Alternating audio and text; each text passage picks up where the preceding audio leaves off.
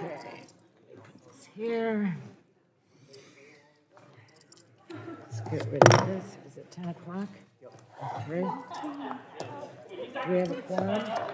Good morning. I have no sniffles or symptoms or anything. I'm now boosted, double vax. I know, I've had it. I'm boosted, I'm super vax, I'm Good. everything. So we'll see. Good. And I'll have the most boring opening statement you've ever heard today. Well, mine's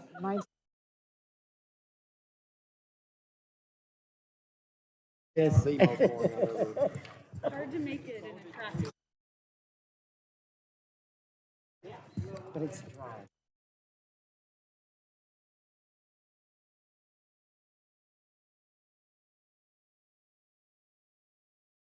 It is. Okay. Good morning, colleagues. The Subcommittee on Health will now come to order. Due to COVID-19, today's hearing is being held remotely as well as in person. For members and witnesses taking part in person, we're following the guidance of the CDC and the Office of the Attending Physician, so please wear a mask when you're not speaking. For members and witnesses taking part remotely, microphones will be set on mute to eliminate background noise. Members and witnesses, you'll need to unmute your microphone when you wish to speak. Since members are participating from different locations at today's hearing, recognition for members for questions will be in the order of subcommittee seniority. Documents for the record should be sent to Megan Mullen at the email address we've provided to your staffs, and all documents will be entered into the record at the conclusion of the hearing. The chair now recognizes herself for 5 minutes for an opening statement. Our health subcommittee today is holding its first hearing on the FDA medical product user fee programs, each of which must be reauthorized every 5 years.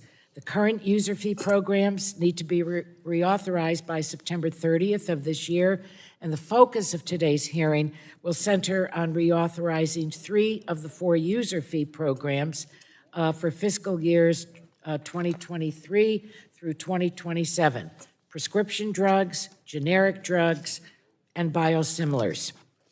The creation of the Prescription Drug User Fee Act, or PDUFA, in 1992 came at a time when in our country when HIV and AIDS had reached epidemic proportions. In the late 1980s, Americans with HIV, AIDS, and cancer had to wait years for life-saving medicines to work their way through notoriously backlogged approval process at the FDA. Thousands of patients were dying yearly because the agency simply did not have the resources nor the staff to review human drug applications. PDUFA introduced a new opportunity for the FDA to take a transformative approach and vastly expedite its drug review process. By authorizing the collection of user fees from industry, PDUFA provided the FDA with an additional revenue source to hire more staff and meet ambitious review deadlines for new medicines to treat the deadliest of diseases. Prior to PDUFA, the average review time for standard new drug applications and biologics license applications was 29 months. Today, PDUFA's timeline for standard review is 10 months, and the timeline for priority review is only 6 months.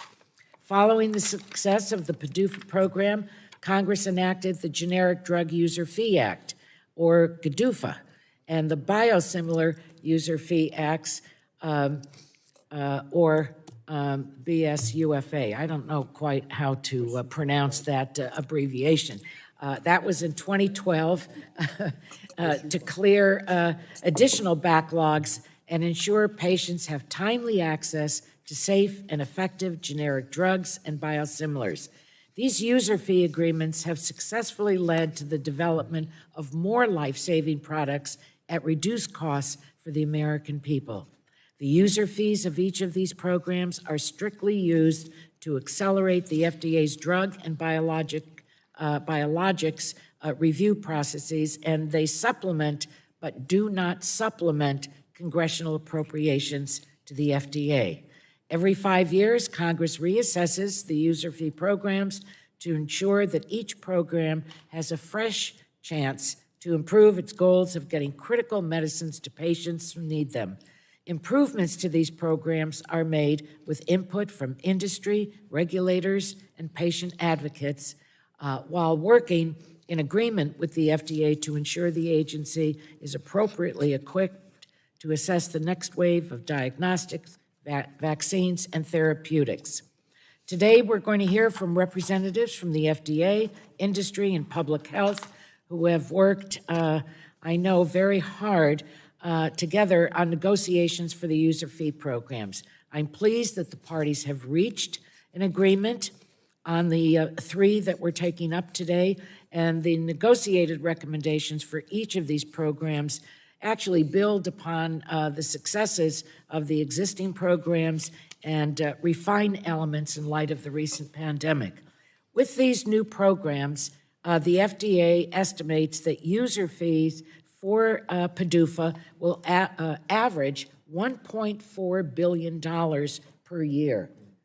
That is a hefty amount of money. The user fees for GDUFA will average over $600 million per year, and the user fees for the biologics program will average $51 million per year. So as we discuss the sixth reauthorization of PDUFA and the third of the other two, it's my hope that Congress will act quickly to reauthorize these user fee programs to ensure that companies can continue to innovate and FDA can quickly assess the next wave of life-saving medications. With that, the chair now recognizes our wonderful ranking member, Mr. Guthrie, for 5 minutes for his opening statement. Thank you, Madam Chair, and thanks to our witnesses for being here with us today. Today marks the last stretch of a more than 2-year process to reauthorize the 4 critical FDA user fee agreements that are foundational building blocks for medical innovation in the United States. These agreements ensure safe and effective life-saving treatments and devices are approved and eventually reach patients. We are here today to examine 3 of these 4 programs: PDUFA, the Prescription Drug User Fee Act; GDUFA, the generic drug under fee amendments, user fee amendments, and I'm going to go with PDUFA, the Biosimilar User Fee Act. The U.S. Food and Drug Administration, or the FDA, industry, and other key stakeholders have been meeting regularly since 2020 to identify barriers to bringing drugs to market. Although we will not be discussing medical devices today, I look forward to discussing Medical Device User Fee Act with industry and FDA before this committee, once an agreement is reached. Congress originally passed the PDUFA in 1992 to address significant delays in the drug review process at the FDA. The law authorized FDA to collect from companies who were submitting drug applications. These fees help ensure a timely review of drug applications by the FDA drug reviewers. As a result of the early successes of PDUFA, Congress in 2002 passed the Medical Device User Fee Act, and in 2012 passed the Generic Drug User Fee Amendments and the Biosimilar Drug User Fee Act to enhance competition in other parts of the life science industry. These must-pass agreements are reauthorized by Congress every 5 years on a strong bipartisan basis. For example, the FDA Reauthorization Act of 2017 passed under suspension in the House and by a 94-1 vote in the Senate. Since Congress established the first user fee program 3 decades ago, the FDA has approved over 1,700 drugs. By approving more drugs and generic options, Americans have more options and more affordable life-saving medications. User fees has also given the United States pharmaceutical industry a competitive advantage globally. In 2021, 38 out of 50 novel drugs approved globally in 2021 were first approved in the United States. Another success of these programs has been the ability to bring more generic biosimilars to market, providing lower cost options for patients. In the first 5 years after the authorization of the GDUFA in 2012, the FDA reviewed 98% of abbreviated new drug applications or generic drug applications. that had been backlogged. Further, since reauthorizing the biosimilar or BSUFA the same year, the U.S. healthcare system is modeled to save $100 billion in analyzed savings resulting from increased marketplace competition due to the availability of FDA approved biosimilars over the next 5 years, according to a report by, and I will spell this one out, IQVIA. Since passage of 2017 FDA Reauthorization Act, which reauthorized all 4 user fee agreements, members of this committee have been building on the policies this bipartisan legislation established. For example, Mr. Schrader and I introduced the Protect Access to Safe Effective Medicines Act, and it was signed into law last year. This law helps increase competition in the marketplace by taking a technical clarification to the drug application process to prevent drug companies from gaming the system for more market exclusivity, and in some cases, limiting generics from coming to the market sooner. I look forward to finding more opportunities to create bipartisan solutions that bring more drugs to the marketplace as quickly and safely as possible. And looking ahead to the next few months, this committee will have a unique opportunity to help shape the drug and medical device approval process for years to come. Members will be given a chance to raise questions directly with industry leaders and regulators about past reauthorization agreements or specific policy priorities designed to increase innovation. A top priority for me will be to ensure the FDA-approved drugs or devices receive coverage by both public and private insurers as quickly as possible. This would be possible by allowing drug or device companies to share real-time economic and clinical data with payers, which would allow payers to plan ahead for formulary placement. This policy ensures patients would receive timely access to new and novel treatments once approved by the FDA. Timely coverage of a drug will not only address critical care gaps, but will also further incentivize innovation. Above all, I cannot underscore how critical it is for this committee and for Congress to reauthorize these agreements before September 30th. Doing so is imperative for patients to have access to life-saving treatments. I thank you for the time, and I yield back. Gentleman yields back. Wonderful opening, important opening statement. The chair is now pleased to recognize the chairman of the full committee, Mr. Pallone, for his 5 minutes for an opening statement. Thank you, Chairwoman Eshoo. Today, the Health Subcommittee is beginning the critical process of reauthorizing the FDA's user fee programs for prescription drugs, generic drugs, and biosimilars. We'll also discuss FDA's agreements with industry stakeholders on improvements to the review and development of important medicines. The fees collected from these programs support the timely review of drug applications and other activities needed to support drug development. And as such, these programs are essential to FDA's mission. They ensure that the agency has the resources and personnel it needs to review and approve safe and effective medical treatments in a timely fashion. The current user fee authorizations expire later this year on September 30th, and it's critical that we pass these reauthorizations well ahead of the deadline so that FDA can continue its operations without interruption. Over the past 2 years, as we have confronted the COVID-19 pandemic, the American people have witnessed the important work the FDA does every day. The agency has led the critical review process and supported the development of life-saving vaccines that are essential to our efforts to one day end this terrible virus.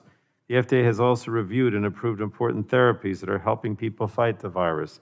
And it has also helped to respond to medical supply chain issues that have led to shortages of some medical products.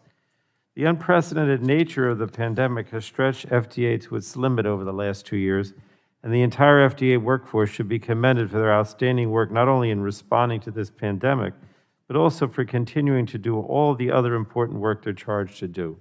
As we continue to face the COVID-19 pandemic, we simply cannot put FDA's funding in jeopardy, and that's why we must act expeditiously to reauthorize these important user fees.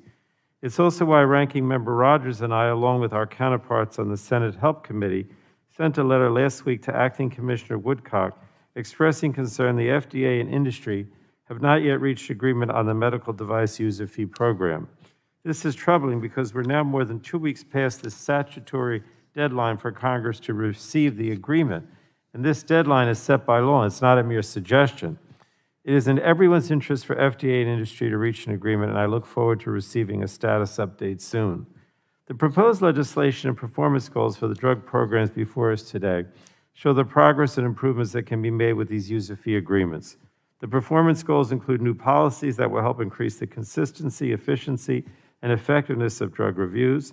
The proposed legislation strengthens staff capacity for the review of cell and gene therapies, improves review timelines for complex generic products, and develops a more competitive biosimilar market. So it's my hope that these proposals from FDA will lead to a more efficient and effective review of drugs and biosimilars while maintaining the agency's highest standards for safety and efficacy.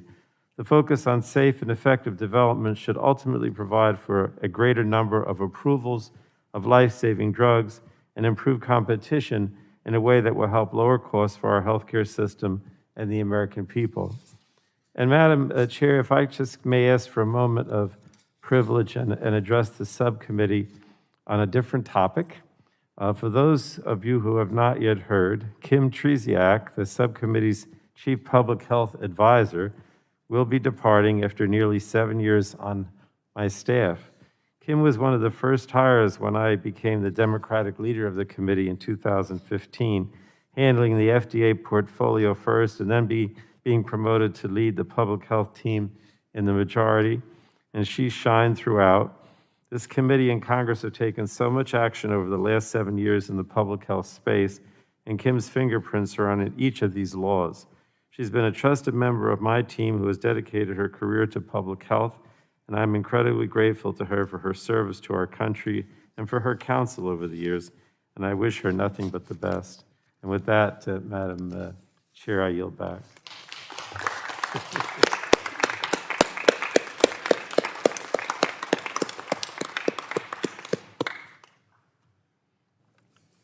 I often say we really are nothing without great staff. So Kim, we're all grateful to you for the incredible work that has taken place, your leadership in working with both sides of the aisle over all of these years. I'm sure it's been a rich experience for you, but you've made it even richer for all of us. So God bless you on your continuing journey. I think you, did you say where she's going? Go to the FDA. She's going to the FDA. How's that? Don't forget us. Don't always remember your roots in this family. So I guess we'll look forward to seeing you on the other side of the dais. All right. But thank you and bravo. The chair now is pleased to recognize the ranking member of the full committee, Representative Cathy McMorris Rodgers, for her opening statement. And Kath, remember to unmute. All right.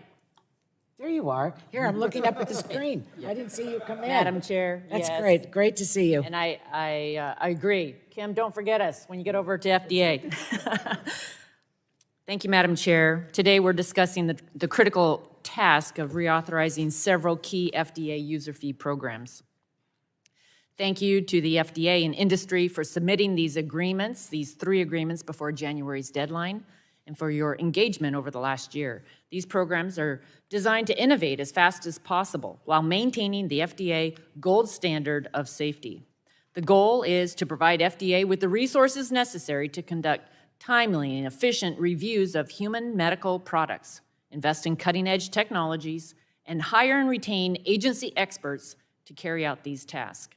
These recommendations reflect a shared commitment to America leading the world in medical innovation, spurring competition, and ensuring timely access to safe and effective drugs. The committee is in the process of reviewing the proposed agreements for the 3 user fee programs before us today. These agreements include provisions that will support emerging areas of drug discovery and streamlining the review and approval of treatments for rare diseases. The PDUFA agreement also directs significant investments for the development, review, and approval of gene and cell therapy products. The next 5 years could be game-changing with one-time curative therapies for diseases such as hemophilia, sickle cell, and rare pediatric diseases. That innovation means hope for patients and their families, as well as lower overall healthcare costs required to treat those diseases today. The new STAR pilot program, also proposed in PDUFA, will expedite the delivery of promising therapeutics for diseases with unmet clinical need. I look forward to hearing from our witnesses on how Basufa, and Gadufa, that's what I was told, will bring competition to the market, increasing options and lowering costs for patients. Competition, not price controls, has demonstrated the ability to lower drug prices, and these agreements are key to bringing more lower-cost generics and biosimilar drugs to market. I'm pleased to see proposals in both packages that will enhance approval of these complex generics and interchangeable products. Over the course of the negotiation process, we've heard from FDA, industry, and stakeholders on how COVID-19 pandemic has impacted new treatments and cures to the American people. FDA did rolling reviews to expedite the review of treatments and vaccines while not lowering the bar on safety. Can FDA continue those process improvements for other diseases? I also want to discuss today how the FDA is planning for an orderly transition from emergency use authorizations to full approvals, and how we can get back to normal. We clearly have more supply of vaccines than demand, so why don't we transition to routine distribution? Rumor is the Biden administration may ask for more COVID-19 funding, and I want to know how long the administration plans to be the sole purchaser of COVID-19 vaccines in the country.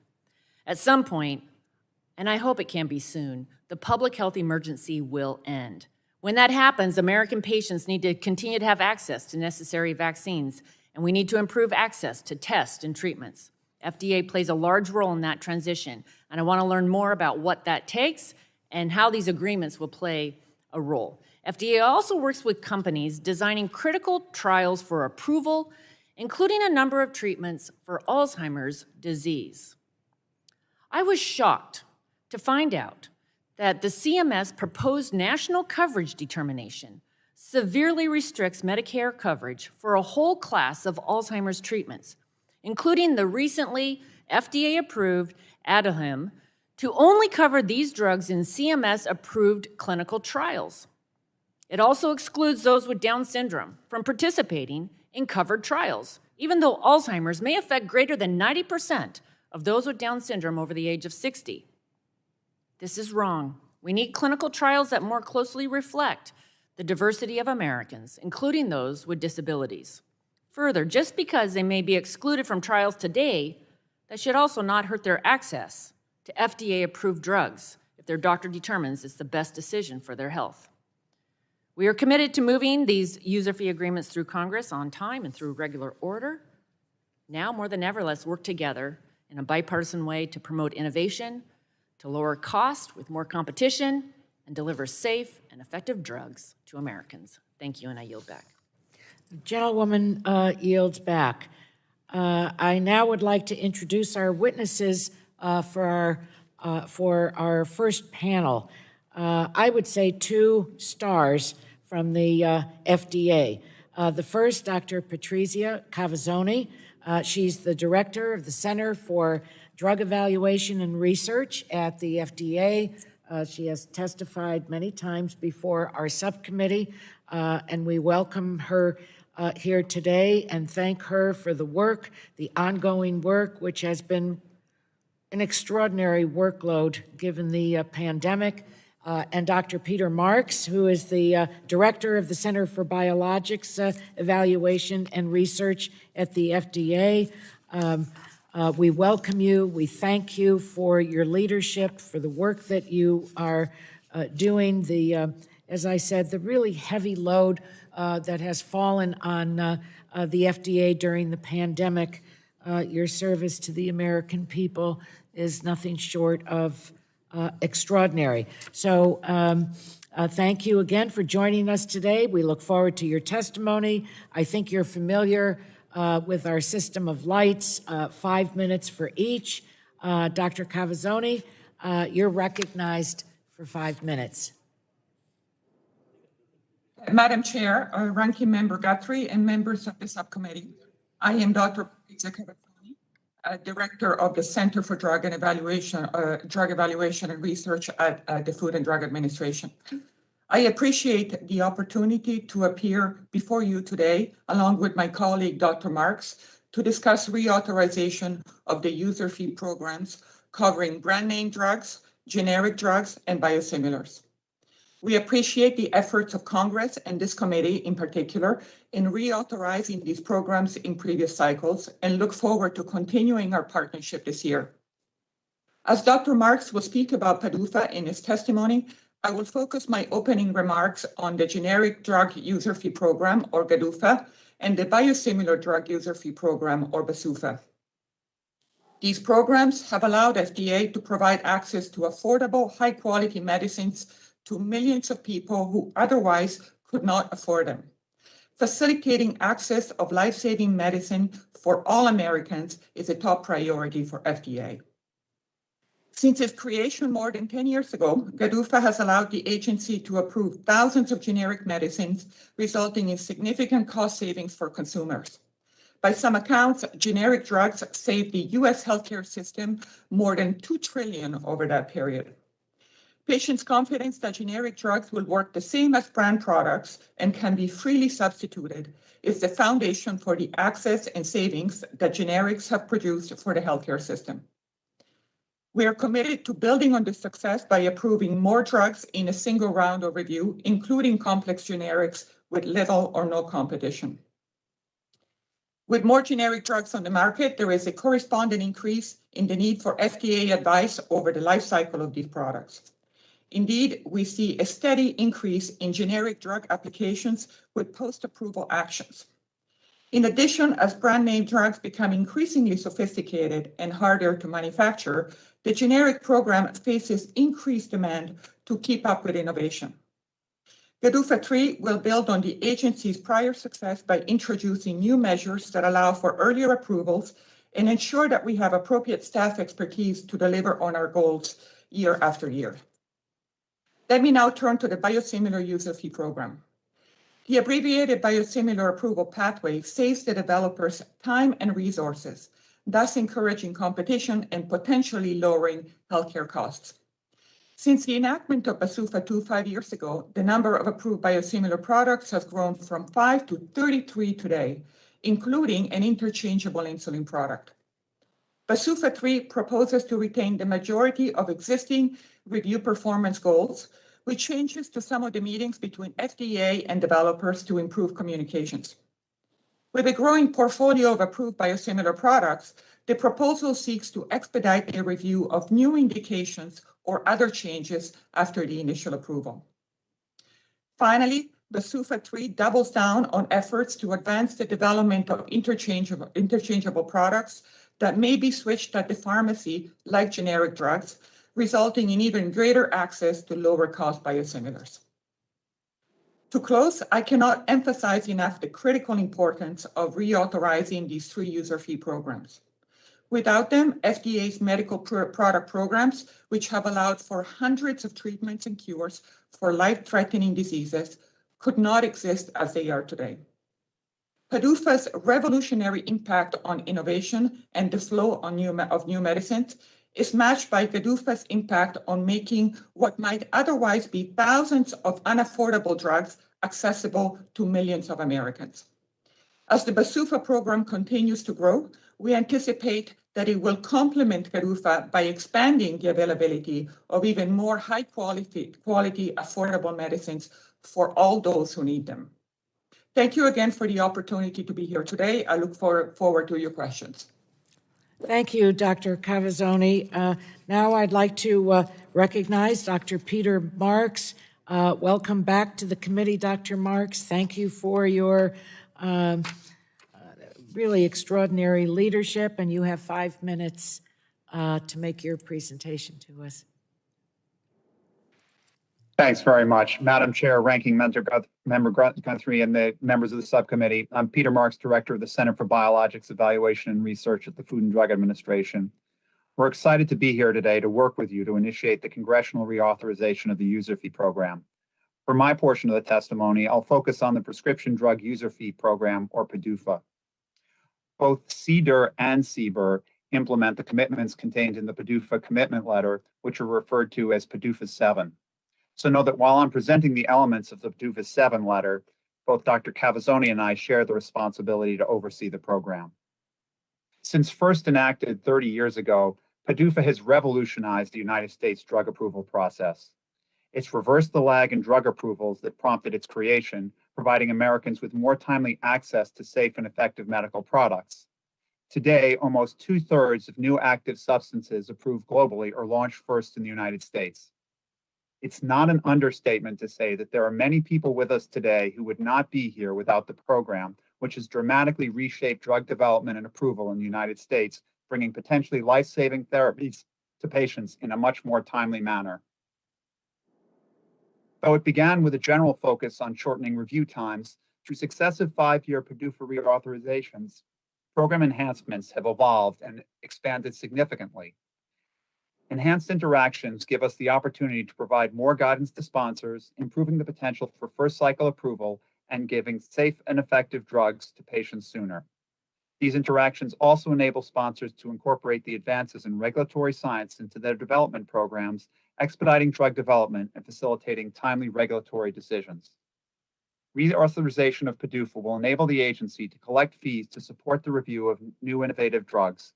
The PDUFA 7 commitment letter focus includes the following categories, among others: enhancing CBER support for the development, review, and approval of cell and gene therapy products and new allergenic extract products, advancing applied scientific research to expedite drug development, continued enhancement and modernization of the drug safety system, advancing the utilization of innovative manufacturing technologies, and improving FDA's hiring and retention of key scientific and technical talent.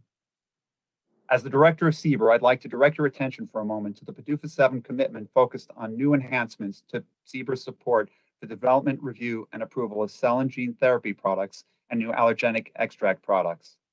FDA has experienced exponential growth in cellular and gene therapy submissions over the past 7 years, with close to 2,000 active development programs.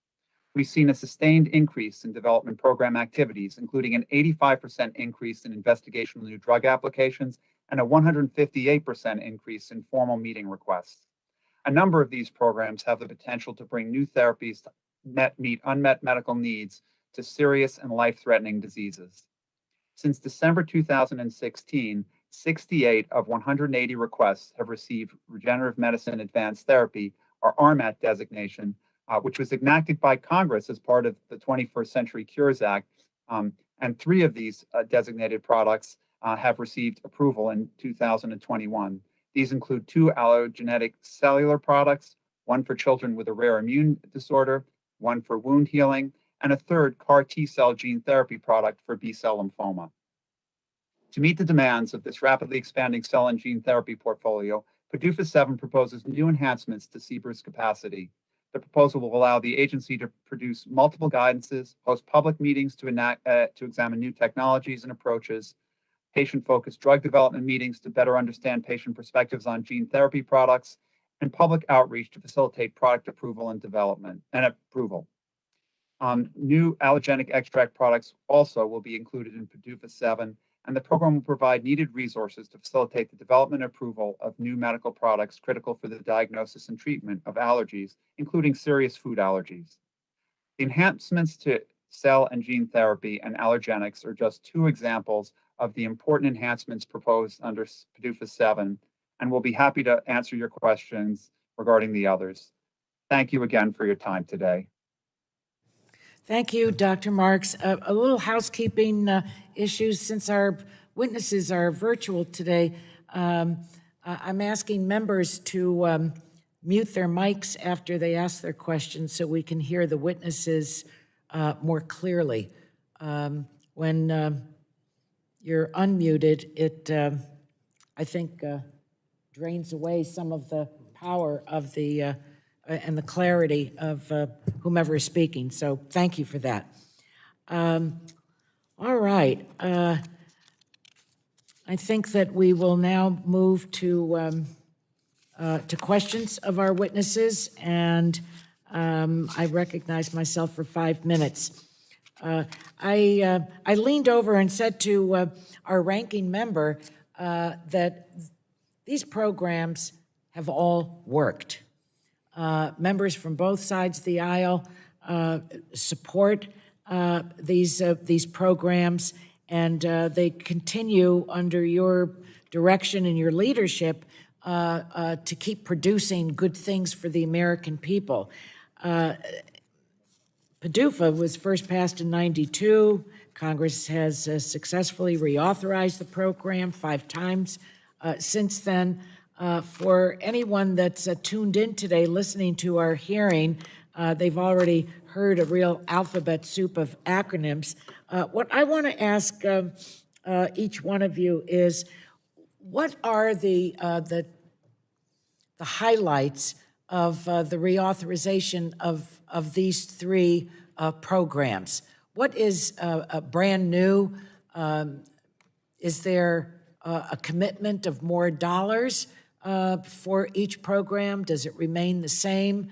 And how long does it take for you to negotiate these agreements as well in meeting with industry partners? So if you could just highlight what is new, what you're excited about that's been brought forward by both the FDA and industry, and also the resources. Madam Chair, thank you. I'm happy to start and may focus on the generic and the biosimilar programs and let Dr. Marks speak more to PDUFA. First, to your question about resources, all 3 reauthorization proposals entail incremental resources for FDA, and those resources are largely, overwhelmingly pointed to incremental staff to meet the additional enhancements and commitments in the proposals. When it comes to the generic program, the agreement is really focused on increasing the efficiency of the review process and trying to make the most out of every single review process so that we can increase the proportion of generic drugs that are approved with only 1 cycle of review. And to that effect, there are a number of incremental elements in the proposals to achieve those goals. The other big focus in the generic program is enhancements to facilitate and accelerate the development of complex generics, which are those complex generic drugs that are more difficult to make. And to that effect, the agreement includes commitments to issue product-specific guidances, to increase communication with the manufacturers who are developing these complex generics, and also to ensure that there is communication in situations where we have to issue a complete response letter and move the application to review. When it comes to biosimilars, the focus of the proposal is really about increasing the efficiency of the biosimilar development and review. And within that, in particular, is increasing approvals of interchangeable biosimilars, which are those biosimilars that can be switched at the pharmacy like generics. And we have already seen some gains there with the approval of an interchangeable biosimilar insulin this past year. I'm going to yield the time to Dr. Marks to speak to PDUFA. Okay, Dr. Marks. Thanks very much. I'll try to be brief, but these commitments take a lot of time to work through, and approximately 2 years has gone into leading up to arriving at the agreements. In the PDUFA commitments, some really important enhancements include an early meeting type called the Interact program for both the Center for Drugs and the Center for Biologics, which will allow manufacturers to get early input on their development programs. It also includes we already heard about the STAR program, which will be a way that supplements can be split and reviewed in a somewhat more timely manner, hopefully bringing them towards approval for additional indications for already approved drugs at least a month earlier. And we also have an incremental increase in our cell and gene therapy staff, which is desperately needed to allow those products to move ahead and progress in a very timely manner. Thanks. Oops, thank you very much. Chair now recognizes our ranking member, Mr. Guthrie, for his 5 minutes of questions. Thank you, Madam Chair. I really appreciate it, and it's great to be here to get these moving forward. Just before the committee started, we had a discussion up here with the chair and Dr. Burgess, and we were just talking about how do we get drugs out quicker to the marketplace so we know are safe and effective and out to the marketplace quicker. And I just gonna, since we don't really have a chance to get FDA before us too often, Dr. Cavazzoni, I would just want to question about Aduhelm. And, and my question was FDA asked to consult with CMS? So the situation here with Aduhelm is that FDA had an approval and CMS said it sent it back for more analysis. So I just wanted to wonder, once FDA makes the approval, why the coverage determination asked for more analysis. And so my question for you, Dr. Cavazzoni, just to put the background, was FDA asked to consult with CMS and share its analysis of Aduhelm when the decision was made to cover the drug only with evidence development? So thank you for that question. The FDA and the CMS decisions are independent of each other. FDA makes a determination that a drug is safe and effective, and in this case, we did so by approving Aduhelm. And then once that decision is made, CMS make their own decision on coverage on the basis of their parameters and standards and process. The data that served as the basis for the approval of Aduhelm was available to CMS and the public, in fact, because we have shared all the reviews and the memos at the time or shortly after approval. And so those data were well known. CMS, make their own decision based on their criteria and their thinking about the data. So FDA are the agency that determines that a drug is safe and effective. Okay, so my question on that, so I understand what you're saying is they're independent and should be, but if the FDA says it's safe and effective and CMS says, no, we're going to need more data to understand that, do you think that the mandated trials that CMS is asking for are duplicative? I was not part of, nor were we part of the thinking by CMS in making these determinations. What I can say is that based on FDA standards, we determined that the drug should be approved using accelerated approval, which is a pathway that inherently has some. Okay, just my question on that, if I could ask you a question on that, I'm sorry. So, because we have other things that have been accelerated approvals, accelerated approval safety standards, then additional approval process. Thank you. That's a very, very important question. The accelerated approval is based on some surrogate endpoints that predict clinical benefit or some intermediate clinical measures. And because of that, we often, if not all the time, require post-approval studies or confirmatory trials. So in the situation, in the instance of Aduhelm, we determined that the data met its criteria for using accelerated approval as opposed to traditional approval, which normally does not require the confirmation or additional post-market studies, except for safety in some instances. So if I'm a patient in that, was there a difference in safety? What would be is the drug going to be safe if you do accelerated approval? Because we have that currently in our country right now. Yes. So when we make the determination that the drug can be approved under accelerated approval, we determine that the benefits outweigh the risks for the drug, and that the drug can be marketed and used by prescribers with the information that is provided in the prescriber information or the label. Okay, I only have about 20 seconds left. So do you believe that CMS's decision to not accept accelerated approvals in that way will hurt other further research in Alzheimer's moving forward? There have been some concerns raised about this.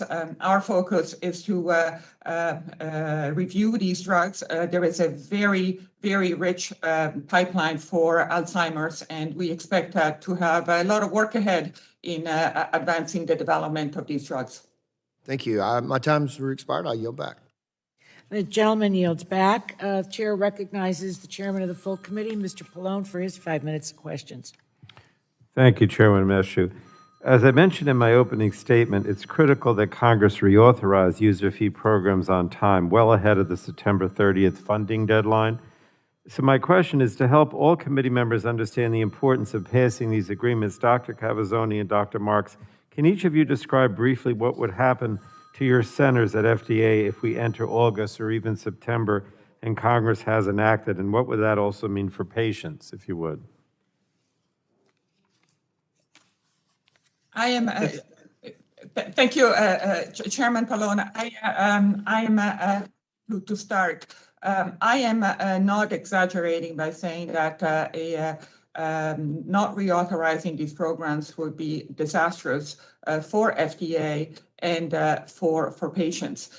These programs represent the funding for the bulk of well over 80% of our medical product staff, and that represents well over 5,000 staff in the agency. And these staff are, of course, critical for reviewing applications and for making sure that we continue to have this incredible flow of new drugs or new affordable generic drugs for the American people, which these programs have been able to bring to us over the years. I will yield to Dr. Marks for some additional comments.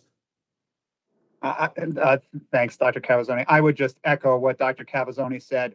We basically, our ability to review novel cell gene therapies, innovative products would be basically devastated. It would be an incredible blow to our gene therapy leadership. United States is generally considered the global leader in innovation in gene therapy, using novel technologies such as genome editing, et cetera. And our ability to provide advice to sponsors to move those programs forward would be really crippled. Thank you both. I wanted to ask Dr. Cavazzoni about one specific area of the prescription drug user fee agreement, which relates to confirmatory studies for drugs approved through the accelerated approval pathway. Unfortunately, the confirmatory study may take months or years to get off the ground if it ever gets started at all. And in PDUFA, FDA has committed to getting the process started earlier on its end by telling sponsors about its expectations for post-marketing requirements earlier before the PDUFA action goal date. So Dr. Cavazzoni, can you explain how this pre-approval communication will help post-marketing studies start earlier? And then what more could be done to ensure confirmatory trials begin on time and are completed? For example, would it be helpful if manufacturers were required to begin enrollment in post-marketing studies before FDA approves their product? Thank you, Chairman Pallone, for that excellent question. So, as you mentioned, PDUFA introduces some new performance goals for the for FDA to review proposals for post-marketing requirements and to communicate to the FDA to the manufacturers in a timely fashion when those post-marketing requirements are needed. When it comes to confirmatory trials, those are an inherent component of the accelerated approval program. And we do agree that whenever possible, those confirmatory trials should be underway by the time the approval takes place, and ideally should have started recruitment. There may be some instances where that may not be possible. The other a very important aspect of accelerated approval is our ability to quickly and efficiently withdraw the drug from market in those situations where the confirmatory trials do not confirm clinical benefit. And right now, the process that we have is very cumbersome and can take months to years because it is heavily dependent on the manufacturer's willingness to withdraw the drug when we ask them. And if they don't, then we have to engage in a very cumbersome administrative process that takes time and a lot of resources.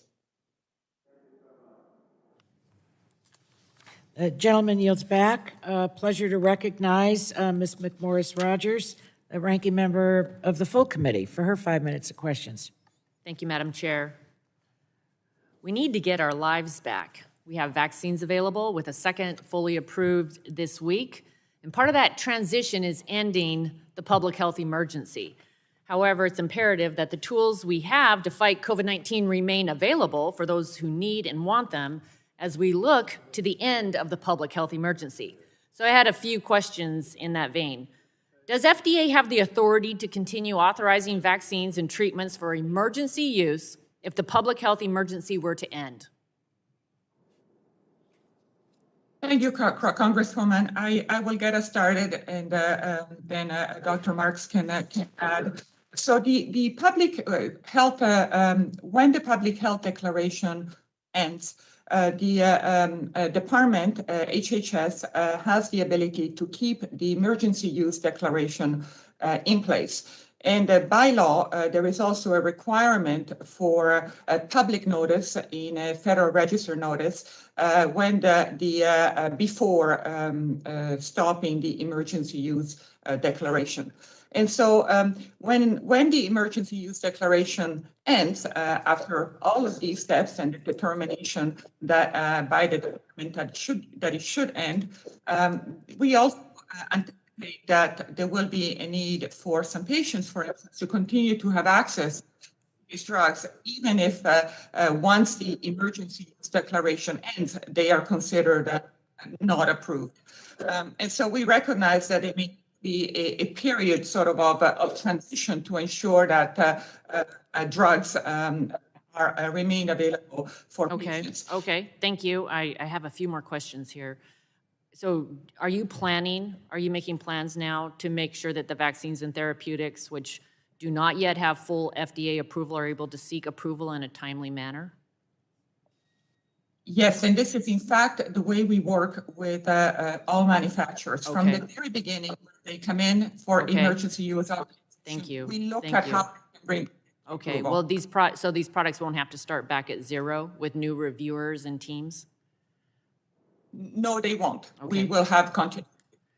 Has FDA communicated those plans to drug and vaccine manufacturers who have products authorized for emergency use? This is Peter Marks. Yes, we have. And in fact, we have guidance out that actually specifically notes that as these products receive their emergency use, the sponsors should be prepared that they all will need to transition to biologics license applications for the vaccines. Super. What is the status of the FDA workforce in terms of returning to normal? I've heard some concerns that FDA is still communicating with drug sponsors exclusively through written correspondence or conference calls, not even Zoom or virtual calls. In-person meetings offer the opportunity for a more robust dialogue between the agency and the sponsors. Do you have a plan to resume these in-person meetings? Right now, we are still maintaining a remote posture, and we have found that the ability to conduct meetings via teleconference or video conference have greatly increased our efficiency and effectiveness at a time when our staff are dealing with an unprecedented increase in volume of work during the pandemic. So we recognize that once the situation normalized, we resume some meetings. We'll also continue potentially to have some remote meetings. Sooner rather than later would be great. I heard the FDA had a good meeting with Lumine, the IDCSC Foundation, Down Syndrome Foundation, on what's needed, on how to encourage more studies so that we know how the drugs and biologics work for those with Down syndrome. I appreciate that, and I want to know if and how the programs in the user fee agreement support the development and validation of tools that take into account unique populations like those with Down syndrome. So, if you'd like, there are specific provisions in the user fee reauthorization, such as the rare disease endpoint pilot program, that are put there to try to help facilitate the more rapid development of medical products for specific populations. And some of those tools can also be applied to more common diseases as well.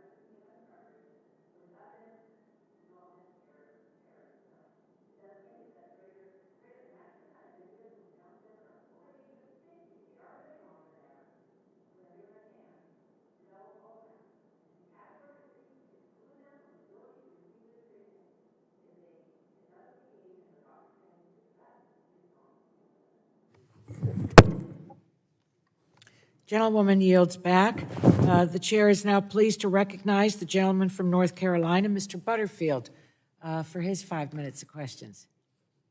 Thank you, Madam Chair, for convening this very important hearing today, and thank you for your leadership. Madam Chair, we're going to get this done.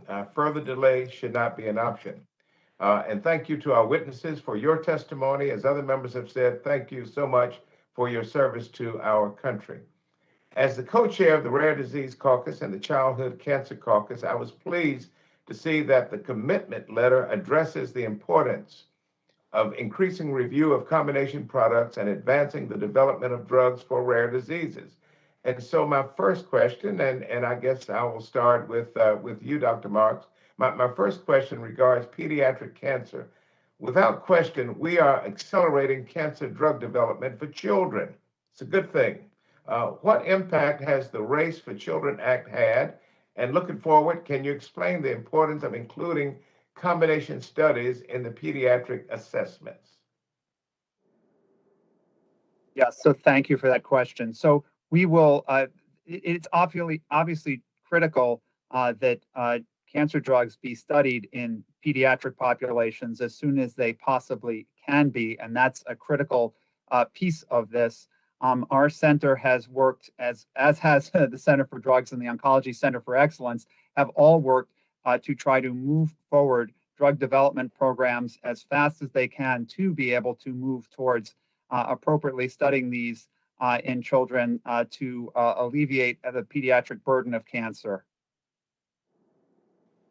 Thank you for that, and just to let my colleagues know that my fellow co-chair of the Childhood Cancer Caucus, Mike McCall, and I have introduced HR 5416, that the Give Kids a Chance Act. That's HR 5416. Please give it some attention. This bill would authorize the FDA to direct companies developing cancer drugs to undertake pediatric study plans of combinations of new drugs. And so I look forward to working with this committee and all of you and the FDA on our shared goal of bringing hope, treatments, and cures to kids and families across the country. Let me next go to Dr. Cavazzoni. Thank you for your testimony today, and thank you for all the work that you do for all of us. My next question is, it pertains to the Rare Disease Endpoint Advancement Pilot Program. As you know, most rare diseases do not have an FDA-approved therapy, which is why I applaud you at the FDA for the creation of this pilot program. Rare disease advocates have anxiously awaited for a program like this, but have raised several issues that I would like you to address.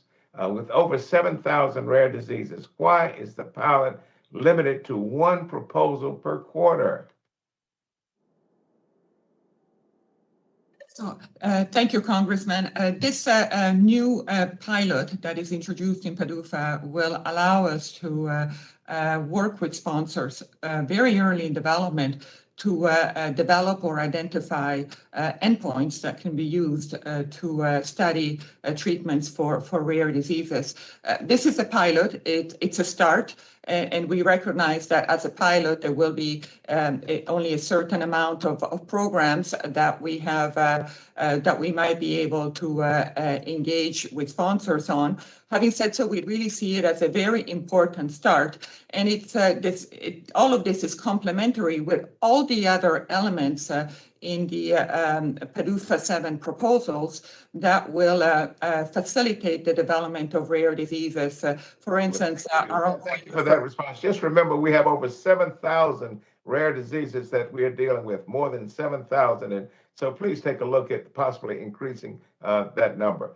Many rare diseases do not have clinical data, which has remained a significant barrier in clinical trial design and therapy development. How will the FDA work with industry and advocates to ensure rare diseases without robust clinical data are not left out of this pilot? So we have a number of elements in PDUFA that includes our ongoing patient-focused drug development work, including patient-focused drug development meetings. We also have an established program that we're continuing to advance to develop a standard core set of clinical clinical outcome assessments for therapies for rare diseases. And so this new pilot in PDUFA 7 on endpoint development really is a part of a multi-pronged approach to continue to advance and accelerate the development of drugs for the many rare diseases. Thank you to both of you. Madam Chair, you're back.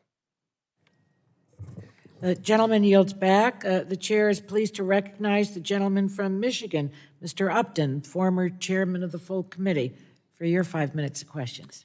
Well, thank you, Madam Chair. Very important hearing. I look forward to this legislation moving forward. I really have two questions I'd like to focus on. Let me first commend our colleagues, former colleague on this committee, Richard Burr, and his partner, Senator Murray, for releasing a comprehensive pandemic preparedness package in the last couple of days. Look forward to working with them in this Congress for sure.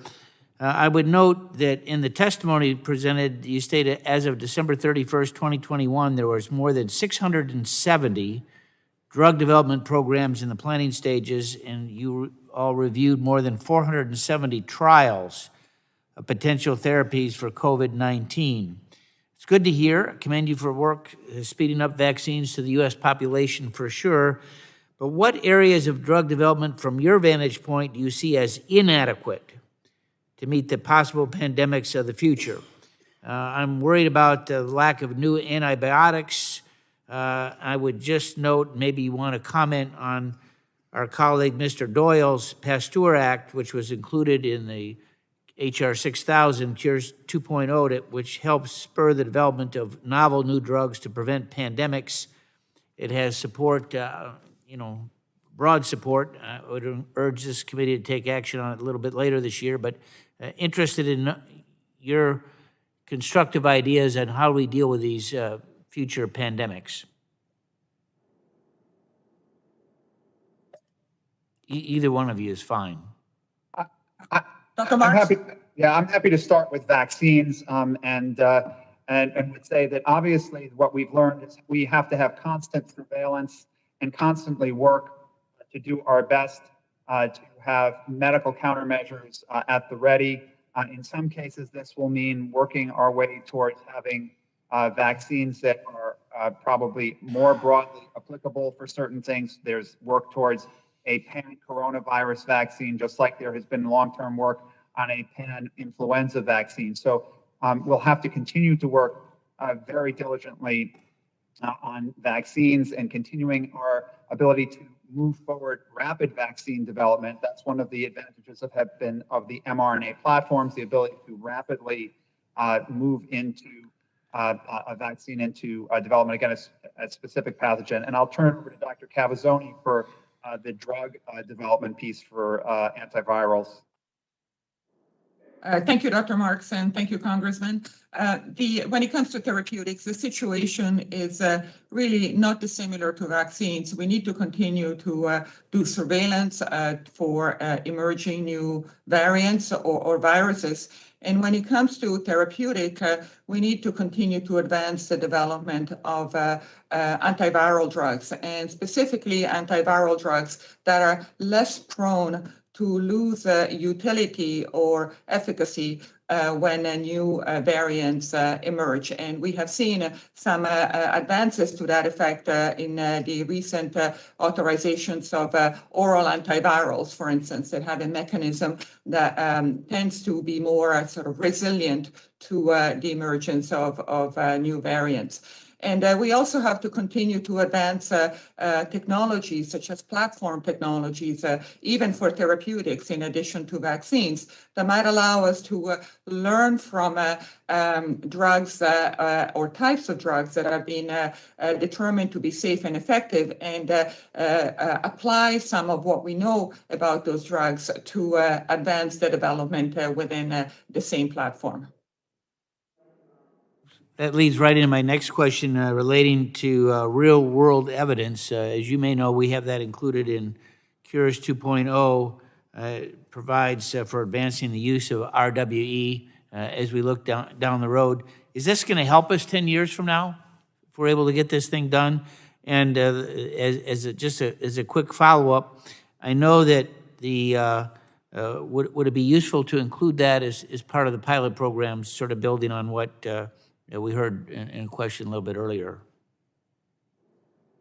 So I can start on that one. So real world evidence is something that is clearly going to make a difference moving forward, particularly when it's used fit for purpose.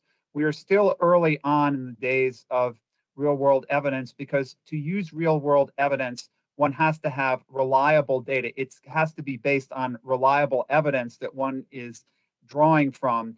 And we're still developing computer systems from the medical record to do that reliably. Nonetheless, it has already helped us in the vaccine world understand the efficacy and the safety of various vaccines. There are provisions within the current PDUFA commitment letter to continue and expand upon and build upon the work on real world evidence. And the agency has had a longstanding commitment in both centers, the Center for Biologics and the Center for Drugs, for moving ahead using real world evidence taken, for instance, from things like the Sentinel system. Dr. Cavazzoni, do you want to add anything to that?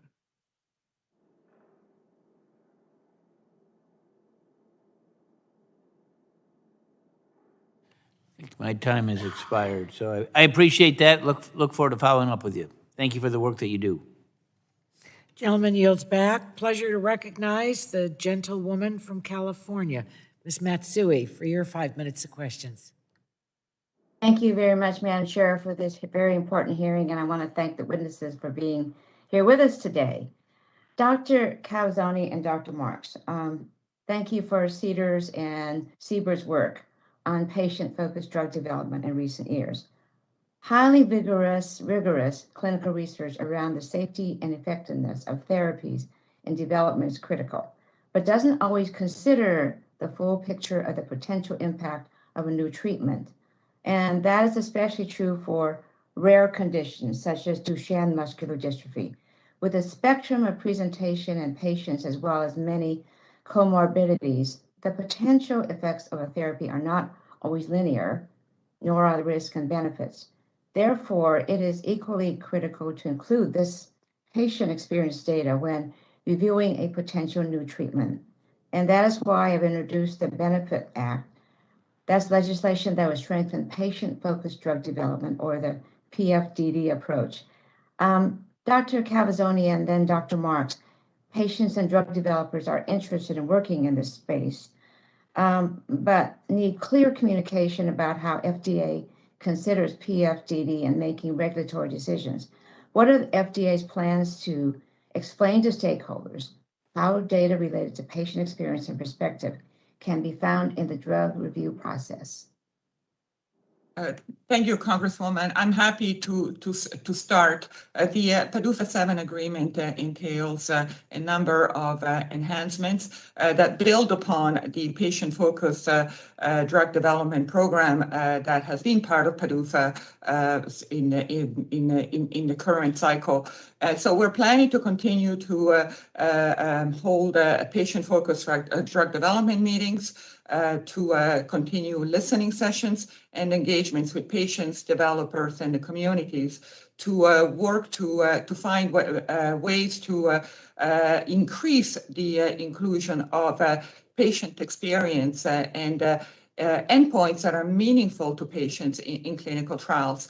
And one of the important vehicles that we're going to be using is to issue guidance. We have 4 guidances that are currently in development and will be issued in the near future that will provide developers and patient communities information and advice on the development of endpoints and core outcome assessments. Thank you. Dr. Marks, do you have any more to add to this? No, I think Dr. Cavazzoni covered it well. Okay, thank you. Now, I have heard concerns from providers about recent modifications of the risk evaluation mitigation strategies, or REMS, for clozapine as an important medication used to treat patients with schizophrenia. Now, implementation issues with the new clozapine REMS this past November posed excessive burdens on healthcare providers and put patients at risk, leading FDA to suspend the provisions after just 4 days of operation. Stakeholders are now seeking clarity on how long the suspension will be continued and what steps FDA is taking to incorporate stakeholder participation in REMS development. Dr. Calzoni and then Dr. Marks, or else Dr. Marks should go first. How is FDA communicating its plans on REMS with stakeholders, including prescribing physicians and pharmacies? Dr. Marks, want to go first? So in our case, the REMS affected in our center was one for a medication that's used to actually treat complications that relate to the administration of chimeric and antigen receptor T cells. And the way we communicated that was through guidance in terms of a modification to the REMS that will be in effect during the pandemic. It's a little bit of a different situation than Dr. Cavazzoni's, and I'll turn it over to her. Yes. Dr. Cavazzoni? Yes, thank you, Chairwoman. Thank you. I really appreciate the question. We are very well aware of the challenges that have been encountered with the clozapine REMS, and this was due to the sponsors deciding to transition the technical platform that supported it. We engaged extensively with stakeholders, patients, professional associations, and other groups before the change and after the change. And we decided to suspend some elements because of that ongoing dialogue, and that allowed us to learn very quickly that there were problems. Mm-hmm. So we will continue to communicate, and we will determine when these the REMS can be, all the elements can be reinstated. And we will only do so when we are sure that the sponsors have fulfilled their responsibilities to get this new platform working as it should, because we don't want patients with schizophrenia to go without their medication. Well, absolutely, because that could cause extreme problems, as you know. Ensuring patients have access to this medication is necessary to really prevent adverse outcomes such as hospitalizations or loss of life. And so I encourage you to address this issue expeditiously. So thank you, Madam Chair, and I yield back. Gentlewoman yields back. Pleasure to recognize Dr. Burgess of Texas for his 5 minutes of questions. I thank the chair. And Dr. Marks, let me thank you. Throughout the last 2 years of this pandemic, you've always been responsive to my questions, and I appreciate you coming and talking to our doctors caucus, at least virtually on more than one occasion. So thank you for your leadership during this time. Now, Chairwoman Eshoo, to kick us off, said she wanted to see us get back to normal. I do want the country to get back to normal, but I'm not sure I want to see the FDA get back to business as usual. I don't know that the status quo prior to the pandemic would necessarily be to anyone's advantage. So over the past 2 years, we've seen the FDA work with this historic capability that was granted under Operation Warp Speed. And let me just ask you, and this may be a longer question that's going to require a written answer, but are there any authorities or flexibilities granted under Operation Warp Speed that the agency could incorporate into the regular processes outside of a public health emergency? So I'm happy to start. Thank you very much for that question, Congressman. Probably the most important piece that I would say is actually one that is a resource intense one, but that has been the dialogue that we have had with sponsors starting very early on and going on continuously through the drug development process. I can tell you that at least for the vaccine development process, we have often had back and forths with the vaccine sponsors where in 24 hours there has been turnaround of multiple questions. Now, normally in development, that same process might take over a month. So that type of turnaround is not something that we need new authority for per se, but one where it's incredibly resource intense. And I'll turn it over to Dr. Cavazzoni. Well, thank you, Congressman. When it comes to the lessons learned from the pandemic, our authorities under the emergency use authorizations may not be will not be in place at some point. We have continuously been taking stock of what we have learned during the pandemic and the experiences.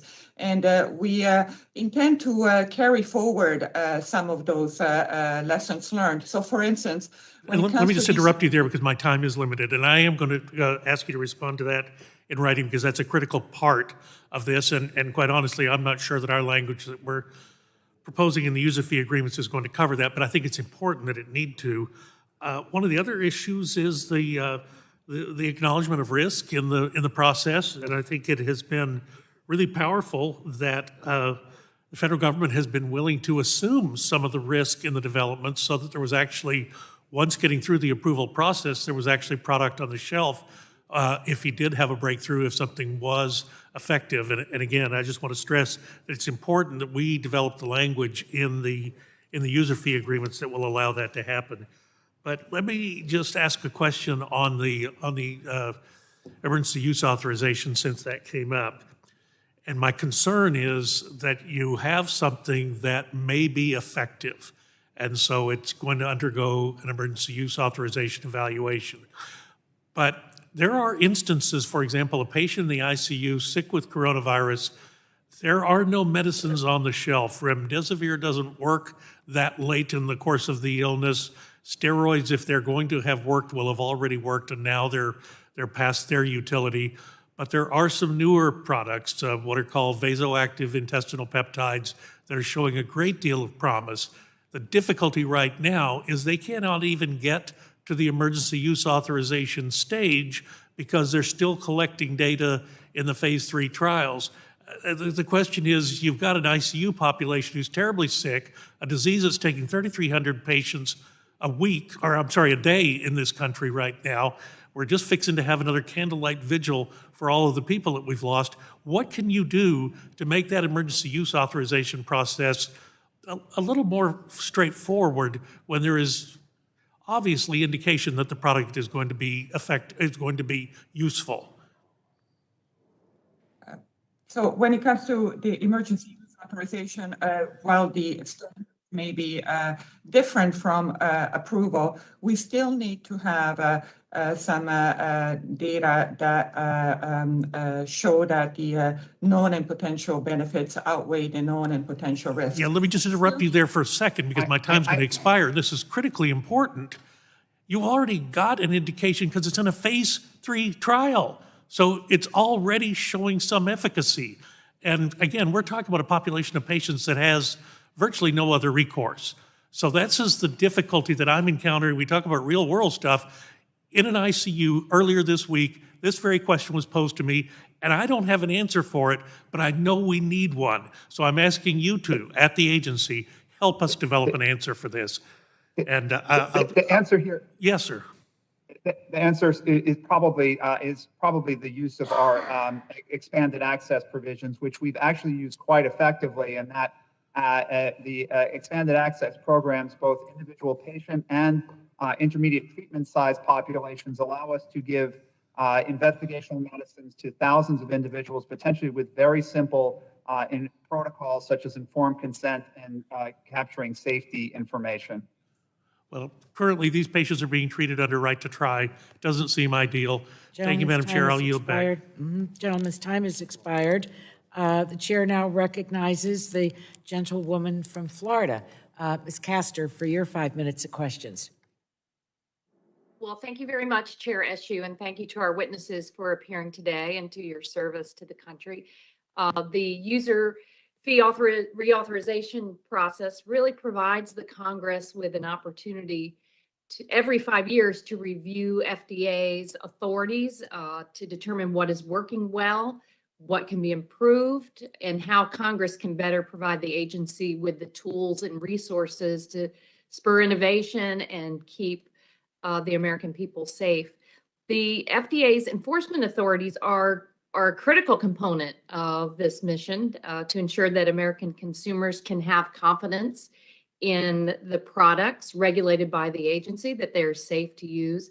And this includes FDA's ability to issue warning letters, to conduct inspections, issue fines, and begin legal proceedings when appropriate. In the case of certain products, including food products or medical devices, controlled substances, and vaccines, FDA has the authority to issue mandatory recall to remove a product from the market should the agency determine that it's necessary to protect health and safety. However, many may be surprised to know that the agency lacks this authority for the majority of drugs that Americans take every day, including prescriptions and over-the-counter drugs. Instead, FDA and the American people must rely on the manufacturers themselves to voluntarily recall drug products when the agency determines that they're no longer safe, or they're adulterated, or they've been mislabeled. And this has become a high-profile topic because in the spring of 2020, Americans were desperate to keep themselves safe from COVID-19, and the demand for hand sanitizer grew. And sadly, FDA's recall list for harmful hand sanitizers or sanitizers with failing standards grew as well. The agency was unable to issue mandatory recalls. Sometimes it would take weeks or months before these dangerous or faulty products were taken off the shelf. So Dr. Cavazzoni, while I understand that typically manufacturers have voluntarily recalled drug products from the market and that FDA has determined should be removed, what advantages would the agency experience by having mandatory recall authority for dangerous drugs? Thank you, Congresswoman. I have to say that our inability to mandate recalls for most drugs is a real gap for us. And the example that you provided when it comes to hand sanitizers is a very good one. In that instance, we became aware through our surveillance that hand sanitizer were contaminated by methanol, which is a poison. Then that the use of that contaminated hand sanitizer led to deaths, blindness, and other very severe injuries. And rather than being able to quickly mandate the recalls, we had to work with each single manufacturers to do so. And some of them were very responsive, but some of them were not. And to the point where we had to publish a list of contaminated hand sanitizers while we were continuing to try to persuade the manufacturers to recall the contaminated product. And so we think that this inability to mandate recalls is an outlier even across FDA products. And it's also an outlier when we look at the authorities of other major regulatory agencies throughout the world. So what harms could come if we don't grant FDA this authority? Well, when using the example that I just used, there may be some egregious instances where manufacturers downright decide not to recall a dangerous product. Or there may be instances such as what we have seen with the hand sanitizers, where it may take weeks for us to persuade the manufacturers. And during that time, the public are exposed to harmful, if not lethal, contaminants in drugs and products. Thank you very much. Madam Chair, I yield back my time.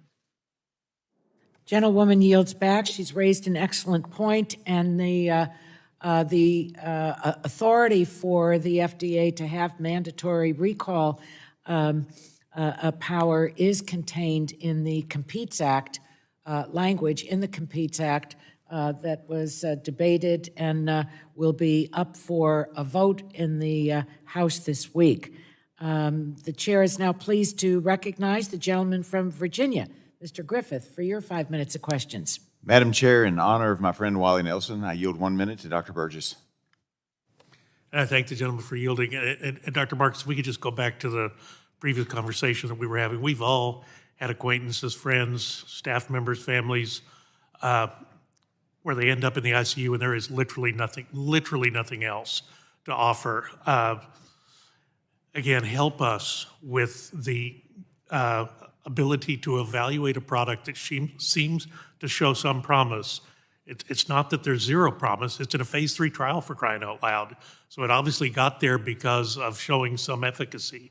And what we lack at this point is, thank God for right to try legislation that was signed into law a couple of years ago.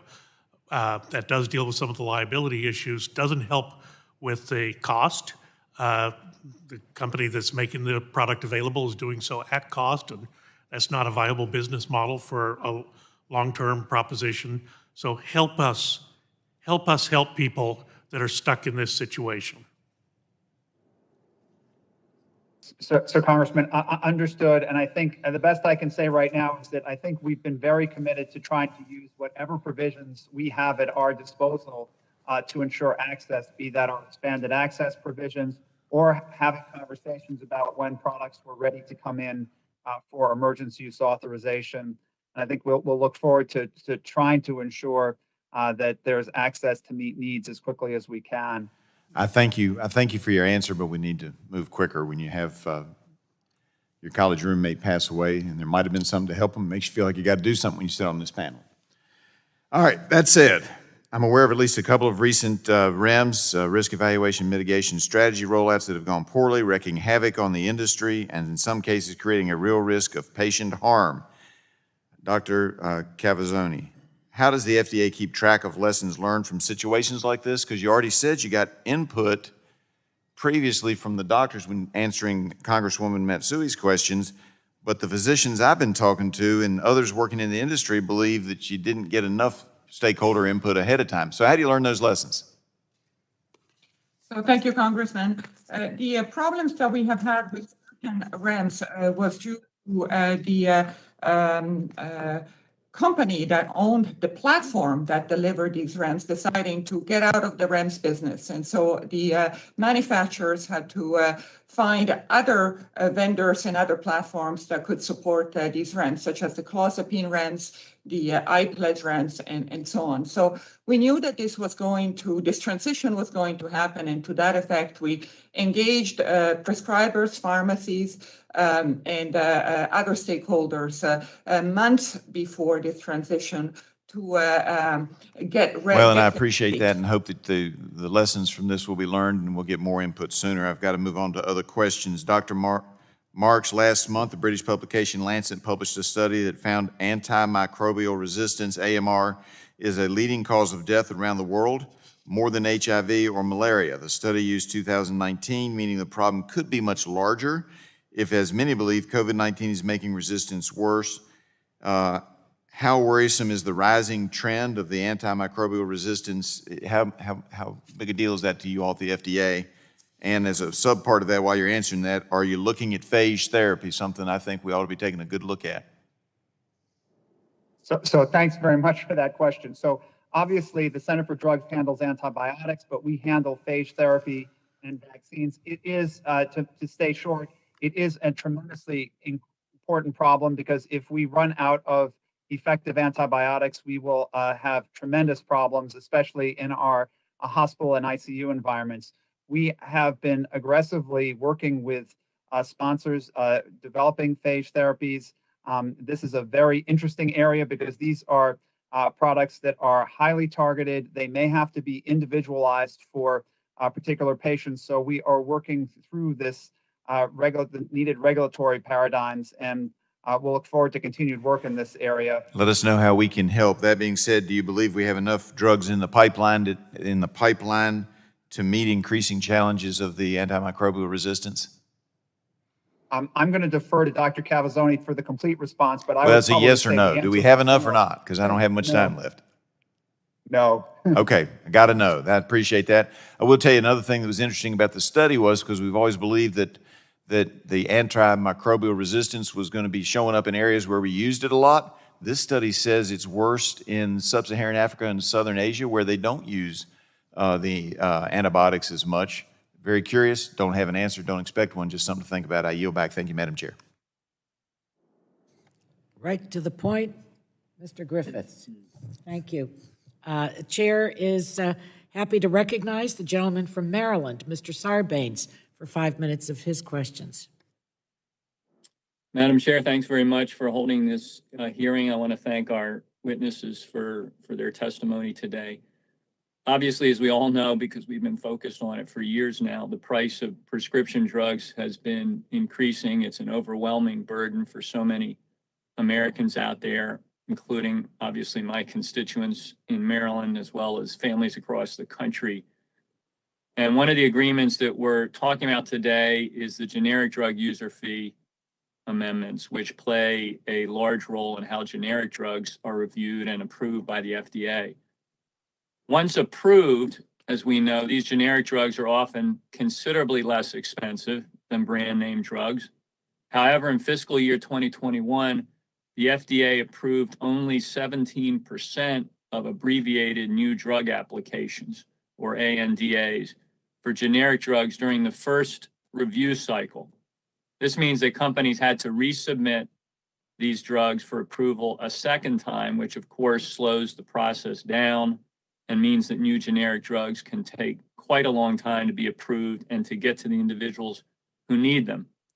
Dr. Cavazzoni, can you describe how successful the implementation of GDUFA 2 review goals has been over the last 5 years, and what progress has been made towards reducing the ANDA review times during this period? Thank you, Congressman. What we have seen over the past 4.5 years under GDUFA 2 is a consistent gains in making each review cycle efficient and trying to increase the amount or the number of generics that are approved after one review cycle. We have made some gains. The program has met its review performance metrics consistently over the years. Now, when we look at GDUFA 3, we actually, it introduces even more tools for us to be able to maximize the first review cycle.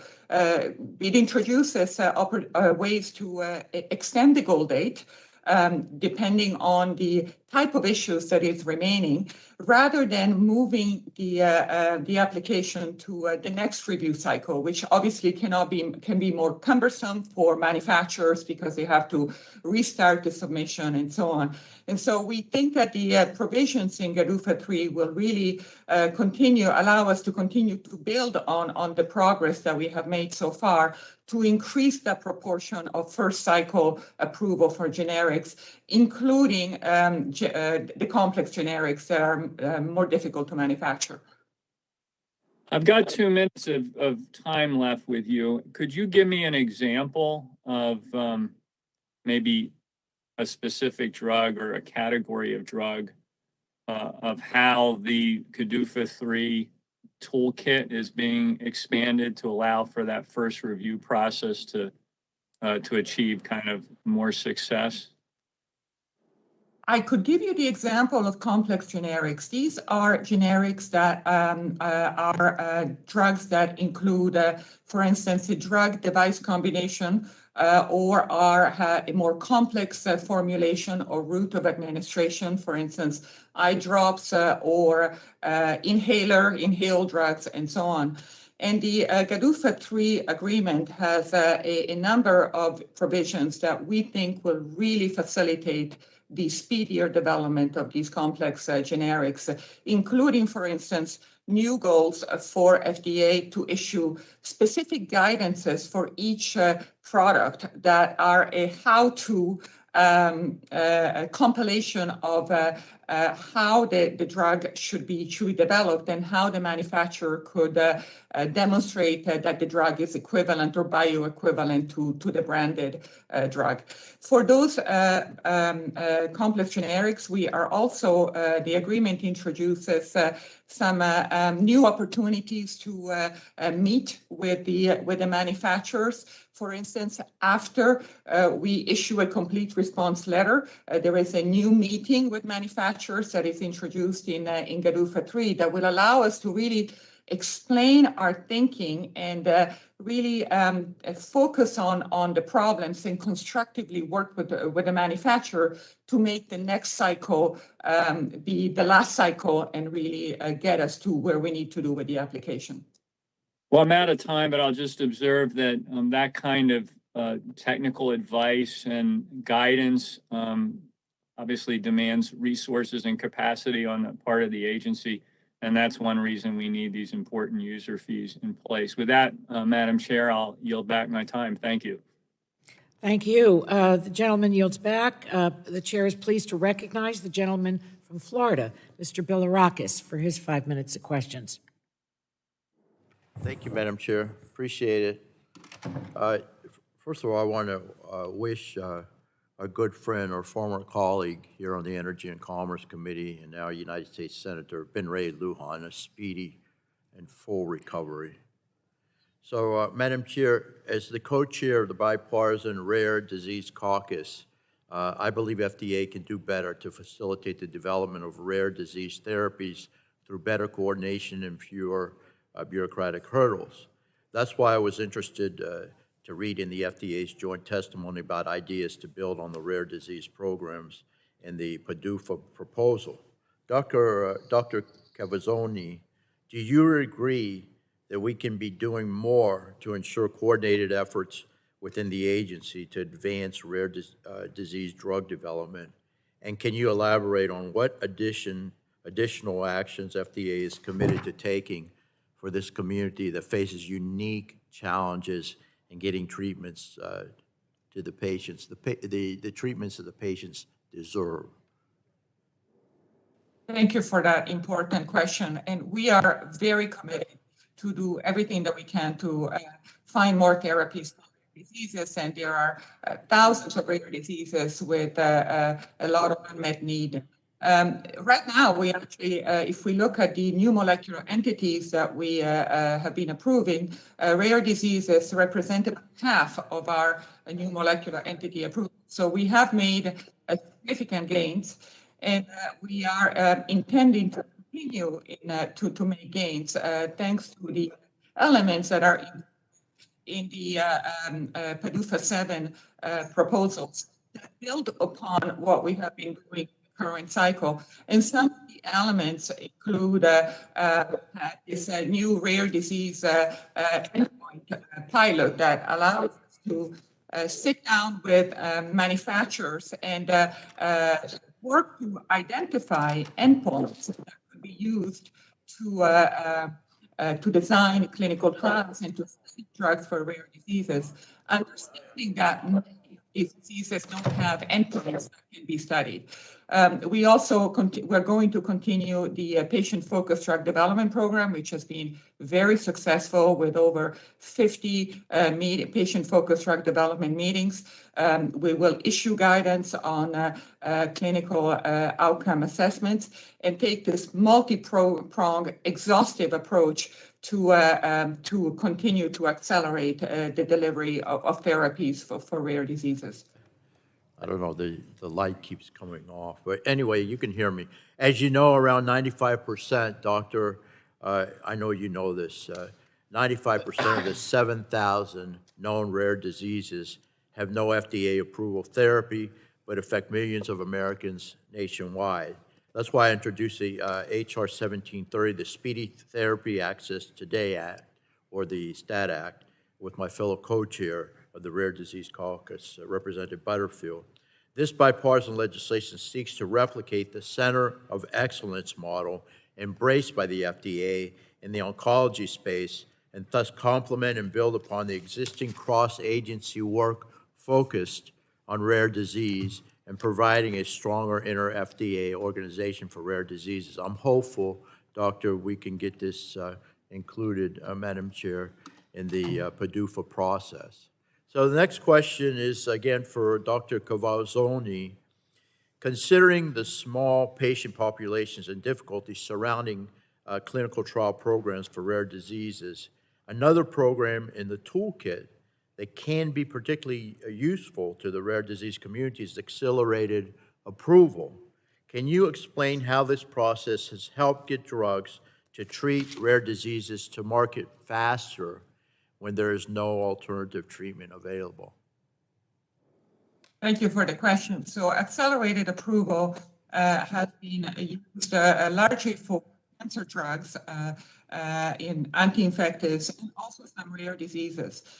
In order for us to be able to use accelerated approval, we need to have identified a surrogate marker that reasonably predicts the clinical benefit of the drug, so that particularly for diseases that are chronic and take a long time to progress, we can approve the drug earlier. Or we can also use an intermediate clinical endpoint. The problem with many rare diseases, in fact, the majority of the rare diseases, is that we have yet to identify the biological underpinning of the disease. And as a result of that, we have not identified those surrogate markers that would allow us to use accelerated approval. We're making gains, and we want to continue, obviously, to use accelerated approval and all our expedited pathways, but we need the science and the biology to also move as it has in oncology and cancer drugs. Thank you, Doctor. I appreciate it. I yield back, Madam Chair. The gentleman yields back. Members, let's all try to stay within our time. We have a classified briefing at 1:30 this afternoon, and so I hope that we can conclude our hearing today so that we don't keep the second panel waiting, and we can go off to our classified briefing and not have to return. So with that in mind, the chair is pleased to recognize the gentleman from Vermont, Mr. Welch, for his 5 minutes of questions. Thank you very much, Madam Chair. We're in this pandemic, and it's unique, obviously, and it creates real strains on doing the inspection process. And the remote inspection tool is obviously very, very important, very difficult, but really essential. And it's focused on mission critical inspections, and that makes sense. But it does leave out generics and biosimilars. And the question I have is for Dr. Cavazzoni, how do we pick up inspections on the biosimilars and generics so they can get to the market? Because we do have this problem that Mr. Sarbanes just mentioned, the brutal and unrelenting price increases. And if we don't have inspections of generics, we don't have inspections of biosimilars, though there's no route for them to the market, there's no competition, and the pricing pressure continues.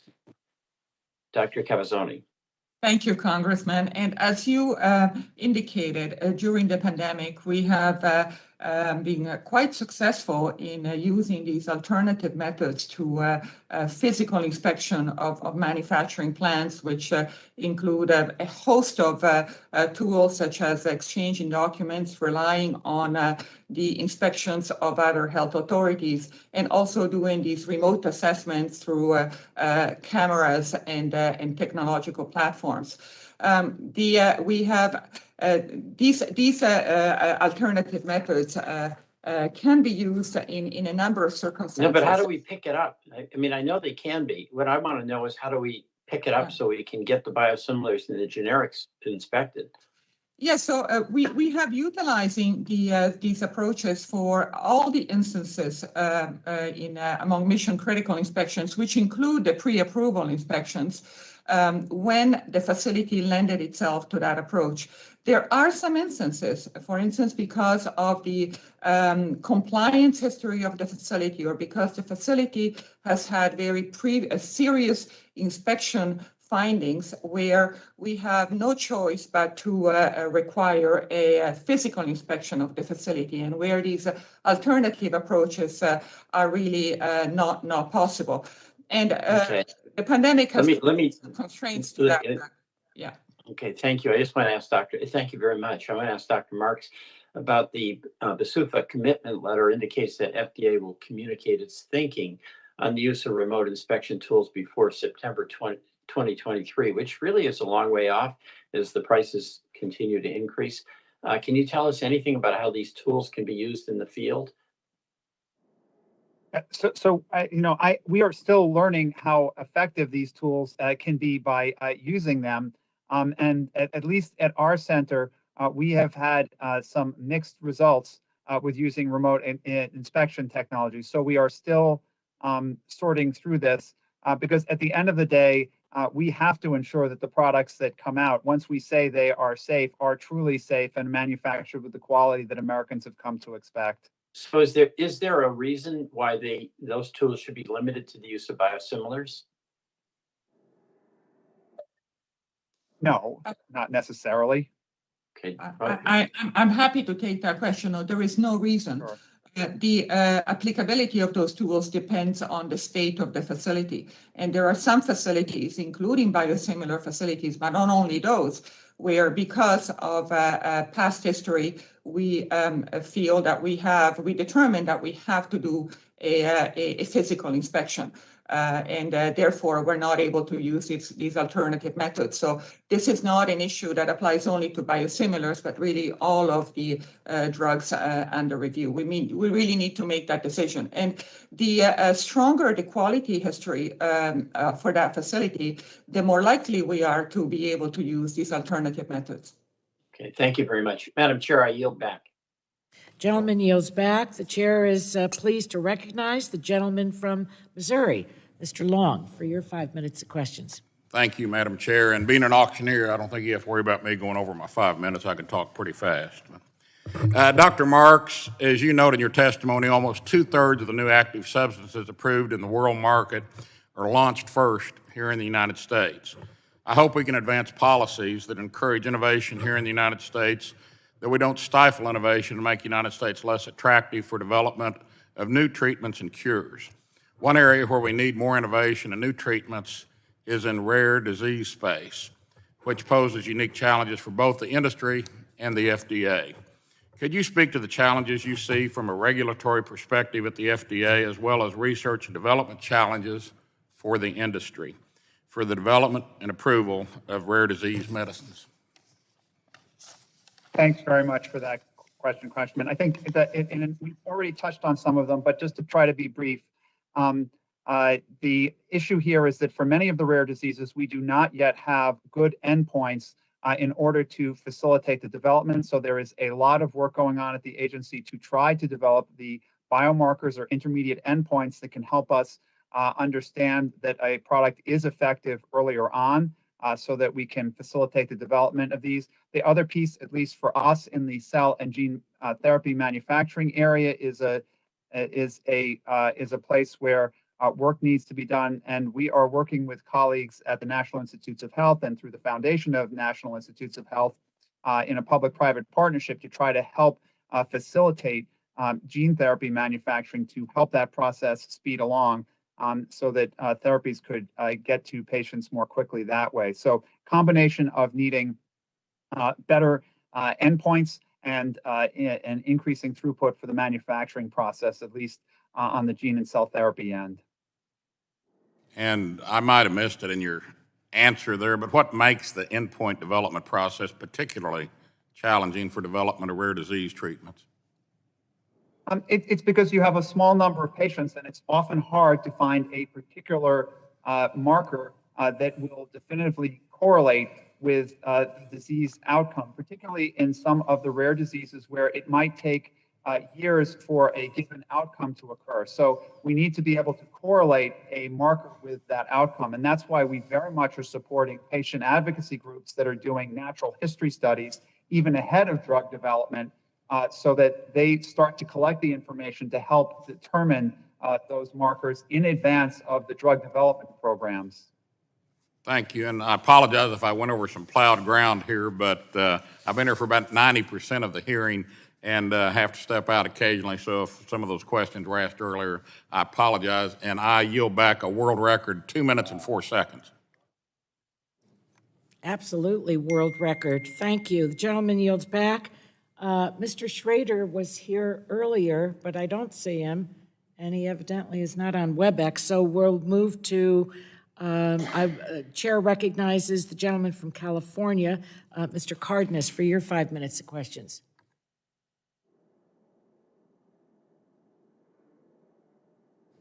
Are you there? No? Who's the next Democrat?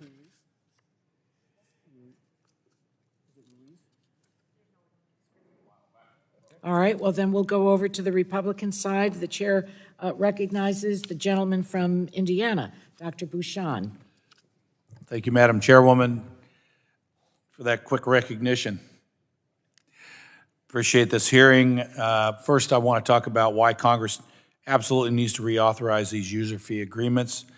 They are key to helping patients in this country and increasing access to care, to allow for the continued innovation in the development of new drugs and treatment. And also, this presents us with a great opportunity to learn from the successes of Operation Warp Speed and how we can reduce burdensome and unnecessary red tape to speed up drug development, as we witnessed in the development of the vaccines for COVID-19. FDA's PDUFA 7 commitments include a chemistry, manufacturing, and controls CMC development and readiness pilot, a program aimed at expediting CMC readiness so that patients will have earlier access to important new products. FDA committed to outlining the eligibility criteria for this pilot by the end of this year. I want to ask you specifically about cell and gene therapies, as those are an important and growing area for patients, and in my opinion, a key component of the future of personalized medicine. And as you both know, they have some unique CMC issues. Dr. Cavazzoni, can the FDA ensure that the eligibility criteria for CMC development and readiness pilot are broad enough to encompass a wide range of important products for patients, including cell and gene therapies? So I can speak to this. I can start us off and Dr. Marks, since cell and gene therapies are in his center. We are very excited about this new pilot because this new pilot would allow earlier and more frequent interactions with the manufacturers and the sponsors during development. When it comes to the manufacturing aspect of the drugs. And this will have an impact, among other things, in the development of rare diseases where there is so much unmet need. And so we really look forward to this pilot and to the results that we anticipate it might yield. I'll turn over to Dr. Marks for additional comments. I don't want to waste your time. We totally agree that we very much think that this is the chemistry manufacturing controls incredibly important in the cell and gene therapy space. Totally support moving ahead and advancing this area. Thank you. I just urge you to get this program started as soon as possible once you have approval, and to make sure that some of the focus for the pilot is on cell and gene therapy, as CMC readiness will help get these important therapies to patients earlier. I also now want to talk about the diversity in clinical trials, as we've seen through the clinical trials for the COVID vaccines. We need to do better promoting diversity in clinical trials. It's difficult to get a diverse population enrolled in some of these trials, I understand that, but we need to do better at promoting that. And this is something I've been advocating for. As a doctor, I know the importance of the needed diversity participation in trials to better understand how the drug, treatment, and/or vaccine would respond to the different patients in our country, the different population of people in our country. Just as I know from my medical training that certain diseases could and would affect certain patients differently based on factors such as genetics and ethnicity. As the future of medicine continues to move towards personalized medicine, This will only continue to become more important, and my hope is that the FDA and industry continues to collaborate to find better ways to encourage and promote participation in clinical trials. This is why I introduced legislation with my good friend Dr. Ruiz that will help promote clinical trials having proportionate representation of all communities, as well as support education, outreach, and recruitment for future clinical trials. Dr. Cavazzoni, the commitment letter includes a section on enhancing the use of digital health technology to support drug development and review. The letter suggests the use of DHTs can support and enable the conduct of decentralized clinical trials. Does the FDA believe these enhancements will be impactful in improving clinical trial diversity? And does FDA have plans for expanded outreach around the importance and value of clinical trial participation? Thank you, Congressman. We couldn't agree more as to the importance of increasing diversity in clinical trials. And as you have mentioned, we've made some real gains in the development of COVID vaccines and therapeutics, and we should strive to maintain those gains. One of the important tools in facilitating recruitment, diverse recruitment is our decentralized clinical trials. And decentralized clinical trials use of technologies such as digital health technologies to collect endpoints or informations during the trial, or also technologies such as the one that we're using today to make clinical assessments or to obtain consent from the patient. The patient having to travel miles to a clinical investigation. So we have really seen an expansion of the utilization of these tools, and we look forward to Thank you. My time has expired. I just want to say we have just, if you'll indulge me, Madam Chairwoman, for just a second, in the COVID vaccine space, we have seen some resistance to vaccination in certain subgroups of our population based on the clinical trials not having people of a diverse nature in those trials. So this is really, really important. Thank you. The gentleman yields back, and I would just say to him, thank you for raising the issue of diversity in clinical trials. I have legislation on it, as do you. I believe that the bills are complementary to one another, and we'll continue working on it. But thank you for that. It's so important. The chair now recognizes the gentleman from Oregon, Mr. Schrader. He's not here? All right, then we'll go to the gentleman from California, Mr. Cardenas, for your 5 minutes of questions.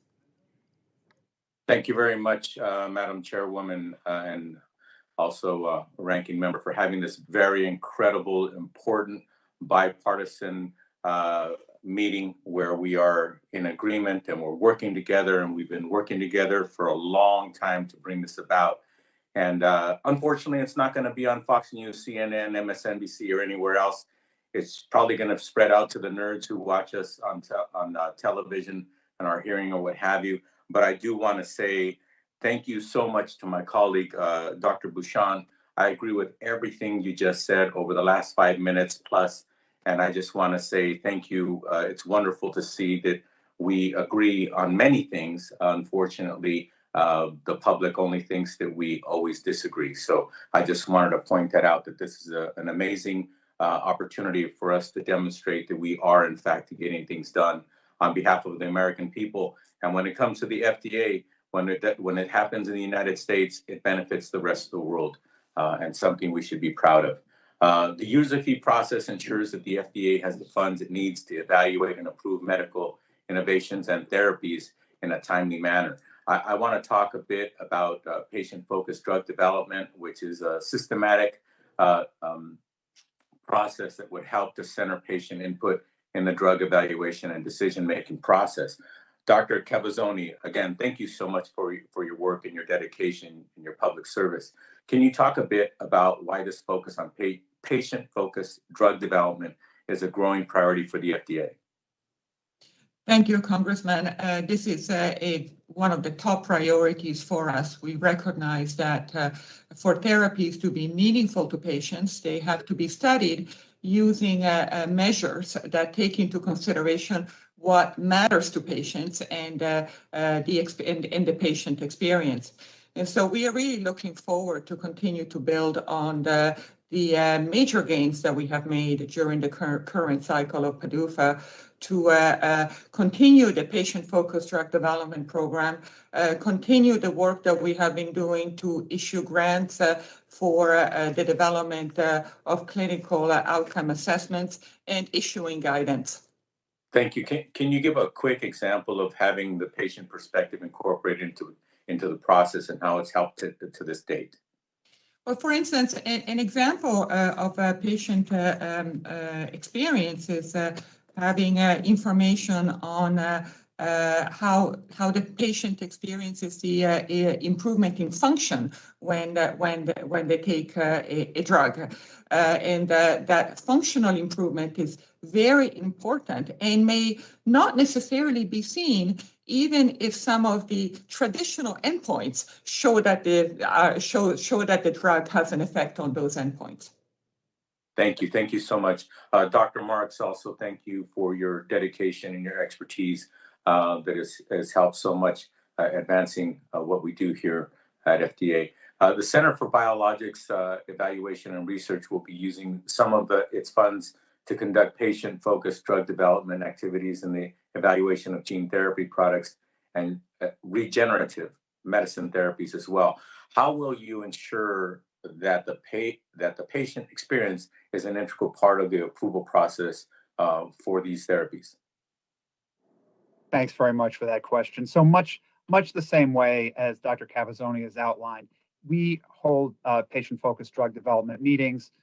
We meet with patient advocacy groups and indeed have conversations with patients, which sometimes are very revealing, particularly for rare diseases where sometimes doctors and patients have different ideas about what's the most important thing, endpoint in their disease. For instance, there's a certain genetic disease where there is a sudden cardiac death, but it turns out that the patients didn't really care about that risk. It turned out that they really cared about the fact that they were tired and terribly fatigued all the time, and they wanted that to be the endpoint sought. So we are committed to listening to patients in this regard and then working with sponsors to try to come up with endpoints that incorporate the different nature of the endpoints into their clinical development programs. What are some of the nuances you will need to apply in implementing patient-focused drug development for these therapies as opposed to other types of drug therapies? You know, I think for cell and gene therapies, they will be listening carefully to what the most important outcomes are in terms of how patients feel, function, or survive, and then potentially correlating those to intermediate endpoints or biomarkers so that we can help advance the development as quickly as possible. So there is that linkage between what the ultimate outcome is that patients want and some intermediate endpoint to the drug development process. And that, I think, is going to hopefully help us bootstrap our way. Gentleman's time has expired. Thank you, Madam Chairwoman. Yes, my time has expired. Gentleman yields back. It's my understanding that Mr. Crenshaw is next, followed by the gentleman from Oregon, Mr. Schrader. And then when we go back to the Republican side, we'll go to Dr. Dunn. So the gentleman from Texas. Thank you, Madam Chairwoman. Thank you to the witnesses for being here. Thank you, Dr. Mark, and it's good to have you back, Dr. Cavazzoni. It's my first time being part of the user fee authorization program, and it's exciting to see that we're where we're at and where we're going to be for the next few years. One of the most exciting things about PDUFA commitment letter is an expansive section on cell and gene therapies. These therapies are incredibly promising, but they lack the regulatory certainty needed to take advantage of their full potential. One of these therapies, autologous stem cell therapies, has been met with a significant amount of regulatory uncertainty. This has led to a backwards result of innovators being unsure of how to move forward and bad actors taking advantage of loopholes, namely the same-day surgery loophole in the system. For Dr. Marks, I know you've spoken at length about this problem. What can Congress do to support the FDA so that we can support innovators without flooding the market with bad actors? So thanks very much for that question. Actually, Congress did a wonderful thing for FDA with the passage of the 21st Century Cures Act and the Regenerative Medicine Advanced Therapy provisions, which allow us to designate therapies of promise in this space and help them to move forward as quickly as possible. Our goal is to try to get these therapies, which I agree are potentially transformative to patients, as quickly as possible. Do you think it's possible to regulate the safety of autologous stem cells therapies under their current designation, or will these products have to seek a BLA, the biologics designation? So we regulate these in a risk-based approach, and that is, they can be regulated according to the risk that they may place, depending on how much they're manufactured and in which manner they're used. And that risk-based approach is how we've done this, and I think it does serve patients very well in that products that undergo significant manufacturing are regulated as under the biologics license pathway, whereas products that undergo minimal manufacturing and are used in the same way in the recipient as in the donor don't have to undergo that same pathway. Thank you. I'm glad to hear that. I agree with that statement, of course. One of the challenges, though, in regulating these products has been with the minimally manipulated definition and broadening this definition to include adipose-derived, let's say MSCs.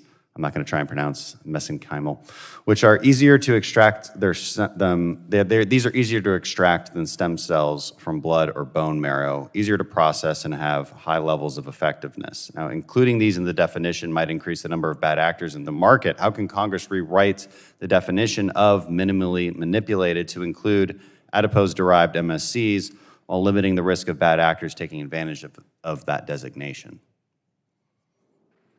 So thanks for that.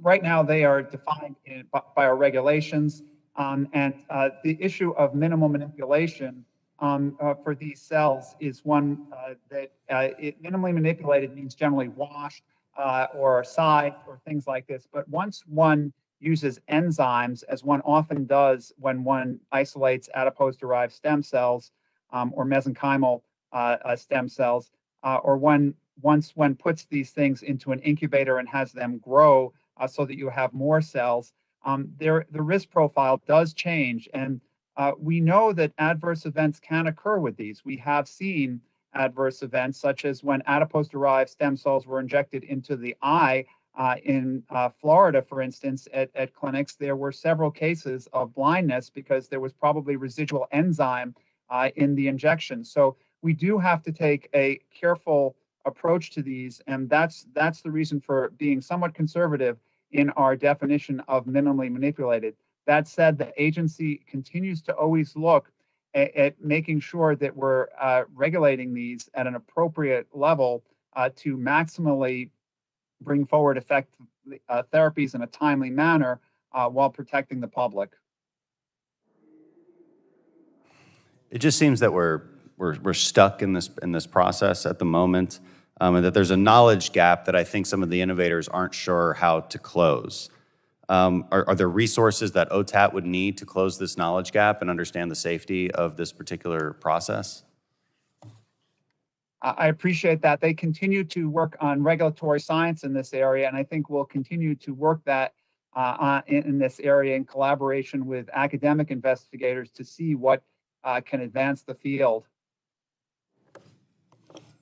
I'm out of time. I yield back. Thank you, Madam Chair. Gentleman yields back. Pleasure to recognize the gentleman from Oregon, Mr. Schrader, for your 5 minutes. Thank you very much, Madam Chairwoman. I really appreciate it. Thank you all for being here. Reducing drug costs remains one of my top priorities. I'm proud of the work I did in the Build Back Better plan to address these costs. And one of the policies that I'm the lead on, along with some of my Republican colleagues, is trying to increase competition in the use of biosimilars. If we have competition, price decreases. We're having trouble, however, getting generic biosimilars into the marketplace in a competitive manner, being taken up They're routinely used in Europe, not so much here in this country. What additional improvements do you guys think we need to make in the application process to get these products to market? Thank you, Congressman. First, I would like to point out that we've made quite a lot of inroads when it comes to the number of biosimilars that have been approved. We have gone from 5 at the beginning of the BsUFA 2 cycle to now 33, including an interchangeable insulin. And so we really are looking forward to continue to build on this trend and bring more biosimilars to market. One of the some of the elements that are important are to make the review as effective and efficient as possible. And the BsUFA proposal includes some enhancements around that. Also facilitating the new indications for biosimilars. And that also, the agreement also includes some new elements there. It is also very important that we really try to spur the development of interchangeable biosimilars, so that those are the biosimilars that can be exchanged, interchanged at the pharmacy. And the BsUFA proposal has some very important enhancements, including introducing a pilot research program that would allow us to really evaluate how we can make the development of biosimilars, and even more so, as importantly, interchangeable biosimilars. That also includes issuing guidance around on. In fact, can I interrupt just for a second? I apologize, limited time. But on your comment on interchangeability, I guess I'm pleased to hear that. I think that is a huge improvement. But I think my understanding is that at this point in time, like for instance, a change in volume of the overall product is considered interchangeable, but not the active ingredient. What's the scientific basis for that? Well, this is why we are we think that we need to continue to do research on this.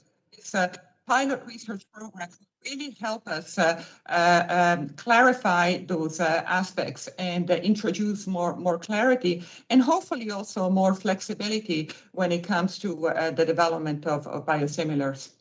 And I agree. Again, I just urge you to look at the active ingredient. Seems to be much more important than the volume of these products. You know, the Federal Food, Drug, and Cosmetics Act started in 1938, and to get good endpoints, if you will, animal models were considered the best opportunity out there, and probably the only opportunity to get a real idea of how a particular medication or pharmaceutical agent would respond in a living body, a mammal, rather than testing on humans. But, you know, in the intervening years, there have been some amazing advances made in preclinical drug screening and different organs or cell cultures that can mimic human organ systems and what have you. Is the FDA allowing the use of these new technologies rather than requiring animal models in all cases? We recognize the need to decrease our reliance on animal models. Having said so, animal models are still extremely important in drug development, particularly in determining whether the drug is safe to be put into humans for the first time. We are working with developers, and we also have research programs internally to evaluate and qualify these alternative approaches to use of animals, and we're beginning to see some gains there, and we hope to be able to continue down that path, understanding that it may not be possible to completely eliminate our reliance on animals when it comes to drug development, at least. Appreciate that. Would hope you would continue to use these alternate routes, and would enjoy some written information, since my time's run out, regarding how COVID in the last 4 years have affected your FTE in the agency and your ability to deliver on the GDUFA, BsUFA, and ADUFA endpoints and goals from the last reauthorization. And I yield back. Thank you very much. The gentleman yields back. I especially appreciate your questions relative to biosimilars. I was the House author of the legislation to create that. So But there are many questions to be answered, I think, about the vitality of the competition of products in our country. The chair is very pleased to recognize Dr. Dunn, the gentleman from Florida. Thank you very much, Madam Chair and Ranking Member Guthrie, for hosting the hearing today about the reauthorization of the FDA user fee agreements. It's my hope that the agreements that we pass this year will push the FDA to be more efficient, reliable, and transparent in its review process. American biotech is leading the world in innovation, and the government agencies should rise to that moment. I have a few process questions for our FDA panel regarding appeals and the course of events that take place, following the issuance of a CRL.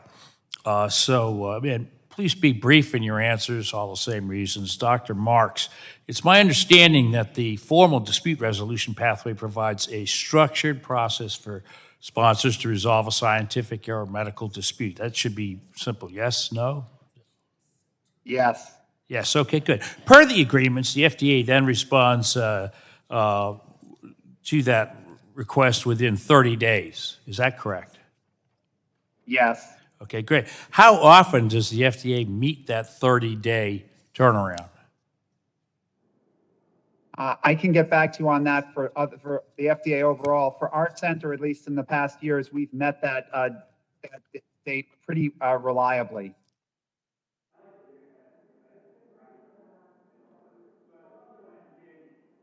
Sorry? Thank you. Please get back in writing.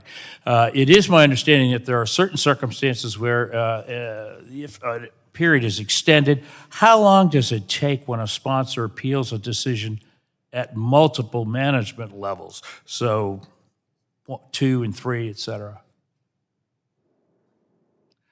That can all depend because it depends on how many people are in the chain. Oh, all right, I will tell you that in your agency's information, it says takes an average of 211 days if there's 2 levels, and if there's 3 levels, it's 256 days. So that begins to become pretty painful. Next, I want to shift to a few questions regarding the complete response letter and the FDA review documents that are attached to that. It's my understanding that the CRL basically includes a very brief summary of the deficiencies holding an application back from approval, often leaving the applicant in the dark concerning the reasons the application was deemed deficient. It's also my understanding that there are generally hundreds of pages of FDA review documents with each CRL, no doubt many hours of work as well. And that information that underlies those CRL letters is not provided to the applicant sponsor. Do you think that if a sponsor would be better able to resolve their deficiencies more completely, more efficiently, if they were granted access to the full FDA review in addition to the simple CRL? No, I don't. I actually think that could be chilling on the effect of our reviewers.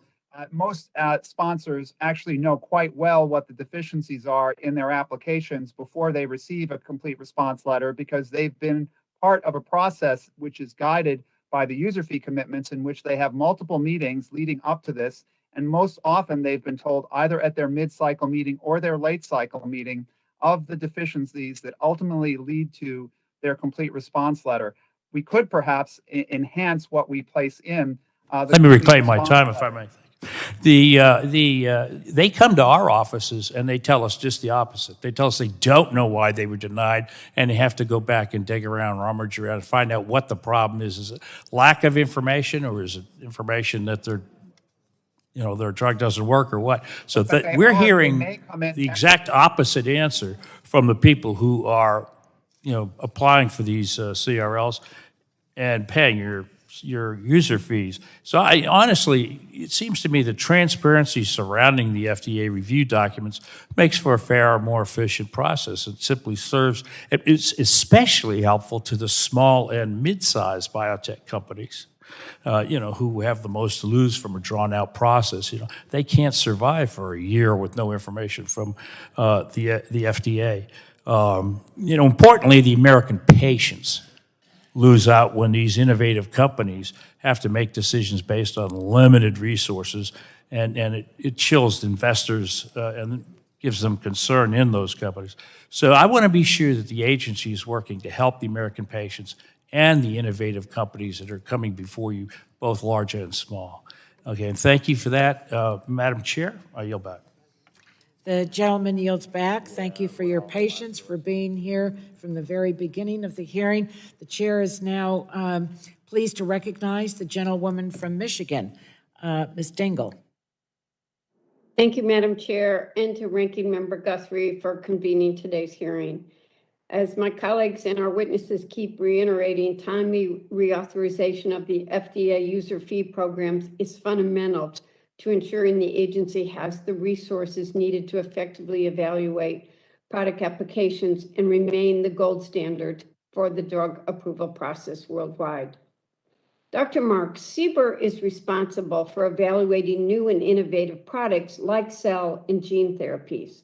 These therapies hold great promise for future treatments of a wide variety of diseases and are at the forefront of science. Dr. Marks, how have the volume of product applications for cell and gene therapies changed since the last user fee authorization? And how will the policies in PDUFA 7 ensure the FDA is able to attract and retain the scientific expertise necessary to evaluate these applications? Thanks so much for that question. So over the past 5 years, there has been nearly a doubling in the number of applications. If you look at the number of supplements that have come in, those are amendments to the amendments to existing investigation of drug applications. They're up over 100% during that time, well over 100%. And so we are now at a place where the workload here is tremendous. We are very grateful for the additional resources that the User Fee Acts have brought to date. This PDUFA 7 commitment letter will bring additional resources that are desperately needed to expedite the review of those therapies. And that will be critical to getting these therapies in a timely manner.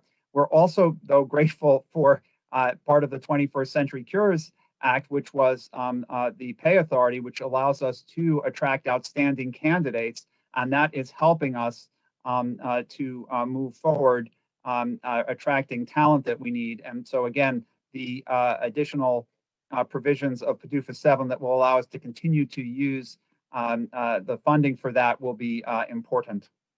Thank you, Dr. Marks. It's also important that FDA evaluators remain objective and independent while reviewing potential therapies. In fact, as was recently reported, Biogen, the manufacturer of Aldelhelm, engaged in a lengthy behind-the-scenes campaign that they referred to internally as Project Onyx to lobby the FDA for approval of this drug. This allegedly included off-the-book meetings between Biogen and FDA regulators, as well as almost daily working group collaboration between company employees and agency review staff. FDA's decision to approve Aldelhelm is currently being investigated by Congress, as well as FDA's Office of the Inspector General, whose report is not due until 2023. In the interim, Dr. Kavazani, what actions is FDA taking to ensure that its regulators are not inappropriately influenced by industry? Thank you, Congresswoman. The decisions that FDA makes are made independently of industry's influence, and this includes the decisions that was made on Aduhelm, understanding that there have been allegation and reports in the news. We have several levels of review of the data.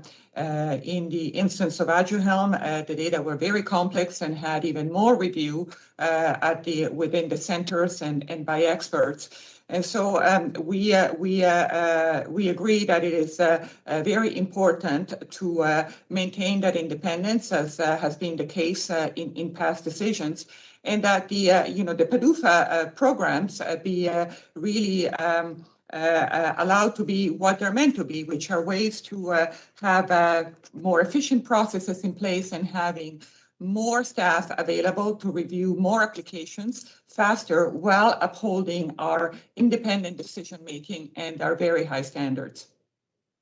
So I've got like 26 seconds. You've talked to that you're frustrated here, and maybe you can tell us more about that in writing, but your perspective is helpful. Can you commit that the current rules will not be weakened moving forward so that appropriate guardrails remain with respect to conflicts of interest? The guardrails have been in existence and upheld throughout, and we will continue to maintain our high standards and the independence in decision making. Thank you, Madam Chair. I yield back. The gentleman yields back. The gentleman from Georgia, Mr. Carter, is recognized. Thank you, Madam Chair, and thank all of you for being here today. Advanced manufacturing, which is defined as including both new manufacturing methods and the production of new products enabled by innovation. Extremely important. It has the potential to dramatically increase efficiency, flexibility, and the quality of production of medicines in this country. And that's extremely important. It's important for us to be competitive. I've got legislation, Made in America, that we're trying to repatriate companies back to America, but the innovation is extremely important to the future. This type of innovation would allow U.S. manufacturers to be more competitive. It would allow them to increase the resilience of our supply chain, which we know is extremely important, particularly after we've been through this pandemic. And it would, as a result of all of that, ensure our national security. So to encourage the development of this new technology, as I said, I've got legislation that would create, a pathway at FDA to assess these manufacturing processes, a policy that is supported by the National Academies of Medicine. Dr. Marks, I'll start with you. Do you agree to the review pathway that's independent of individual drug applications can help bring new manufacturing technologies to market? So I without knowing all the specifics, all I can say is that I certainly incredibly support advanced manufacturing technologies, and to the extent that a pathway that helps foster them forward and helps bring our manufacturers here in the United States into the use of these technologies for both drugs and biologics is certainly something we would support, moving these products, into use of advanced manufacturing technologies. Again, I don't know the details to speak to the exact nature of the review.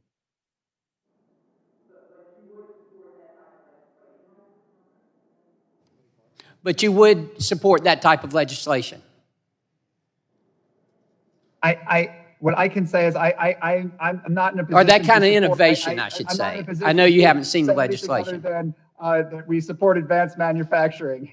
Okay, fair enough. Well, it's included in my bill. You need to get familiar with my legislation because it's good, and it includes advanced manufacturing. Dr. Cathy, what about you? Are you familiar with that as well? Well, we are very supportive of advancing these new technologies, and the advancement of these technologies and expediting the review of new technologies really needs to go hand in hand with the review of a specific drug and not dissociated from the review of the drug, because our evaluation of the utility and the performance characteristics of advanced manufacturing technology is really very much tied to the manufacturing of a specific drug.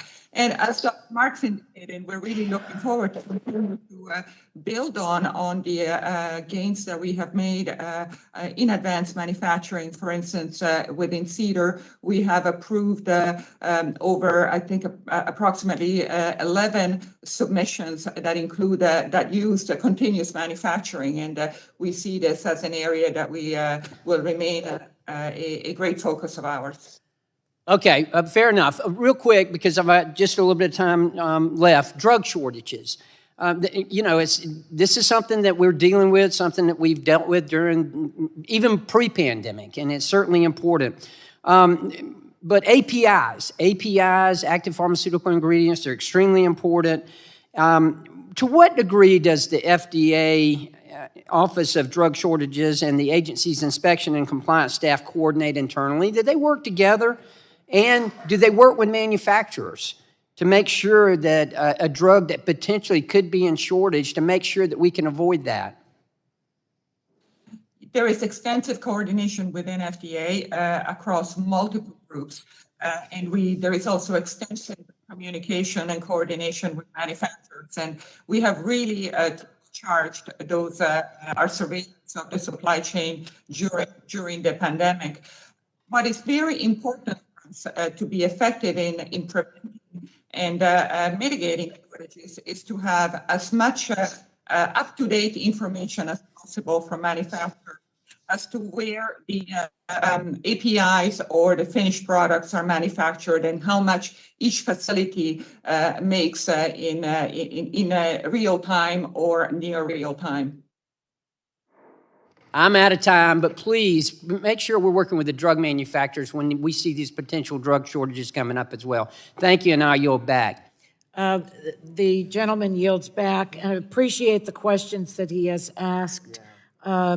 In the Competes Act that you're going to have the opportunity to vote on, I do have language in it that deals with the FDA being able to secure information from manufacturers as to where their drugs are manufactured, if they are outside the country, those that use the API from abroad. All of that information will be accrued to the FDA, which I think is an important step. It doesn't cure the overall issue, but it is important information that the FDA can gather. The chair now recognizes the gentlewoman from California, Ms. Barragan, for her 5 minutes of questions.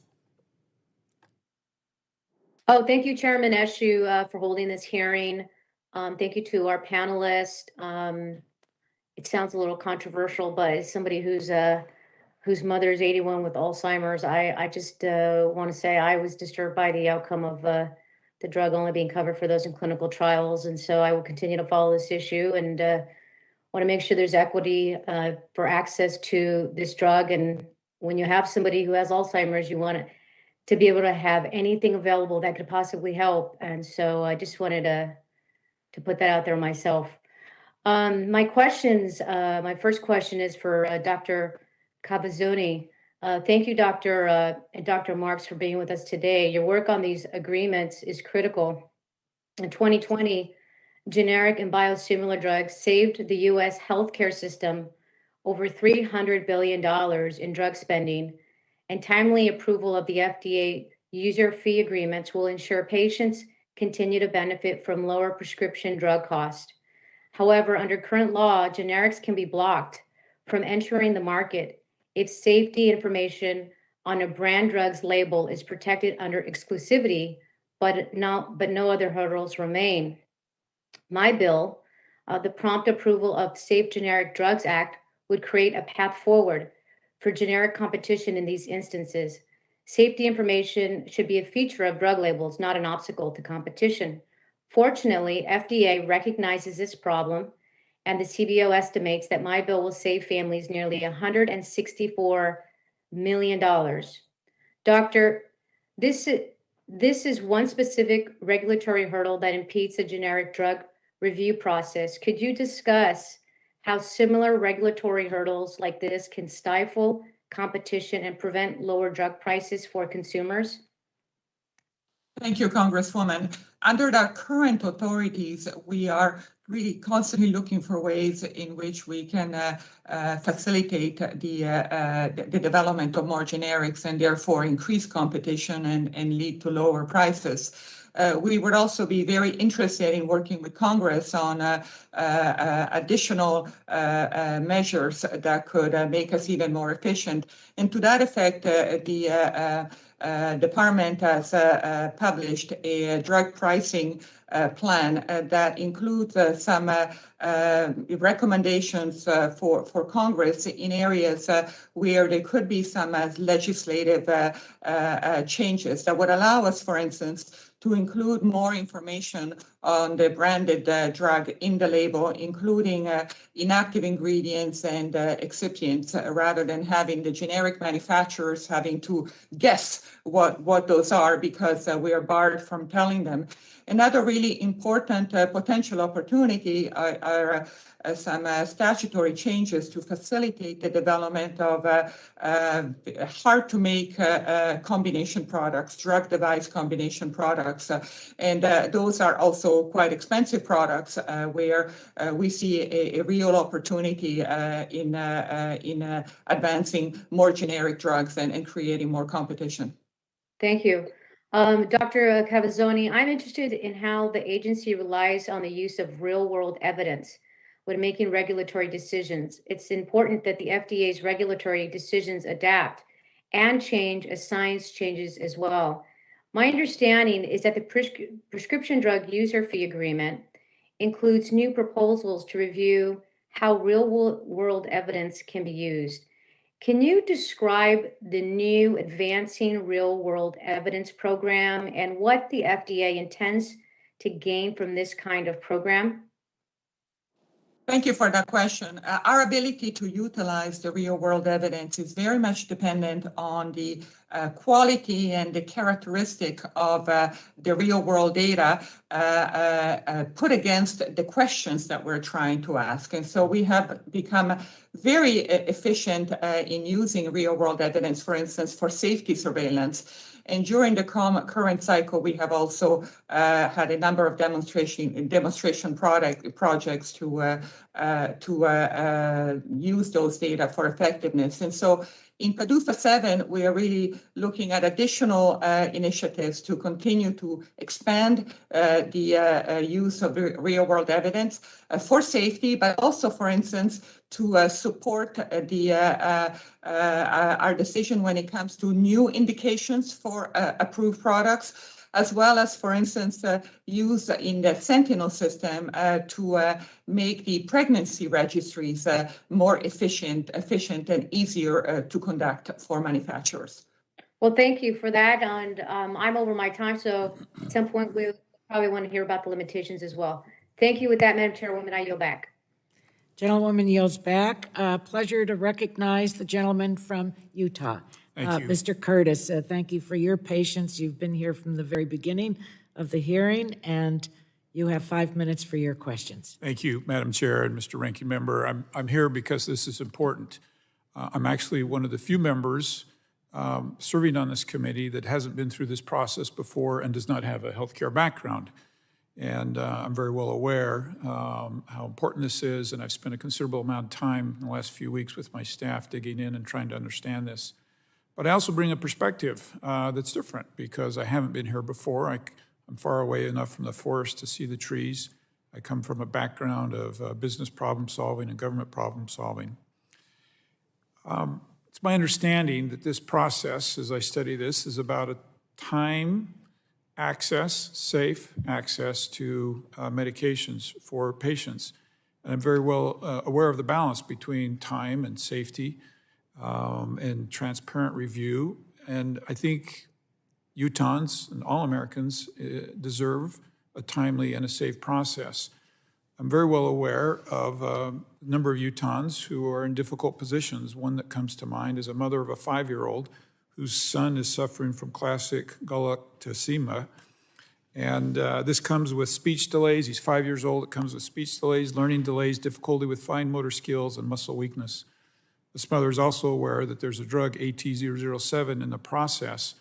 Every day that drug is not approved is one more day that this child falls further and further behind his peers at a time at 5 years old when learning is so critical. And with that in mind, I'd like to ask my first question, and I'll ask this to both of you. I've heard a lot of stories like this 5-year-old and his mother about Americans who are desperate for access to innovative therapeutics. And then we hear today comments like, well, we'll get back to holding in-person meetings when things get back to normal. And you can imagine the frustrations of those waiting for these cures, hearing something like that. And there's a strong sense that government isn't doing everything it can to work on the time aspect of this. So to both of you, I ask, irrespective of this agreement, number 7 that's before us, what are we doing to accelerate? Why do we need an agreement just to accelerate? Are we doing our best? And are we more focused on the agreement or on the actual lives that this is impacting? I'm happy to start, Congressman. These agreements are really, in the end, they're all about patients and bringing new therapies to patients in areas of unmet medical needs. And galactosemia is a really good example of a disease where there is a tremendous unmet medical need. We cannot comment on specific programs because the information is confidential. However, I can tell you that we really work extensively with manufacturers and sponsors to guide them and to accelerate the development and review of these therapies. And to your point about meetings, in fact, given the incredible increase in workload during the pandemic, our ability to have more nimble meetings, such as teleconferences or video conferences, has allowed us to have more meetings. And this is something that we want to, we want to be able to leverage if needed going forward. So the lack of in-person meetings has in no way slowed us down. If anything, it has allowed us to be more efficient in the face of all this work. And despite all of this increased volume of work, we have been. I'm going to jump in just simply because we're so limited on time, and I appreciate your answer. I think my hope is that with the importance of these agreements, we still don't forget the faces and the people behind them that we're trying to serve. Now, in reference to the agreements, I understand that a lot of our goals are related to the FDA review process in timeliness, but also include initiatives that are part of the Center for Drug and Evaluation Research. I believe American innovation is extremely important in what we do. I'd like to ask, what initiatives are the FDA intending to prioritize, and how will you properly implement these initiatives? We couldn't agree more to the importance of continuing to spur innovation. And when we look at a commitment letter, our intention is to meet all of the new goals and commitments, and as we have done in the past. And we are obviously, we're going to need some additional resources to do so, which is also in the proposal. I'm out of time. Madam Chair, I yield the balance of my time. The gentleman yields back. Let me just state the following so that members that are meeting with us virtually, as well as those that are in the hearing room, we're going to continue on until about 25 after 1. I know members on both sides of the aisle want to attend the classified briefing. So hopefully we'll be able to have the second panel give their testimony. Then we will break for the classified hearing and then resume at hopefully what, 2:30? 2:30. And then there's an expectation of a series of votes beginning at either 4 or 4:30, but we want to conclude our work. So be advised, all of the members. Now the chair pleased to recognize the gentlewoman from Illinois, Ms. Kelly, for her 5 minutes. Thank you, Madam Chair and Ranking Member Guthrie, for holding this hearing on the FDA user fee authorizations. According to the National Institute of Health, clinical trials for cancer treatments funded in fiscal year 2018 had a median participation of 80% white participants, only 5% Black, and 3% Hispanic participants. This is one of the many examples underscoring the need for clinical trials to reflect the disproportionate impact these conditions have on communities of color. Given the very low rates of racially and ethnically diverse participants in clinical trials, I was disappointed to see that the Prescription Drug User Fee Agreement 7 commitment letter refers to clinical trial diversity only once. However, I applaud the agency's work in trying to use digital health tools to improve clinical trial diversity. Dr. Cavazzoni, how will FDA and industry address some of the barriers to accessing digital health tools, such as the lack of digital literacy or lack of English proficiency? Thank you, Congresswoman. We couldn't agree more as to the importance of increasing diversity in clinical trials. As you mentioned, the commitment letter includes some enhancements around digital health technologies, and we're doing a lot more beyond that. We have issued guidance on how to enhance clinical trial diversity.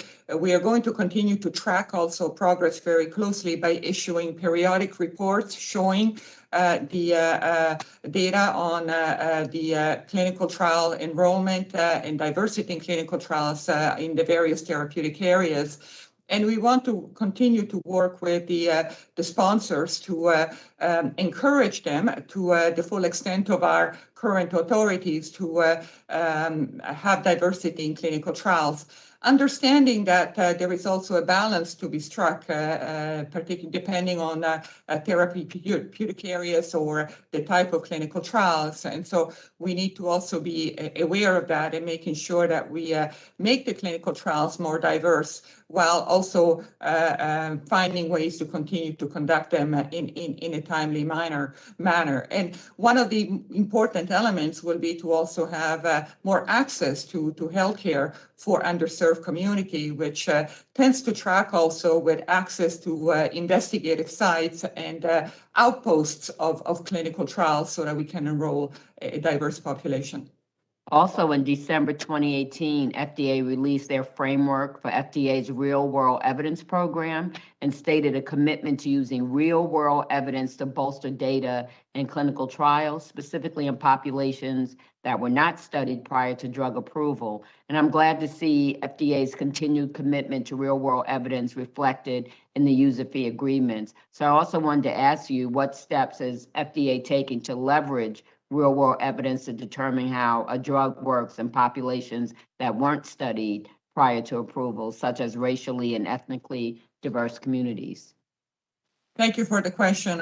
We have, this is a big part of our program, and we're looking forward to expand it in PDUFA 7.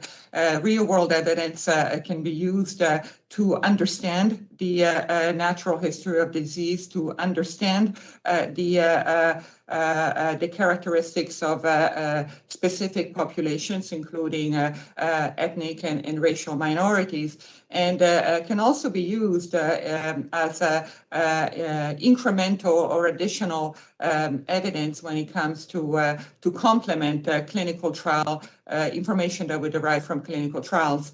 And to that effect, the commitment letter includes a number of enhancements that will allow us to better understand the quality of real-world data and to hopefully put it to work to answer more questions, including questions about effectiveness of drugs. Thank you so much. Thank you, Madam Chair, and I yield back. Gentlewoman yields back. Pleasure to recognize the gentleman from Pennsylvania, Dr. Joyce, for your 5 minutes of questions. Thank you for yielding, Madam Chair Eshoo. Briefly, to touch on the iPledge REMS matter again, on December 23rd, 2021, the FDA stated that it is ready to exercise regulatory flexibility on a temporary basis with regard to certain requirements of the iPledge REMS, provided that Isotretinoin Product Manufacturers Group proposes a workable solution that ensures the necessary safe use conditions. Right now, because regulatory flexibility has not been exercised, many patients have not been able to receive their isotretinoin. It is estimated to be in the thousands. This is a life-changing medication. I know that because I prescribed it for 25 years. Dr. Cavazzoni or Dr. Marks, would you please describe first what this regulatory flexibility will look like, and more important, Why hasn't the FDA exercised this regulatory flexibility over the past 6 weeks? Thank you for that question. I'm happy to address it since the Accutane is regulated by our. So as the manufacturers are responsible for the implementation of REMS, and in this situation, the manufacturers to make a transition to a new platform, deliver the REMS, which caused significant challenges for prescribers, pharmacies, and patients. And we have been working with all those groups since before the transition and since the transition took place. And we really empathize with it. We have had conversations with the manufacturers and the various stakeholder groups. And yes, we had indicated openness to make some adjustments temporary adjustments to the REMS to facilitate the transition. Ultimately, it is up to manufacturers to determine whether they are willing to make those changes or whether those adjustments are realistic to make without taking even more time to solve the problems in the platform. So we know that this has been a really long road for prescribers, pharmacists, and patients.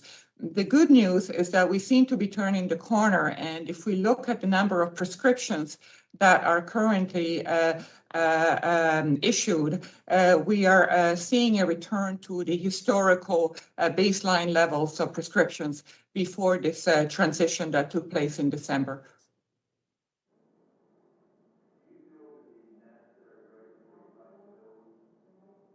Do you feel that the necessary regulatory flexibility is in place? As I said, we have we indicated our willingness to exercise some flexibility. Ultimately, it is up to the sponsors to take our recommendations or suggestions into consideration and determine whether it is practically or operationally feasible to make those temporary adjustments that where we would be able to. My time is limited. Has the FDA offered those recommendations? We have discussed those recommendations with sponsors, and as I said, it is up to the sponsors to determine whether they can be implemented. Thank you. I know patients are suffering without access to complete the 20-week course of Accutane. This ability, as I mentioned, is life-changing as far as a medical therapy. In the brief time that I have remaining, according to FDA reports from November of 2021 on inspection oversight, there are 60 applications that are delayed right now due to the inability to conduct inspections or facility assessments as of September 30th. How long will it take to address this backlog, please? Thank you, Congressman. While we have tried to use alternative approaches to inspections to the fullest extent, and while we have continued to conduct mission-critical inspections, there are some instances where we absolutely need to be able to inspect the facility with boots on the ground.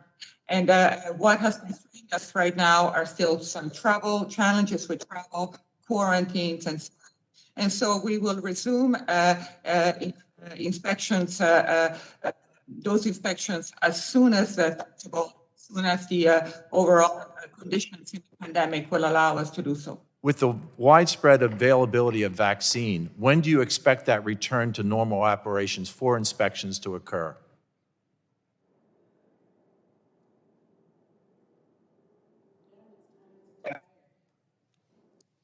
Thank you. My time has expired, and I yield. I think that question We'll submit the question. submitted Thank you, for a Madam written Chair. response, certainly.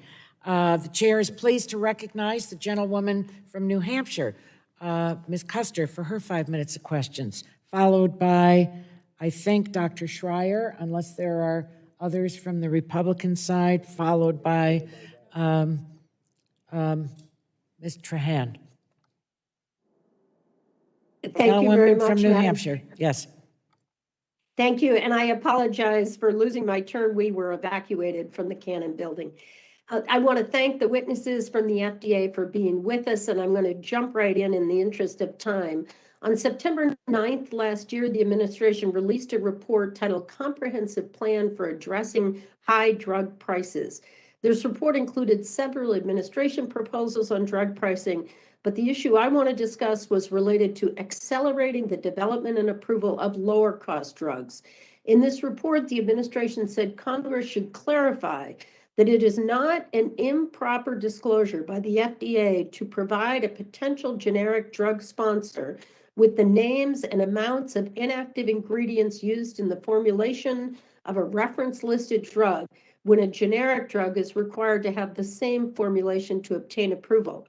It's my understanding that the limited guidance FDA currently provides to generic drug applicants on their proposed drug formulation can significantly delay the approval of complex lower cost drugs. As this committee considers opportunities to address barriers to patient access to affordable therapies, that seems like a policy worth considering in the user fee package. Dr. Cavazzoni, does the FDA still consider the type of feedback they provide to generic applicants a barrier to generic drug development and patient access to lower cost medicines? Thank you, Congresswoman. The current constraints that we have in our ability to share information with the generic manufacturers when it comes to inactive ingredients and excipients is one of the areas that makes the development of complex generics less efficient than it should be. And to that effect, the administration has issued these suggestions or recommendations for Congress, and we think that the inclusion of excipient and inactive ingredient information in the brand label would go a long way in facilitating the development of complex generics. Thank you. You anticipated my question, what the legislative policies are that we should consider. So we will take your response under advisement as we're drafting the legislation. I want to forward now, switching gears to look for Dr. Marks, to how the FDA is committing to keeping patient perspectives in mind. I reviewed the FDA's PDUFA 7 commitment letter, and I was pleased to see a public meeting on patient-focused drug development. Dr. Marks, when the FDA reviews cell and gene therapies, for example, for diseases like type 1 diabetes, how does the FDA currently evaluate patient perspective data? And I'll just jump right in with the second half. Can you commit to me that the FDA will make sure that patient perspectives are a focus area as the agency enhances the cell and gene therapy program in PDUFA 7? Thanks so much for that question. Indeed, we are very much involved in trying to get patient perspectives. There are multiple guidances to help develop patient perspectives, and we are very interested in making sure that we have an appropriate number of meetings with a variety of different patient groups on a variety of different topics. Some of them are larger, more formal. Some of them are smaller and less formal. They provide invaluable information about what patients really need from the products that are being developed in terms of how they feel, function, or survive. I can at least commit to the fact that we will certainly continue to incorporate this as we move forward and work with sponsors and consider these approvals ourselves. Thank you. And just to wrap up, my focus in this committee is both on lower costs and access to prescription medication and devices for patients and the patient perspective. I think those are the two goals that I think many of my colleagues share. I'll just say my husband picked up my monthly asthma medication and came home and it was $182. And People are really struggling, and you're doing an amazing job to bring such amazing treatments and therapies, but we've got to do our best to lower the cost and meet the patient needs. So thank you, and I yield back, Madam Chair. Amen. And the gentlewoman yields back. The chair is pleased to recognize the gentlewoman from Washington, state of Washington, Dr. Schreier. Thank you, Madam Chair. Thank you, Dr. Marks and Dr. Cavazzoni, for taking the time to be here today. And thank you for your continued hard work to keep Americans safe and educated during this crisis. So thank you for your service. Also, thank you to my colleagues just for really interesting questions to listen to. As a physician myself and a person with type 1 diabetes, I'm sure you can imagine how close to home insulin and insulin pricing and the development of biosimilar insulins really hits for me. And I was really honored to work with Representative DeGette and other members of the Diabetes Caucus in the 116th Congress to clarify an expedited biosimilar approval pathway. And I was really pleased to see the approval of the first interchangeable biosimilar insulin just last summer. So I'm eager to hear today about some of the regulatory science enhancements that will be in PDUFA. And first, Dr. Cavazzoni, just a little timeline here. As you know, the Biologics Price Competition and Innovation Act was enacted as part of the Affordable Care Act in 2010. And yet, as mentioned, the first biosimilar insulin was just approved this summer. There's an 11-year gap. And now there are plans in this next authorization to have demonstration projects to advance interchangeables starting in fiscal year 23. And I'm just wondering what you see as the time frame. Are these going to be, why did it take 10 years, and what should we expect with these new projects? Well, thank you for the question, and we agree that this the approval of the first interchangeable insulin was a landmark approval for the program. The program is relatively new and has had to get on its feet in the first cycle, as all programs. If we look at the achievements of this current program, they have been truly remarkable. We have gone from 5 to 33 biosimilars that are approved, and we are talking in the PDUFA 3 proposal to enhance to have enhancements to facilitate additional indications for these approved biosimilars. We also have a very rich pipeline of biosimilars in development. And so we think that this momentum is going to continue and that we're going to see faster results. In particular, thanks to this new pilot program that will allow us to do applied regulatory research to solve those problems that have sort of made it more difficult to develop biosimilars, and even more importantly, to develop interchangeable biosimilars. Thank you. And thank you for pointing out that there have been so many. As I look at the list and I hear you talk about these 33, I don't know if the general public knows that some of the most expensive medications like Humira is on that list of now having a biosimilar, and that is, theoretically life-changing for a lot of people out there. On that theme, the generic insulin that I referred to before is still pretty darn expensive. And when I think of biosimilars, I think of biosimilars kind of like generics. And in some cases, those generics have meant a significant price drop for the consumer. But that's not always the case. And so, as this generic insulin or biosimilar insulin is still pretty expensive, I don't know how the biosimilar Humiras and Neulastas are comparing with price. I was wondering if you could comment on that. And, for the everyday American who is looking forward to having these, what can they expect in terms of cost and availability? Congresswoman, it is a top priority to make lower cost drugs accessible to all Americans.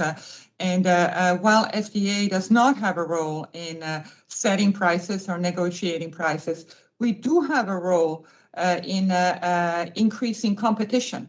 And the way in which we can increase competition, which has the potential and has shown with generics to lower prices, is to approve more biosimilars and approve more interchangeable biosimilars. And so we think that this program, which we have thanks to Congress, has and really shows the wisdom of Congress establishing this program, will really yield increasing results for the American public in lowering prices.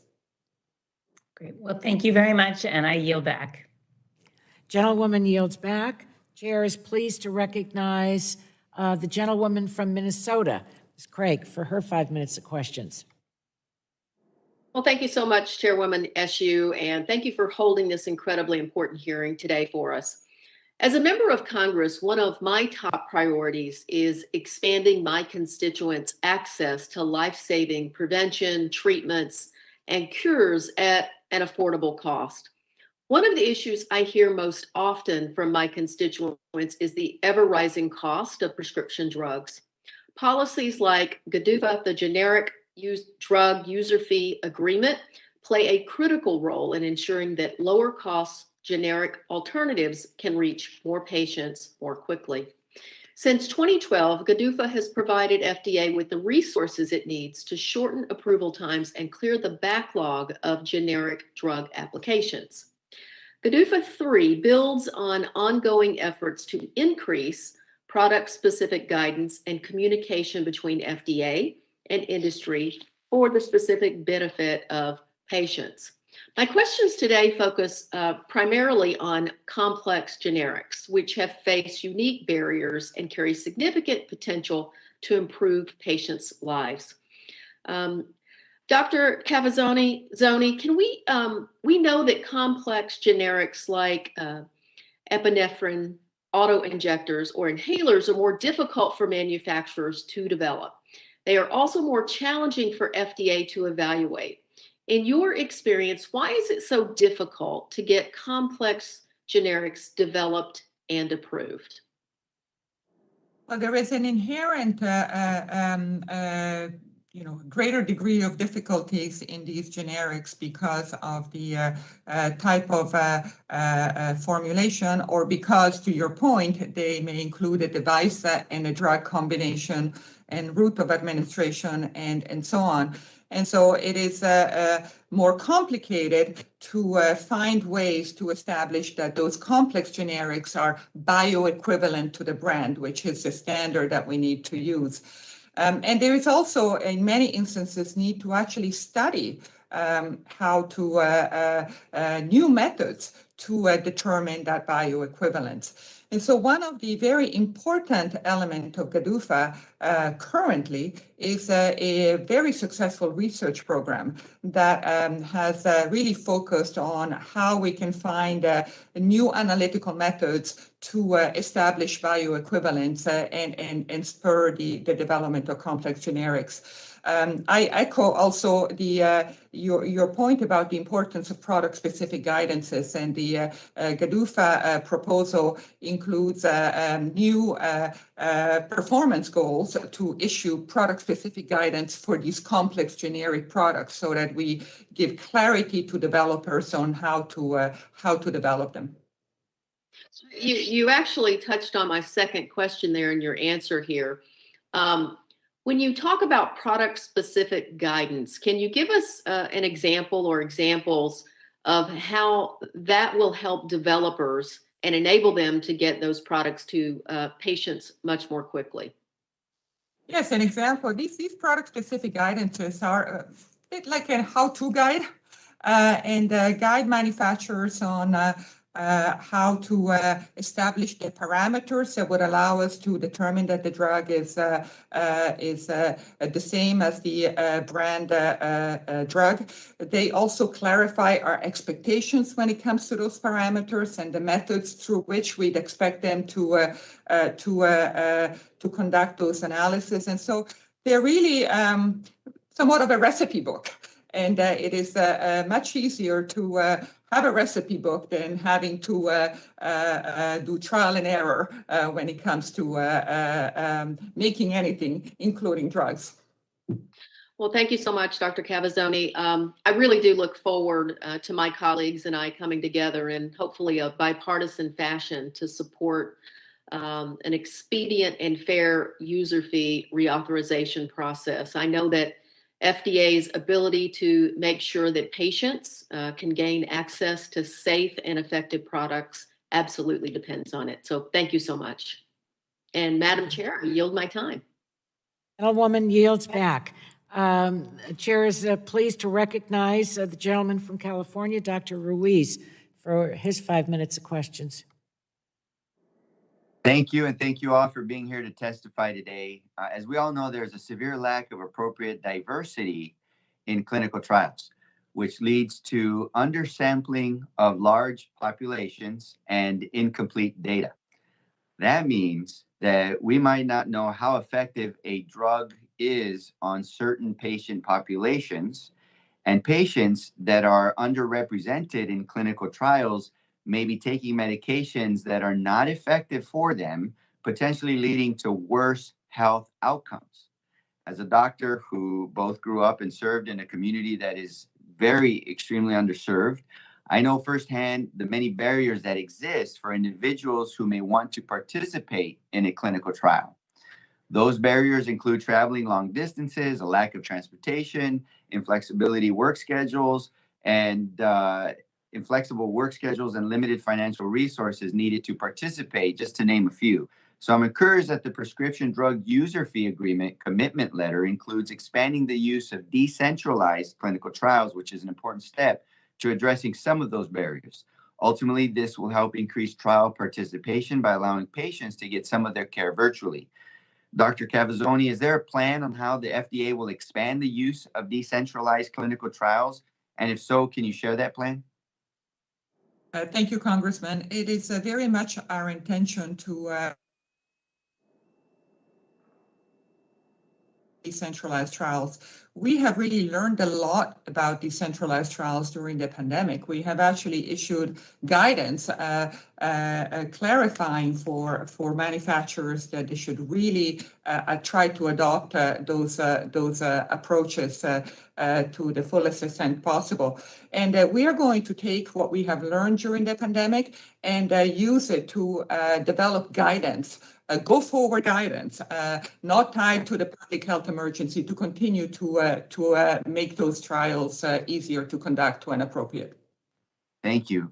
And while decentralized trials can broaden access, we also know that not everyone may have the necessary equipment for such visits. So I introduced the Diversity Trials Act, which creates safe harbors for sponsors to supply patients in trials with tech like tablets that they would need to do remote care, for example. We also know that the reality for many clinical trials like cancer treatment is that a patient will still have to physically come into the office for procedures like surgery or chemo infusion. So that puts us back into the access issue for folks who live farther from academic centers or have limited means or flexibility. So the Diverse Trials Act will ensure that clinical trial sponsors can provide financial assistance to patients to cover non-medical costs like travel or lodging related to a trial visit. So while I realize that these provisions are outside of the FDA's jurisdiction, I do want to raise the issue that there are additional barriers to address to create greater access and diversity and participation. So given that, Dr. Cavazzoni, in addition to decentralized clinical trials, what additional concrete steps can the FDA take to help further the use of alternatives to standard clinical trials and effectively get life-saving drugs into the hands of patients more quickly, safely, and equitably? We have a number of tools at our disposal. First, we strive to work with manufacturers and sponsors to make sure that clinical trials don't have sort of a whole bunch of added things that are not really essential and just make everything's life more complicated, including the patients, because they usually entail more visits and so on. So trying to make trials efficient is very important. The use of digital health technologies is really important. And access to those technologies, to your point, is very important because they can really taking a consent from a patient much easier and save a visit and just do it like we're doing it today in a video conference. What we also want to promote as part of decentralized clinical trials is the trial going to the patient. So the nurse, for instance, going to the patient to administer the drug or to take a measurement and so on, recognizing that in order to have more diversity in clinical trials, we need to make it easier for patients to be able to participate. And not all patients have the luxury of being able to trek across town 3 times a week to be able to participate in a clinical trial. Thank you very much. I yield back my time. Gentleman yields back. The chair recognizes the gentlewoman from Massachusetts, Ms. Trahan, for your 5 minutes of questions. Thank you, Madam Chair, and thank you to the witnesses here today to discuss FDA user fees with our subcommittee. FDA's mission is to protect and promote the public health of the country, and FDA user fees are essential to these efforts. In FDA's testimony, the agency says that over the past 2 years, FDA has continued to work at a pace that is unprecedented and not sustainable outside of an emergency to deliver authorized and approved therapeutics and vaccines with unparalleled speed to meet critical public health needs. Through COVID-19, FDA has been critical in the approval of vaccines and therapeutics to see our nation through this crisis. The infrastructure and capacity to review applications so rapidly is due in large part to the funding from these user fees. So Dr. Marks, how does PDUFA 7 reflect the lessons learned through the COVID-19 pandemic? And if you could also touch on any pandemic preparedness measures in PDUFA 7. Thanks very much. I think one of the key pieces that's essentially put in place here are some of the enhancements to meetings. Again, I know it sounds very boring, but that early input that sponsors can get, the interact meeting provisions that are now put into the commitment letter, will help sponsors get early, relatively informal regulatory advice that will hopefully set them on the right track towards the development of their products. If they don't make mistakes and waste time and money early on in development, they're able to move forward more quickly. It also sets them up and establishes them with a relationship with the agency early on in their development program to interact with our reviewers. So I think that's just one example.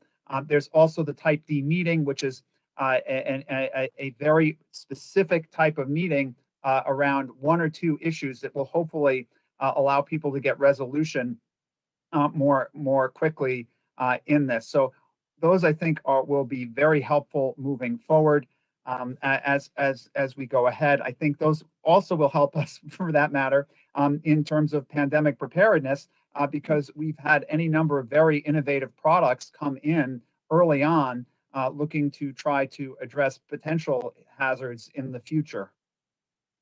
Great, I appreciate that, and we, it's not boring to us, so thank you for that.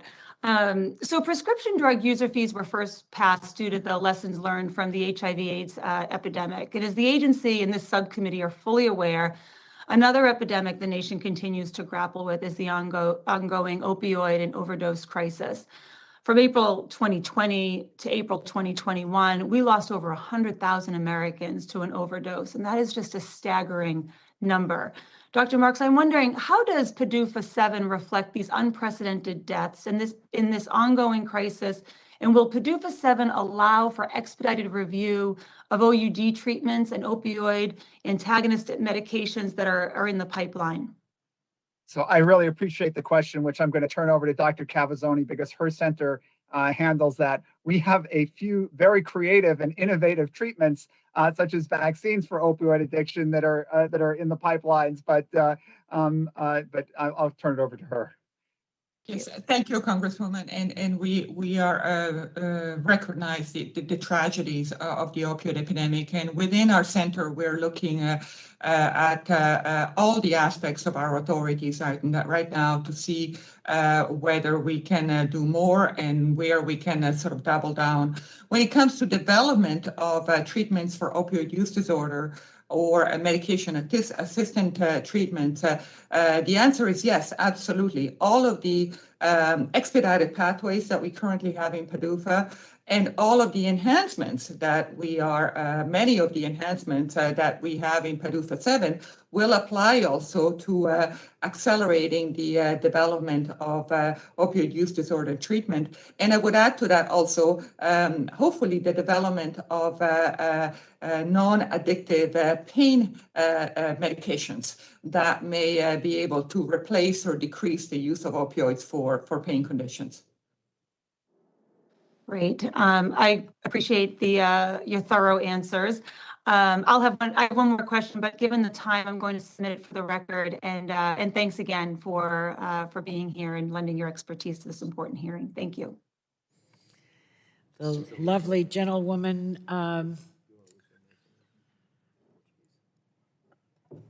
is completed. We have Representative Schakowsky, a member of the full committee, but not ours, and so she is waving on. I recognize her for 5 minutes. And I should say that on the heels of Ms. Schakowsky questioning, we will recess so that the next panel of witnesses can get some lunch, and the members of our committee are able to attend the classified briefing, which is important to all of us. So, Ms. Schakowsky, and we will resume at 2:30. So, Ms. Schakowsky, you're recognized for 5 minutes. Well, thank you once again, Madam Chair, for allowing me to wave on to this important committee. I'm happy to meet with the Food and Drug Administration, which really does have a mission to make sure that the drugs, including biologics, are safe and effective. But I am very, very concerned that recently we've seen a wavering of that commitment to do that. And I am talking about what happened recently with the Biogen's Alzheimer's drug, Aduhelm. And I just feel like this has been near scandalous. This is a drug that at first, initially, you said that would not be approved at all. And now it has been on accelerated approval. And this drug was only tested on people with mild Alzheimer's and dementia, but yet the FDA approved the first label to be for all Alzheimer's patients, holding on to hope that this was good for all of them. There have been reports from the limited trial that was done of severe harms, including brain bleeding and other serious harms. And actually, there were people, I understand, that even died. And it excluded in that limited trial that was done before the accelerated approval, it eliminated people who had other diseases. I'm sorry, if you have Alzheimer's disease, many people of that age have many other complicating diseases, but those people were excluded. And all independent advisory group, these are the experts that you have in the field who said that this should be approved. 10 of them actually said, no, this drug should not be approved. One of them didn't vote or abstained. And it's just outrageous. 3 of those advisors actually resigned from being on the committee.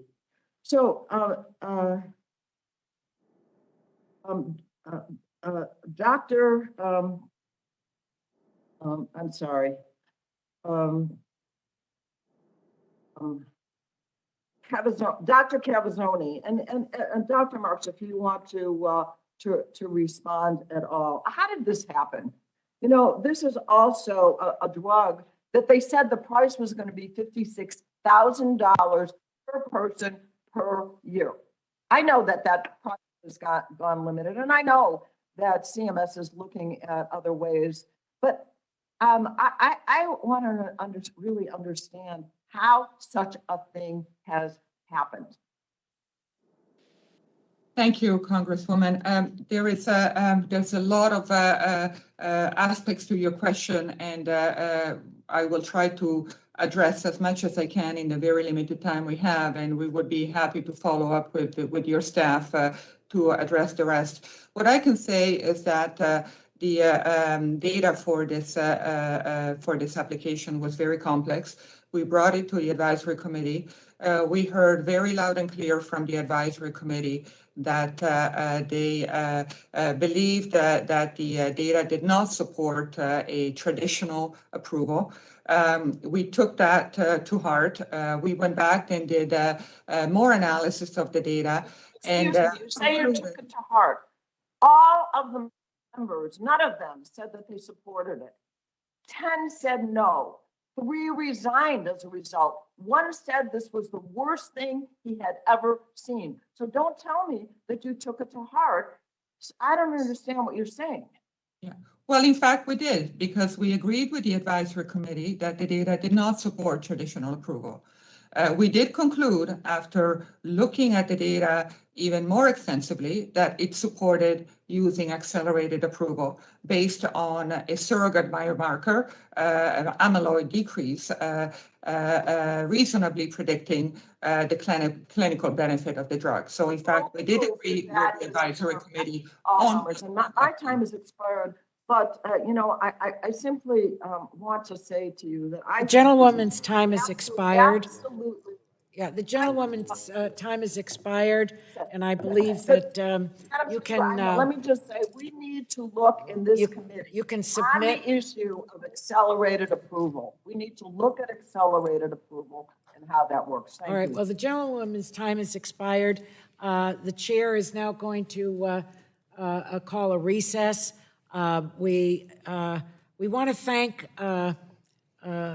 both of our witnesses, Dr. Marks and Dr. Calazzoni. It has been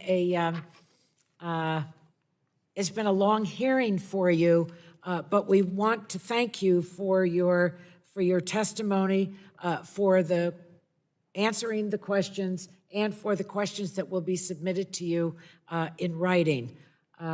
So on behalf of all of the committee, we thank you. We thank you. To the second panel, we will resume at 2:30. So we're now in recess.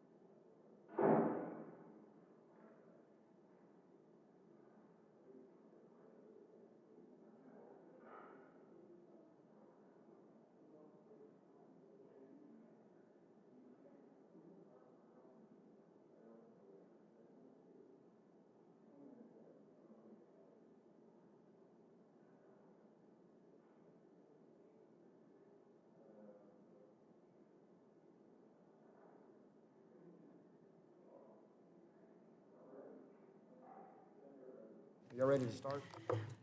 Okay, the Subcommittee on Health will now come back to order. I want to welcome our witnesses that are part of this second panel, each one distinguished in their own way. Dr. Lucy, now let me see if I can get your name right. Pronounce it correctly. Gainu, is that correct? Is it correct? Did you say it? Oh, good. Say it for us, yeah. She is the Vice President of Science and Regulatory Advocacy at PhRMA, the Pharmaceutical Research and Manufacturers of America. Welcome and thank you, especially for your patience today. Dr. Carter Esham, is that correct? A little bit beginning of my name, so I got the first syllable correct. She is the Chief Scientific Officer and Executive Vice President of Emerging Companies at the Biotechnology Innovation Organization, and our abbreviation of that, of course, is BIO. Welcome to you and thank you. To Juliana Reed. How is Juliana, is she going to witness? I'm here, Chairwoman. I'm virtual today. Okay. Well, welcome to you, Juliana. Juliana is the Executive Director of the Biosimilars Forum. So thank you for joining us and being willing to be a witness. And David Goff, he is the Senior Vice President of Sciences and Regulatory Affairs at the Association for Accessible Medicines, AAM, and Dr. Reshma Ramachandran, correct? Good. Thank you. Say it again. Would you ask her to say it one? Dr. Rama? Okay. And she is a physician fellow at the Yale National Clinical Scholars Program and the chair of the FDA Task Force at Doctors for America. Thank you for joining us and for being willing to be a witness at this important hearing. So we will begin with Dr. Varashagenu for 5 minutes of your testimony. Good afternoon, Chairwoman Eshu, Ranking Member Guthrie, and the members of the subcommittee. My name is Lucy Vereshchagina, Vice President, Science and Regulatory Advocacy at the Pharmaceutical Research and Manufacturers of America, or PhRMA. PhRMA represents the country's leading innovative biopharmaceutical research companies, which are devoted to discovering and developing I think, medicines. Doctor, if you could bring your microphone even closer, because you have a soft voice and we don't want to miss anything you're saying. That enable patients to live longer, healthier, and more productive lives. I'm pleased to appear before you to provide PhRMA's perspective on the importance of the Prescription Drug User Fee Act, PDUFA, and the Biosimilars User Fee Act, BSUFA, and their timely reauthorization. Today, I will briefly speak to PhRMA's perspective on the success of the two user fee programs and key elements of each agreement. For nearly 30 years, PDUFA has helped the FDA fulfill its central mission to help protect and promote public health by allowing the agency to keep pace with ever-evolving science and have the resources to review innovative drugs and biologics. In large part because of PDUFA and the biopharmaceutical ecosystem it fosters, the United States now leads the world in the introduction of new medicines, and the FDA's Human Drug Review Program is a global gold standard for regulatory review and approval. The PDUFA program has produced positive and tangible results that matter to patients. Since 1992, when the program was first enacted, PDUFA has provided timely patient access to more than 1,700 new drugs and biologics. The uncertainty of COVID-19 has highlighted the importance of the economic competitiveness of our nation and the need for continued advancement of the innovation-based industries. PDUFA 7 efforts built on the program's past successes and are aimed at modernizing the U.S. regulatory and drug development paradigm, strengthening FDA critical capabilities, and improving efficiencies in drug review. Increased regulatory predictability encourages continued significant investment in research and development made by biopharmaceutical companies in the United States. The continued number of approvals occurring despite COVID-19 pandemic are the testament to the agency's ongoing commitment to the public health and dedication of biopharmaceutical companies to drive medical advancements. PDUFA 7 also addresses new areas such as advancing digital health technologies, supporting new wave of advanced biological therapies such as cell and gene therapies, and enhancing innovation in manufacturing and product quality reviews. PDUFA 7 will advance new and powerful tools, including novel clinical trial designs, digital health technologies, and real-world evidence that will harness scientific advances, expedite drug development, and ultimately increase patient access to new therapies. PDUFA 7 will also enhance patient-centric drug review with the use of patient preference information and enhance safety monitoring, including for pregnant women. PDUFA 7 also includes commitment that advance COVID-19 lessons learned and enhance our future preparedness and ability to keep pace with scientific advancements, including the broader use of digital technologies during pandemic that has enormous positive impact on the conduct of clinical trials. Digital health technologies, including artificial intelligence, enable conduct remote or decentralized clinical trials that can enable more diverse patient populations to participate. PDUFA 7 will also ensure FDA staffing, resourcing, and infrastructure are robust and able to support efficient drug review and approval. PDUFA 7 will modernize FDA's IT infrastructure, including adapting cloud-based technologies, and enhance FDA financial and staff resource management while promoting accountability and transparency. Through these targeted improvements, PDUFA 7 will have a lasting and meaningful impact on the biopharmaceutical industry ability to develop innovative, safe, and effective medicines for patients in a timely manner. I'll now briefly turn to BIZUFA.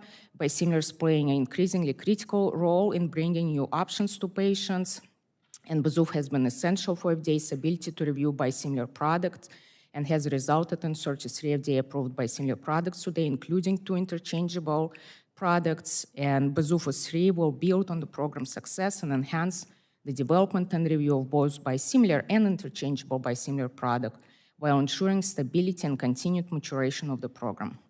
In conclusion, it's imperative that FDA is equipped to help us deliver new treatments and cures to meet patients' unmet medical needs. PDUFA 7 and BIZUFA 3 will help ensure that patients have timely access to life-saving medicines while maintaining the United States' global leadership in biopharmaceutical innovation. Pharma and its member companies strongly support PDUFA 7 and BIZUFA 3 and committed to working closely with FDA and all stakeholders to ensure the continued success of these programs, and Pharma therefore urges Congress to reauthorize PDUFA and BIZUFA in a timely manner to protect against any disruption to these critical programs. And we look forward to continue to work with the committee, members of Congress, and other stakeholders on these important issues. Thank you for the opportunity to provide this testimony, and I will be happy to address any questions. Thank you very much, Doctor. Now the chair recognizes Dr. Esham.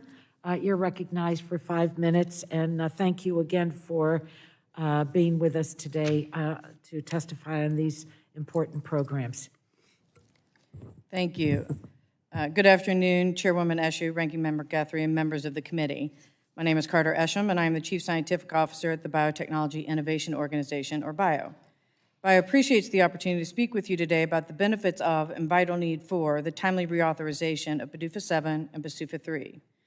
BIO is the world's largest trade association representing biotechnology companies, academic institutions, and related organizations across the United States and more than 30 other nations. While our membership includes most of the large international biopharmaceutical companies, the majority of our members are small, pre-revenue companies working on cutting-edge biomedical innovations. Since 1992, the user fee agreements have collectively worked to ensure effective and timely reviews, improve safety management, enable the agency to keep pace with medical and scientific advancements, and continue to improve processes that allow for early issue identification and resolution where possible. Both commitments continue to build on those successes with a focus on strengthening review fundamentals and ensuring the agency has the necessary resources and capabilities to meet current and projected needs to advance the development and availability of next-generation medicines and biosimilars.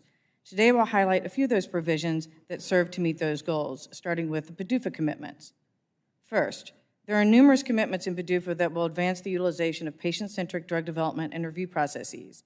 These include, but are not limited to, continued support for the utilization and review of patient-perspective data and innovative clinical trial designs, expanding the ability to utilize real-world evidence, advancing knowledge about how to develop acceptable endpoints for rare disease drug development, and strengthening the FDA's safety monitoring capabilities.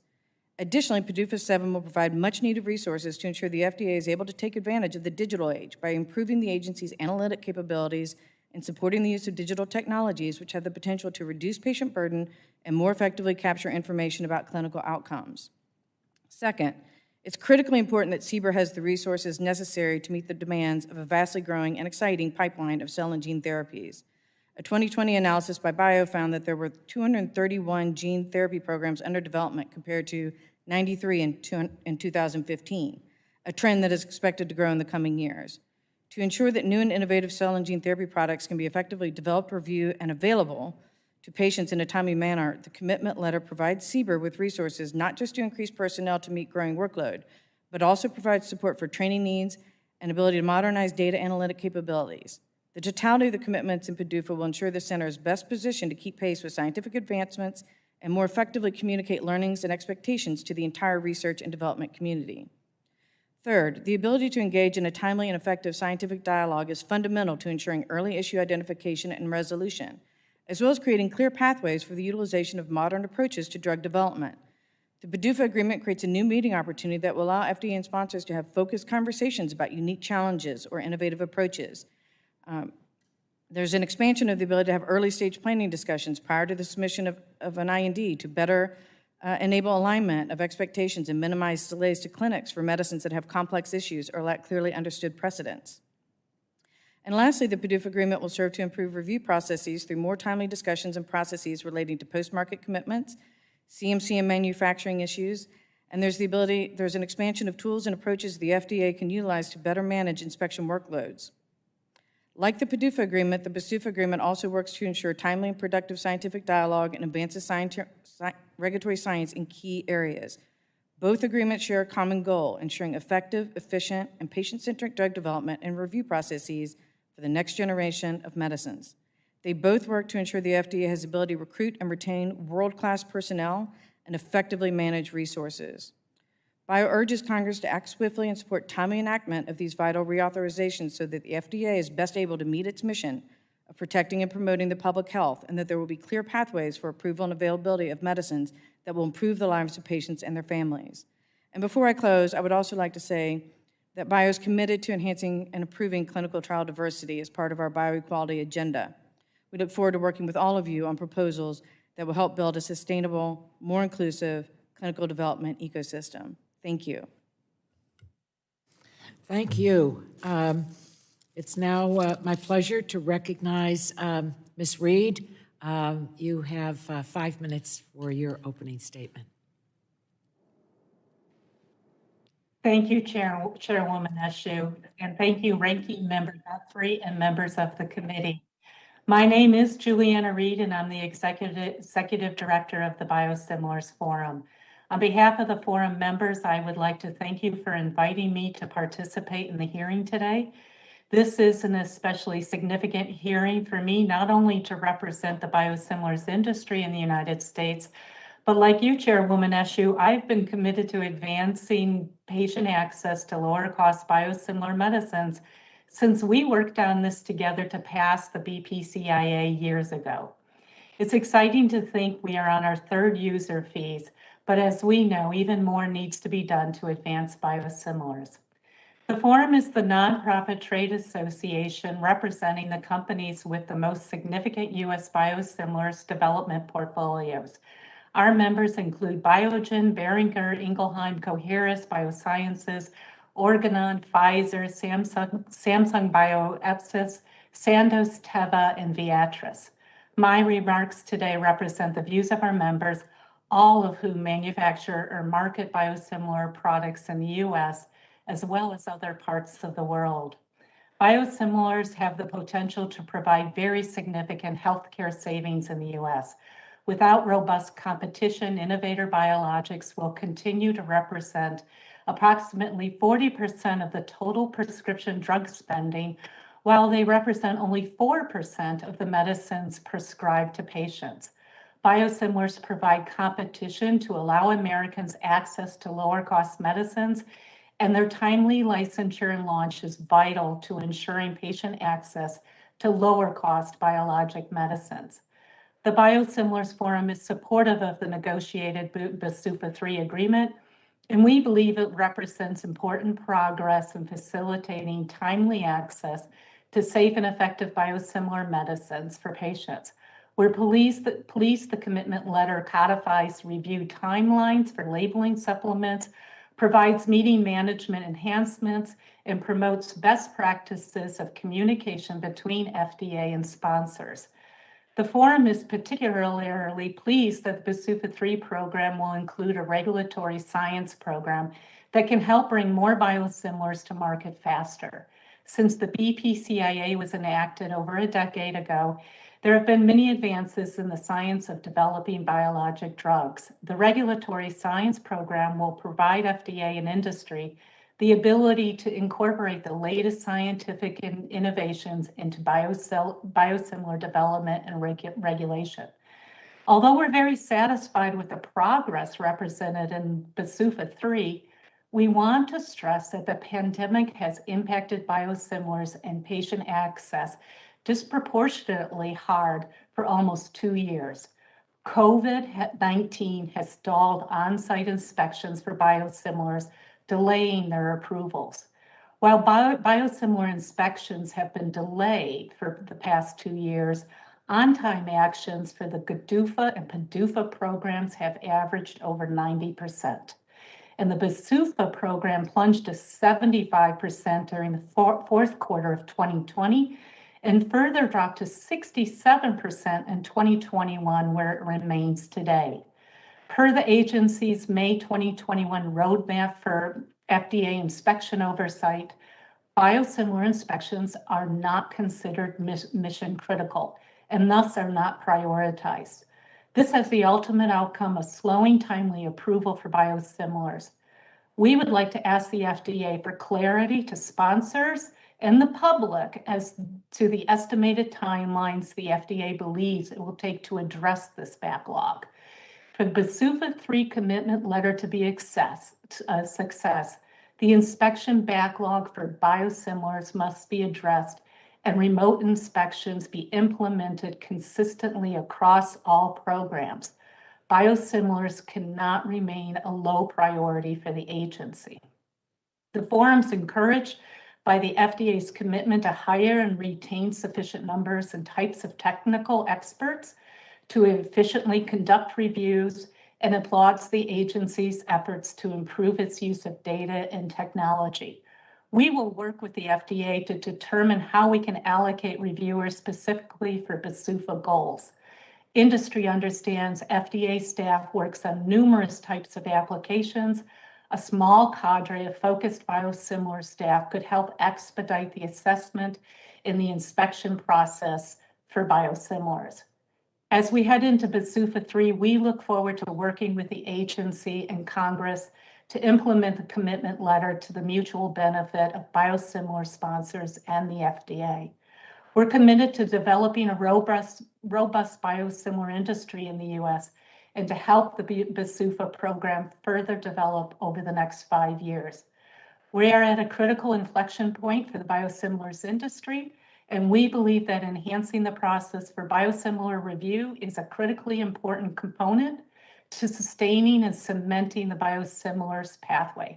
But as you all know, more needs to be done outside of BsUFA to help us all achieve our goal of lowering the cost of medicines and improving patient access to biosimilars. To conclude, thank you for the opportunity to speak today, and thank you. Thank you. Next, I'd like to recognize Mr. David Goff. He's the Senior Vice President of Sciences and Regulatory Affairs at, as I said earlier, at the Association for Accessible Medicines. Welcome to you, and you have 5 minutes for your testimony, sir. Thank you. Chairman Eshoo, Ranking Member Guthrie, and members of the subcommittee. Thank you for the opportunity to testify. Phone a little closer. You have a soft voice, so we don't want to. Thank you for the we want to hear opportunity. everything Is that you have better? to say. Is that better? Much better. Thank you. Thank you for the opportunity about the critical role BsUFA and GDUFA hold in increasing patient access to more affordable, generic, and biosimilar medicines. My name is David Goff, Senior Vice President for Science and Regulatory Affairs at the Association for Accessible Medicines. I'm a licensed pharmacist with many years of experience with both generic and biosimilar drug industries, and I represented the industry in the initial development and in both subsequent renewals of generic and biosimilar user fee agreements. AAM and the Biosimilar Council strongly support congressional authorization of GDUFA and BsUFA as negotiated and without changes. Timely approval of the FDA user fee agreements ensures patients will continue to benefit from new, more affordable generic and biosimilar medicines. Over the last 10 years, GDUFA and BsUFA significantly increased the resources available to the FDA for these timely reviews of applications. The benefit of this partnership between FDA and industry is clear. A record number of generic drugs were approved in 2017, again in 18, and again in 19, and a total of 33 biosimilars have been licensed. A direct result of license competition is lowering prescription drug costs for America's patients. Since 2012, patients and the U.S. healthcare system have saved more than $2 trillion, including $469 billion from new generic and more than $12 billion from biosimilars. GDUFA 3 and BsUFA 3 builds upon these successes. The user fee agreements incorporate lessons learned, including enhancements to ensure the timely review of applications, and provides FDA with sufficient resources over the next 5 years. GDUFA 3 and BsUFA 3 are the culmination of months of negotiation, have been subject to public review and comment, and represent a careful balance between stakeholders. My written statement details many improvements negotiated in GDUFA 3 and BsUFA 3, but let me highlight just a couple. Complex generics. These are generic versions of brand name drugs that have complex active ingredients or drug-device combinations, for example. These drugs are more difficult to develop due in part to the lack of FDA product-specific guidances. GDUFA 3 includes commitments to facilitate the development and publication of these product-specific guidances for complex generics. These commitments will increase transparency and developers' understanding of FDA's expectation to allow for a more predictable review process. Inspections. Generic and biosimilar developers support FDA's inspection program. In fact, one of the original purposes of GDUFA was to provide resources for FDA to conduct risk-based facility inspections. GDUFA enhances the efficiencies of the inspection process by helping ensure reinspection occurs within a specified time frame. In addition, in BsUFA 3, FDA commits to issuing guidances on its use of alternate tools to request records and other documentation in lieu of inspections. Suitability petitions. These are required to submit to the FDA when a generic drug manufacturer intends to seek approval for an ANDA for a drug that differs from the reference brand product. Current law requires FDA to grant or deny suitability petitions within 90 days from submission. That deadline, however, is rarely met today. GDUFA 3 will enhance FDA's ability to conduct timely review of these suitability petitions with additional resources. BLA supplements. Biosimilar developers can submit supplements to modify an approved BLA, for example, updating labeling with new safety information or changes to indications. Under BsUFA 3, FDA commits to accelerate supplement reviews for safety labels, for extrapolation, for label carve-in, carve-outs, and for new data. And finally, interchangeability. As of 2022, FDA has licensed 2 interchangeable biosimilars. BsUFA 3 will help manufacturers to develop more interchangeable biosimilars through the regulatory science demonstration projects. These demonstration projects will also evaluate mechanisms to streamline overall biosimilar development. In closing, we strongly support timely reauthorization of GDUFA and BsUFA, and we look forward to working with members on both sides of the party to accomplish this goal. Thank you again for this opportunity, and I look forward to questions. Thank you very much, Mr. Goff. And last but not least, Dr. Ramachandran, your 5 minutes of testimony. Chairwoman Eshoo, Ranking Member Guthrie, and distinguished members of the subcommittee, thank you for the invitation to testify today.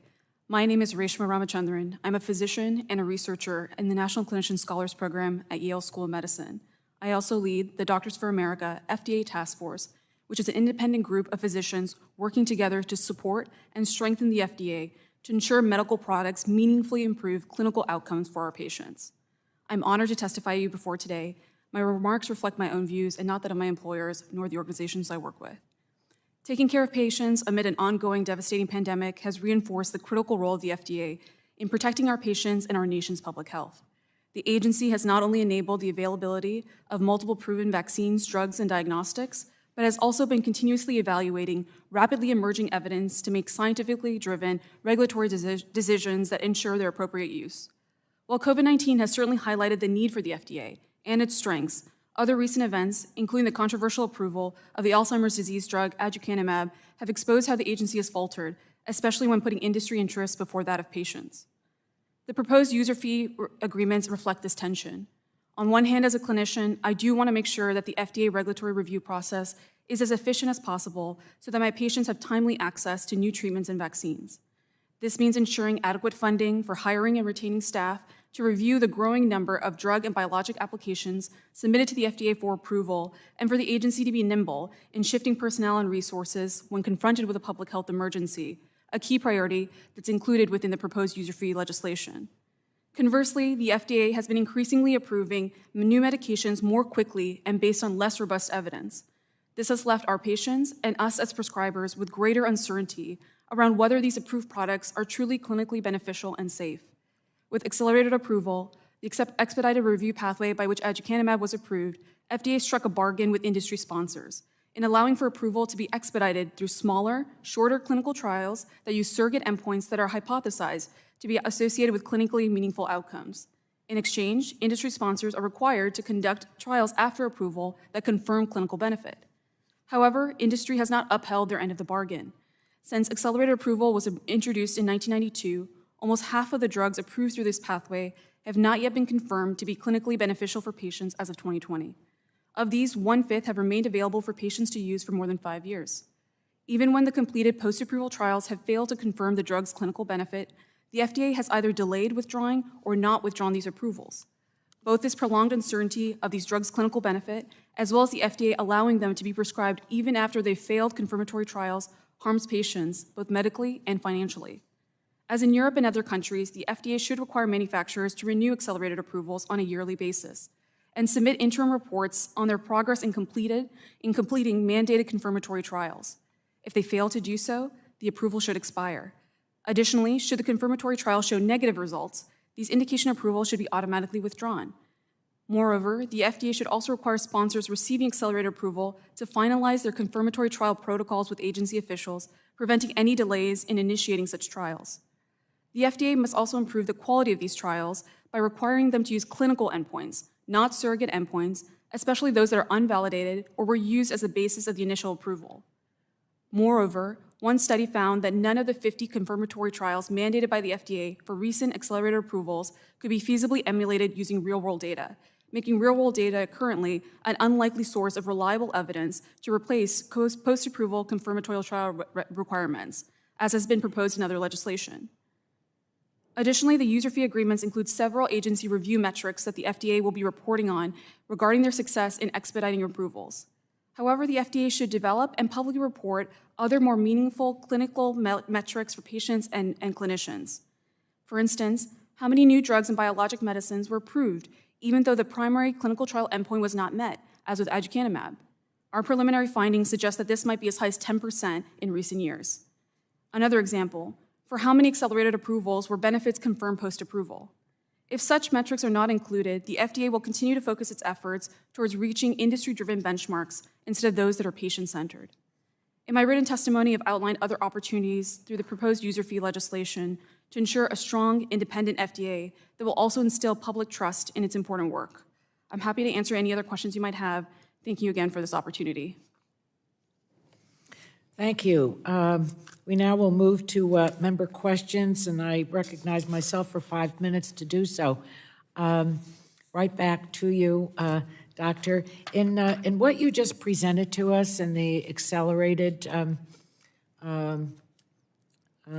trials, can you give us examples of outcomes that that hurt patients?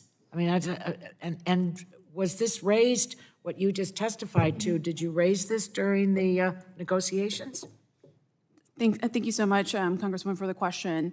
So as just some relevant examples, particularly with cancer drugs that have been approved through this pathway, we have found that a number of the trials use the same surrogate endpoint in the post-approval trials as the pre-approval. Wait a minute, slow down a little bit so I catch every word. Sure. Say that again? So Thank you. we found for cancer drugs that were approved through the accelerated approval pathway, their confirmatory trials use the same surrogate endpoint in their confirmatory trials, which are meant to show clinical benefit, as the pre-approval trials.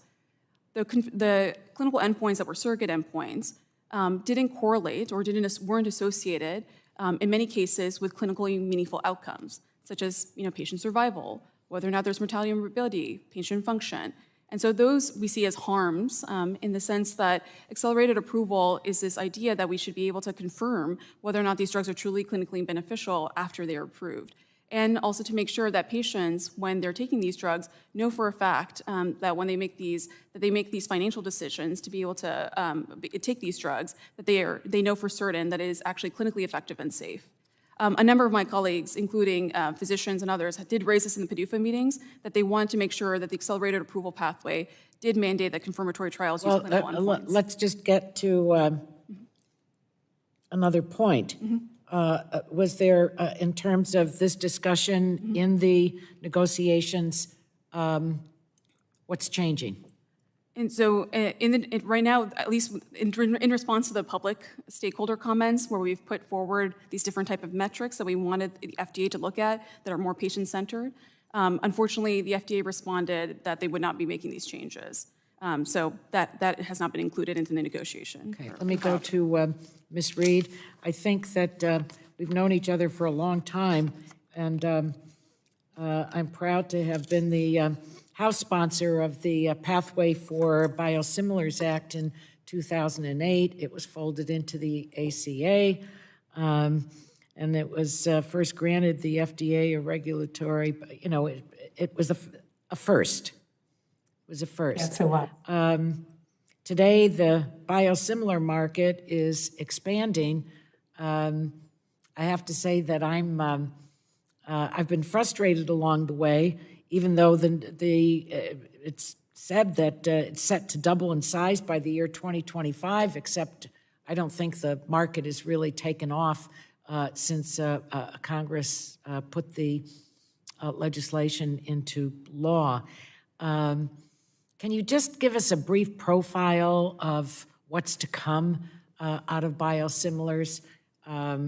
I know that the FDA did testify this morning as to how many have been approved, and that's encouraging. Do you have more to add to that? Thank you, Chairwoman, and thank you. This has been a wonderful adventure for me to partner with you on this commitment. Yes, I can definitely do that. And I think, first of all, to the agency's commitment and our commitment to strengthen the agency's program is significant. And that's a very good thing. And that's why we support the BsUFA 3. But as you know, and said, more can be done for the uptake and the access of biosimilars. And that is something the forum is committed to. We need to change the way biosimilars are incentivized to get to patients. Biosimilars are a cost-saving solution on the shelf, ready to go. If we were to see that biosimilars were patients had access to 90% of the time to a biosimilar, this country will save the billions of dollars that we predict will be available and have an incredible cost savings for consumers, patients, and the government. There's a number of ways we can do that. We can incentivize, we can continue to combat misinformation, we can look at Excuse me, because my time is running out. Did you raise all of this during negotiations? And if so, have any of these things that you're raising been addressed? Thank you, Congresswoman and Chairwoman. These things need to be addressed outside the user fee program. So We have a commitment to accelerate and streamline development of biosimilars with the agency, but we would love the opportunity to continue to work with you and the committee. My to time look at is, other I don't want to set a bad example for my colleagues. My time is expired, but we can continue this conversation and with follow-up written questions to our witnesses. It's a pleasure to yield to our distinguished ranking member of the subcommittee, Congressman Guthrie. Thank you. Thank you, Madam Chair. You know, some of the biggest influencers on Capitol Hill are families and people who have diseases that come to see our offices. I think, as the chair would say, we have quite a few people that visit and make a big impact because they tell their stories and they tell their lives. And so what we try to do and what we try to push in public policy is to get these miracle cures, if they are miracle cures, and drugs and pharmaceuticals to the patient as quickly as possible, accelerated if possible, but it also needs to be safe and effective. And so that's where we try to balance what we do and have a lot of faith in what the FDA does moving forward. But I don't know, I know you have every year just we had a hearing with ALS, I think, that had a big impact on a bill that moved forward with a patient that came here from Chicago. And so Dr. Isham, I voiced my concerns with CMS a little earlier on their Agilum, the way that limited circumstances offering in addition to the process they took. Could you use that as an example of how, or do you believe that this decision will impact future investments in these potentially life-saving drugs? And just talk about what are the issues that you would take with that process CMS went forward? Certainly. I would say that the decision, if finalized, would have a chilling effect, not just on the future of investment in the research and development for innovative Alzheimer's treatments, but for other treatments to treat difficult diseases. As you know, producing a novel therapeutic is one of the riskiest business ventures an entrepreneur can take.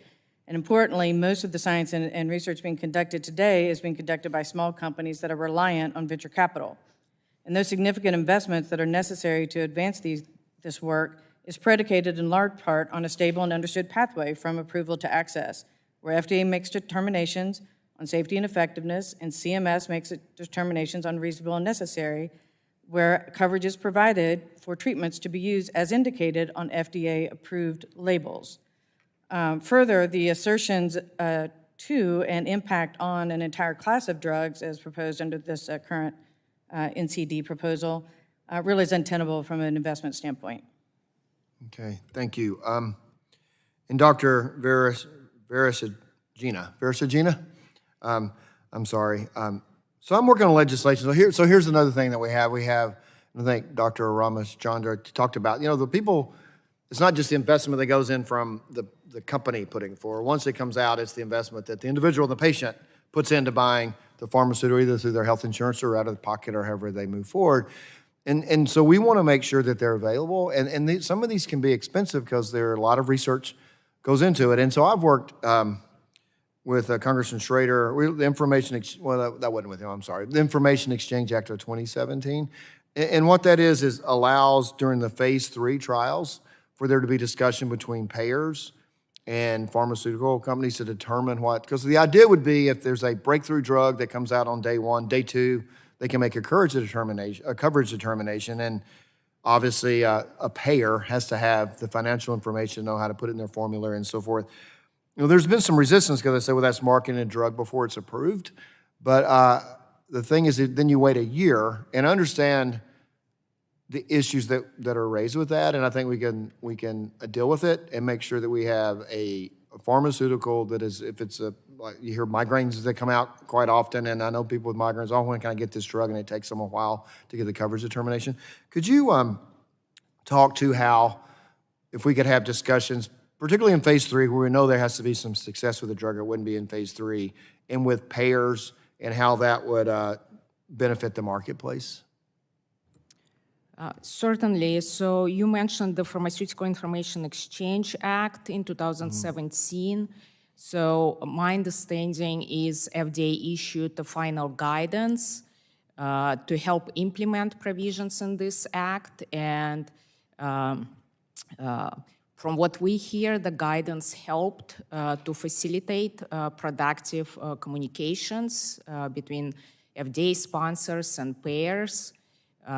So while I cannot comment on any specific legislative proposals, Pharma will welcome an opportunity to work with you and your office to make sure that any further legislative proposals accurately reflect the final guidance, and they really help to facilitate those productive discussions and conversations with payers. What if we just codified the final guidance? So there's not a new proposal, just the final guidance comes and we codify it. Because the problem you hear, and not just in pharmaceutical world, but in almost every deal that we deal with, is people say, well, we don't know the uncertainty of the regulatory environment and things that Congress can put into law makes certainty better. And so that's my question with if we codified the guidance that came out.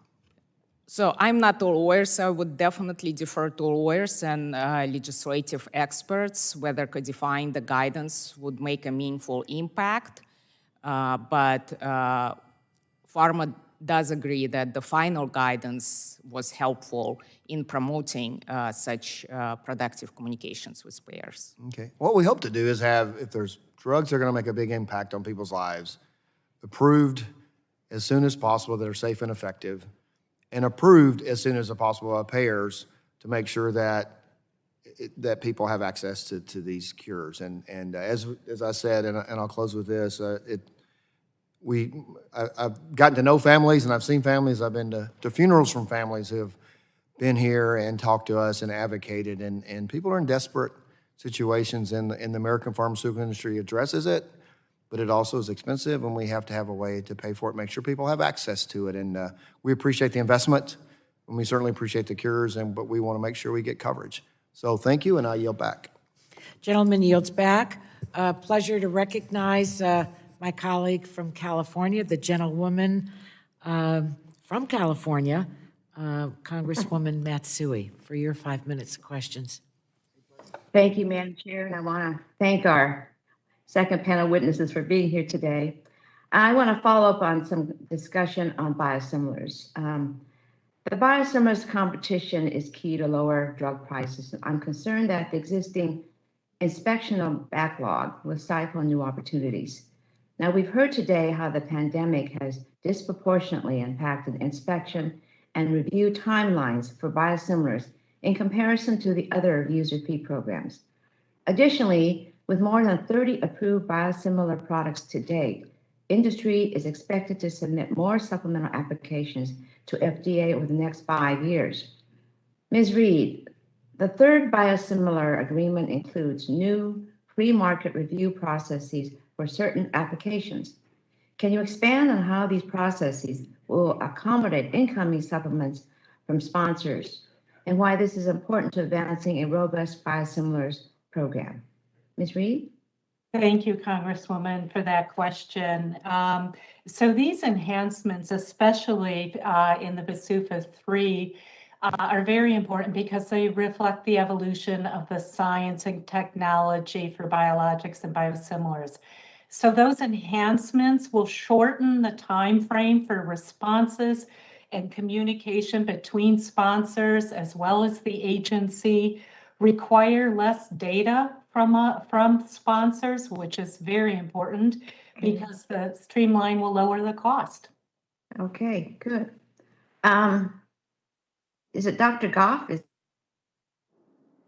In your testimony, you discussed the challenges of developing complex generics. As we heard from the first panel, the GDUFA 3 agreement includes a new mid-cycle review meeting commitment between industry and regulators for complex generic drug applications. In your review, what information can industry learn from these new opportunities that is missing in the current review cycle process? Thank you for the question. Yes, so in GDUFA 2, we started building a complex generic structure that would allow and would somewhat mimic the new drug development process. And by that, I mean allowing the companies to have a pre-development meeting with the FDA, a pre-filing meeting with the FDA, a mid-cycle meeting, and then an end meeting with them. We were not able to gain all of those accesses in GDUFA 2. And we also asked for the product-specific guidances to be enhanced in GDUFA 2, which, again, that was not able to happen. In GDUFA 3, however, we've continued down that path, so we now have those pre-development meeting capabilities that we can ask for with the FDA. They don't necessarily have to grant them, but we can ask, and hopefully we'll get those. We also have the mid-cycle review meetings, and then we have a more robust product-specific guidance structure set up. Thank you. Okay, thank you. Now, I'd like to follow up on the discussion we had with the FDA earlier today around its work to advance the development of therapies and cures for rare diseases. Because drug development for rare disease typically focuses on novel areas that affect few patients, the clinical trial populations are often inherently small, and there is a lack of regulatory precedent for drug development. Dr. Esham, from your perspective, how will the Rare Disease Endpoint Advancement Pilot Program help industry better design clinical trials for rare disease and treatments, and how will that impact the rare disease drug development process overall? Thank you for that question. I just want to make sure I heard. Are you questioning about the provision in the PDUFA agreement about the rare disease endpoint pilot, correct? That's right, right.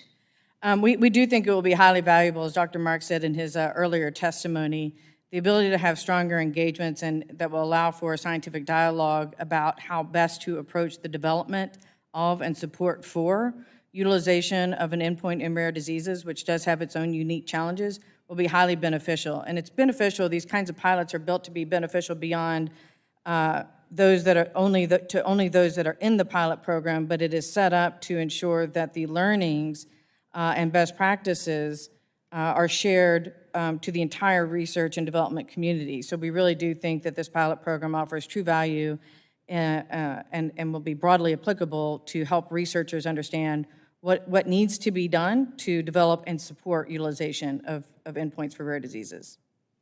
So you believe that the lessons learned from this pilot program and other initiatives for rare diseases throughout the review programs can help throughout the review program process for other programs? Yeah, absolutely. The key provisions in those user fee agreements is the ability for the FDA to share information from the applications that were part of the pilot program so that they can share them more broadly with the entire research and development community. That's right. Gentlewoman's time has expired. Thank you. Chair is You're back. pleased to recognize the gentleman from Georgia, Mr. Carter, for your 5 minutes of questions. Thank you, Madam Chair, and thank y'all for being here. Very quickly, as a pharmacist, drug shortages are extremely important, and for me personally, and it's something that I've been working very diligently on, and I continue to. Also, moving pharmaceutical manufacturing back to America. That's one thing. You know, I often say there's a difference in knowing something and realizing something. We knew we were too dependent on other countries for our pharmaceutical needs pre-pandemic. We realized it during the pandemic. We have to do this, and I've got legislation that will do just that. But one of the things that innovative manufacturing technologies, this could help. It could help solve the drug shortage problem as well as to help incentivize pharmaceutical manufacturers to move their production back here to America. But it seems the FDA review process for these technologies are slowing this innovative manufacturing. And I just wanted to ask you, Dr. V, I'll ask you first. Can you speak to the importance of approving innovative advanced manufacturing technologies and their benefit for manufacturers and, most importantly, for patients? Absolutely. So industry and FDA recognize that that's a critical issue, and this is why PDUFA 7, actually first time in the history of user fees, includes manufacturing provisions, and advanced manufacturing and such innovative things as platform manufacturing and risk-based inspections are all included in PDUFA 7. So we do hope that it will help expedite all the things that you just mentioned. Okay, well, I'm going to hold you to that. I hope it does, because we need this. This is essential. And Dr. Esham, you want to add to that? Is there anything you can add to it? No, I will underscore that we believe that the ability of these technologies the promise is that they offer optimization of efficiency scalability, reducing variability, and increasing product quality assurances, all of which are good for patients and ensuring expedited availability of high-quality medicines. Good. Thank you both for that. Mr. Goff, I want to ask you, one of the things in my many years of practice of pharmacy, I often say that I've seen nothing short of miracles through research and development, and I haven't. I use the example quite often, and I think it's a good example of hepatitis C. I remember when I started practicing pharmacy back in 1980, that if you were diagnosed with hepatitis C, you were going to die. I mean, we didn't have anything to treat it. Now we can cure it with a pill. That's phenomenal. But if you can't afford that pill, it does you no good whatsoever. That is something that is extremely concerning to me. I know that GDUFA 3 is supposed to improve FDA's review and approval of complex generics, because generic drugs, it baffles me and frustrates me to no end that it takes so long for a generic to get to the market. I always thought that, quite honestly, before I became familiar with the process, I always thought, working as a pharmacist, that, okay, they get 7 years, and then on day 7 year and 1, then the generic comes out. But I learned, since I've been a member of Congress and a member of this committee particularly, that's not the case at all. It may be years and years after that. Can GDUFA 3, is that going to improve that at all? Yes, we believe it is going to improve. So a couple of things. One, I talked a minute ago about the complex generic pieces that we built into GDUFA 3, which will help move that along. The second thing is first cycle approvals. Instead of, to your point, several years, we have a 10-month goal in the approval process. But what we found was that at the end of that, or not the end, but at 9-ish months of that review cycle, may not be close enough or close, but just not there yet to get an approval. And so we get a complete response letter instead of approval. So we've built in an imminent approval piece that adds an additional 60 days to that to allow the FDA and the company to work together to meet that deadline.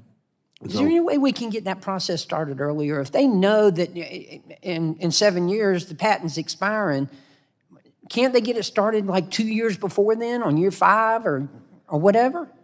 Well, in many cases we do. We file. And it still takes that long to get a generic to market? Depending on the product and the product category, yes. But many products are tentatively approved by the FDA, and to your point, ready to launch the day after the expiry or the day of the expiry. I think we see that happen seldom. I think it is the other way around. I think it's years later more often than it is the day after. It can be, but it is both, actually. Well, is there anything we can do in Congress to accelerate that?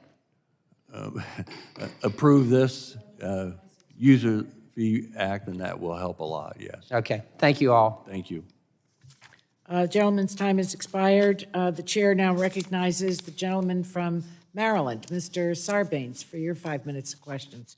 And I'd also like to add that I have one other from our side that is waiting to question, and that will be it. We're doing and an then, inventory. and then We're letting our people know. Good. So, Okay. they need to So, Mr. Sarbanes, you're on. Yes, thank you. Thank you very much, Madam Chair. And I want to thank the panel. We certainly know that R&D investments of pharmaceutical companies are absolutely critical to advancing new therapies. But too often, I think industry claims that we must make a false trade-off between promoting innovation on the one hand and the affordability of increasingly expensive prescription drugs millions of Americans rely on the other hand. Dr. Ramachandran, can you speak to whether this trade-off really exists and the role that legislation being discussed in Congress, including the GDUFA proposal before us today, can play in impacting the affordability of prescription drugs? Thank you, Congressman, for your question. This trade-off definitely exists that we're seeing, and unfortunately, our patients are the ones that are experiencing the bad end or the bad bargain from that trade-off. Just to kind of reiterate one of the points that have been made earlier, in relation to aducanumab, the drug that was recently approved by the FDA based on a surrogate endpoint that 24 clinical trials found no association with a clinically meaningful outcome for patients, A number of people had concerns about this. We had 3 resignations that came through after that approval went through by the FDA, and it's actually sent a signal of bad innovation to the industry. Instead of truly incentivizing innovation that's going to be clinically meaningful to patients, instead a number of other manufacturers came in to want to make similar drugs with the same mechanism of action that's unproven. And so who's going to lose out in that situation? Our patients. Our patients are going to be flooded with a number of drugs that are not going to be very good or beneficial for them, both medically and financially. The GDUFA agreement and BsUFA agreement, I am grateful for the fact that there are mechanisms within that to make the process more efficient for biosimilars and generics to be produced, to be reviewed much more quickly, and also to get out to patients, because I've seen the impact of those generics and biosimilars on my own patients, particularly generics. A number of my patients, especially my older adult patients who take multiple medications, have significant cost savings as a result of the availability of generics and biosimilars. The one thing I will say is that the FDA had indicated, Acting Commissioner Woodcock had sent a letter to the Patent Office last year and had talked to them specifically about collaboration to remove additional barriers that are impeding biosimilar access and generic access in particular. And I'm hoping that these agreements will actually include metrics on FDA's collaboration with the PTO, or there might be legislation to kind of ask about this a little bit further to see if those questions that are being asked to the PTO are going to be realized through regulatory action. Thank you. Thank you. Let me ask you a little bit about the source of dollars to support these reviews. It's certainly clear that the FDA needs adequate resources to take on the wide-reaching and ever-increasing work of keeping Americans safe. But I have some concerns that a large portion of FDA's budget is attributable to user fees from the industries that are being regulated. For example, in fiscal year 2020, FDA spent about $400 million from congressional appropriations on the PDUFA program compared to almost $1.1 billion from user fees. I certainly have confidence in the scientists and other public servants at the FDA, but Dr. Ramachandran, in your testimony, described some of the challenges the FDA faces in public trust given its close ties to the industry. Can you briefly outline some of the points that you raise on this topic? Thank you, Congressman, for that question. Like a number of my colleagues, especially my other fellow physicians and patients, we do have concerns that FDA's increasing reliance on industry user fees has led to faster approvals, but also faster approvals where we have more uncertainty on clinical benefit and safety. Short of not having enough congressional appropriated funding to ensure the independence of the FDA, I'm hoping the user fee agreements will include a number of provisions that are safeguards to protect patients and to instill that public trust.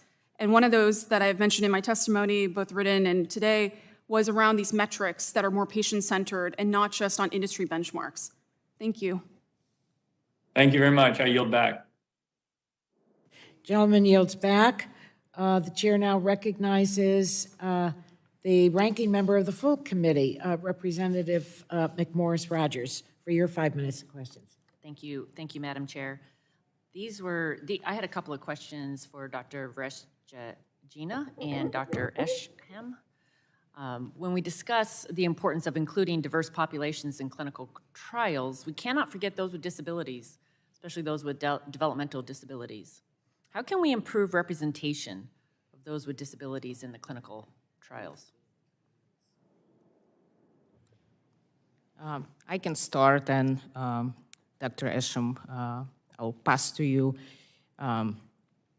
This is why we're excited about digital health technologies provisions in PDUFA 7, which are intended to enable what we call remote or decentralized clinical trials. And in such trials, it is possible to collect data remotely.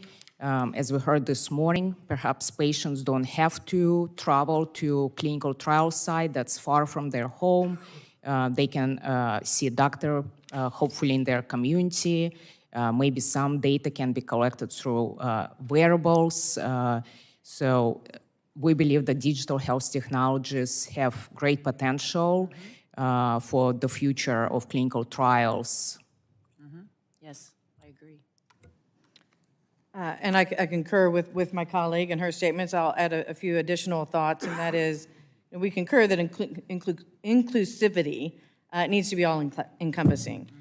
We at BIO have developed a detailed proposal outlining key steps and activities for the FDA and cross-agency activities we think will help enable a more inclusive clinical development ecosystem.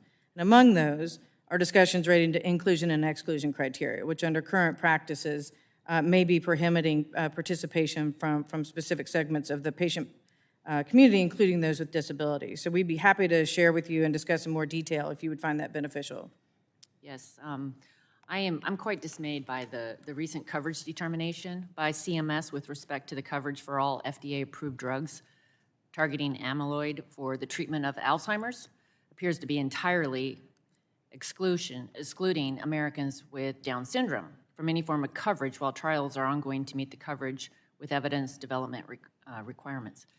I'm very concerned about the precedent that this is setting. Could the exclusion of individuals with Down syndrome from the CMS-covered trials disincentivize the recruitment of clinical trial participants from this population in the future studies for drugs targeting amyloid?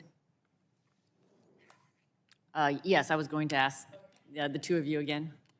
I guess you want me to go first? Or if others want to speak to it, I'd welcome. Well, as I stated earlier, we have many concerns about the proposed national coverage determination, not only how could it negatively impact the future of AZ research, but the uncertainty it creates for all future approvals of innovative medicines. It's imperative that the mandates and distinct mandates of CMS and FDA are maintained. But more directly to your question, the provisions, the additional provisions in the coverage that may in fact compound or delay medicines for patients with disabilities is equally troubling. Have you ever seen this before? I believe unprecedented is a term that leaps to mind. Okay. And I would echo what Dr. Esham just said. Pharma is concerned about recent NCD proposal and especially about potential negative impact that it may have on access for patients, especially since it affects the broad class of drugs, including some of those that are still in development that have not even been approved yet. I'll stop here. Yes. Does anyone else care to speak to this question? Yes, I can definitely speak to this. That'd be great. The national coverage determination is not as unprecedented as one might think. There have been other coverage with evidence development determinations where they've required randomized controlled trials, and I'm happy, share that information with the Congresswoman, after the hearing. The one thing I will say is that as a physician and someone who's reviewed the clinical trial evidence from aducanumab, where that surrogate endpoint, the amyloid that you had mentioned, there's not been an association with a clinical and meaningful outcome.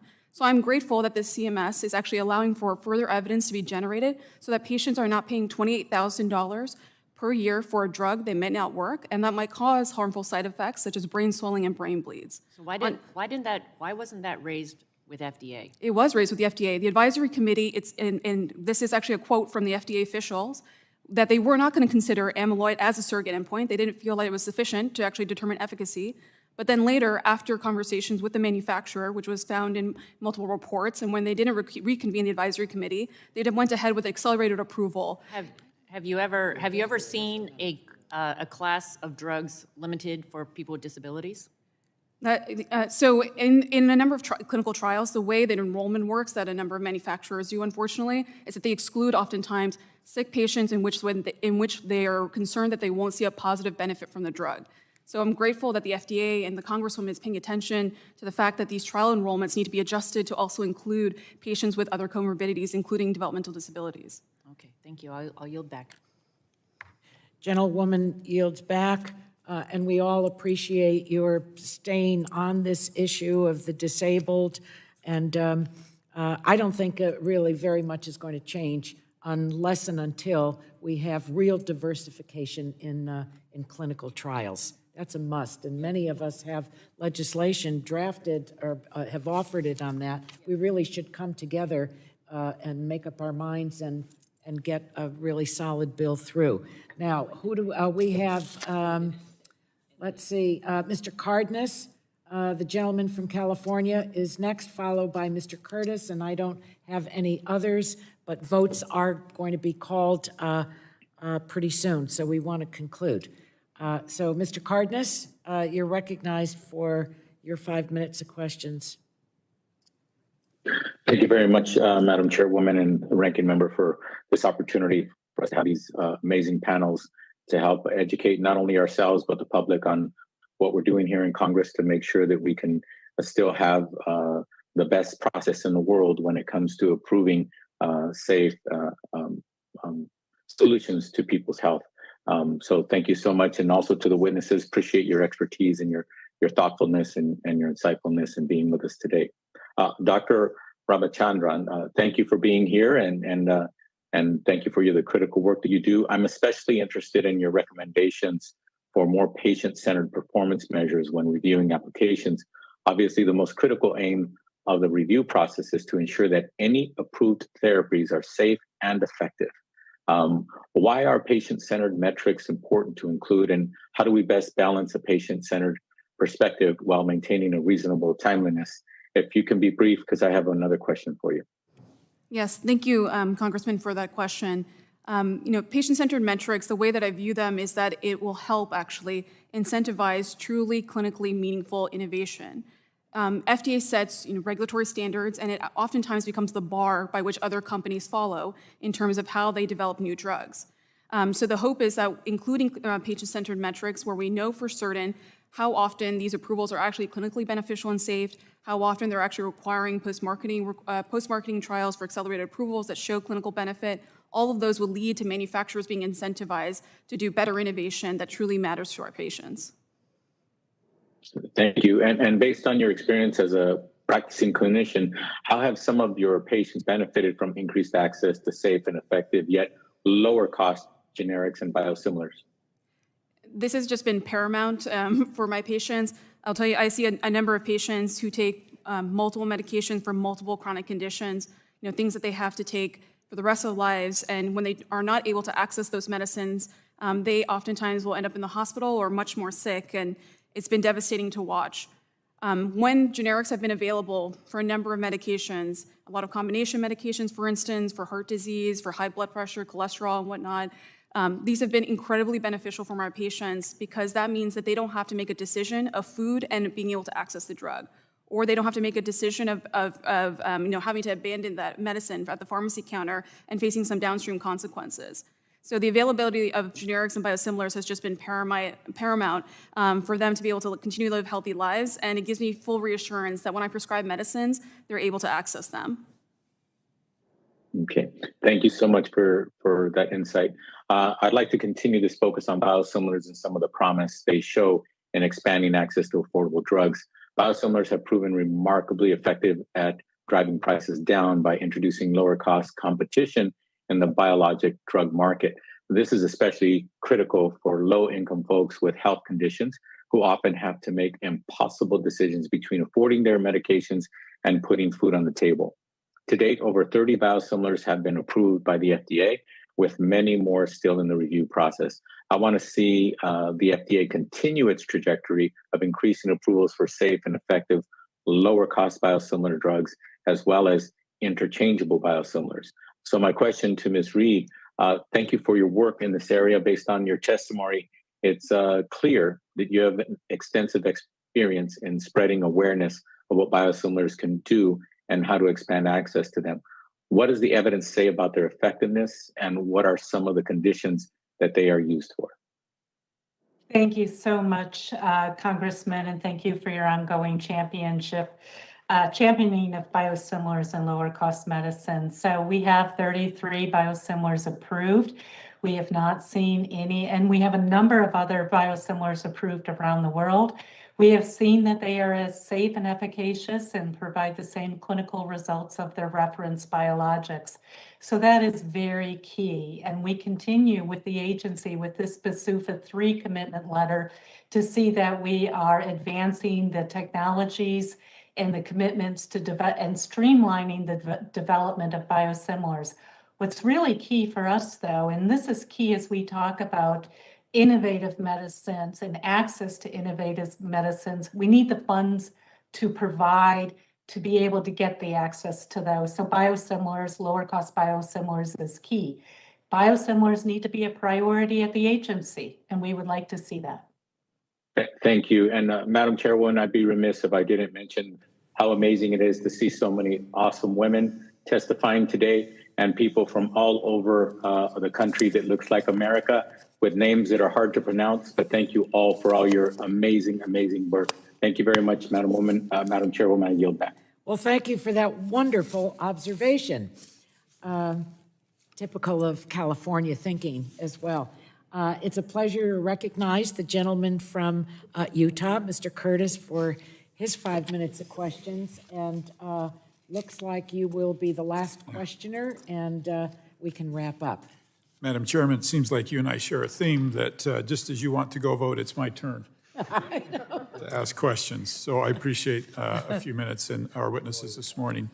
You know, this morning I mentioned that I'm in a unique situation. I've not been on the committee as we've done this process before, and I don't have a healthcare background. But I also believe that lets me see a little bit of the forest, the trees in the forest from a distance and a different perspective, and bring kind of a problem-solving business mentality to this as well. This morning I also shared a story about a Utahn, a woman who has a son. He's 5 years old. He has classic galactosemia. And this mother is desperate for access to AT-007, a central nervous system penetrant inhibitor used to treat this disease. This drug could change her son's educational trajectory at a time when his mind is developing very quickly and in a unique period in his life, what will make a difference to help him be a self-sufficient adult. I know that this panel may not be able to speak to the specific drug, but I've heard multiple stories about Americans and Utahns like this that I referenced this morning, and who are desperate for access to these innovative therapies. Dr. Vera Shogam and Dr. Agon, or Mr. Agon, how would these agreements being considered before us today help accelerate the approval process for these medical products and give these people hope? Doctor, we'll start with you, please.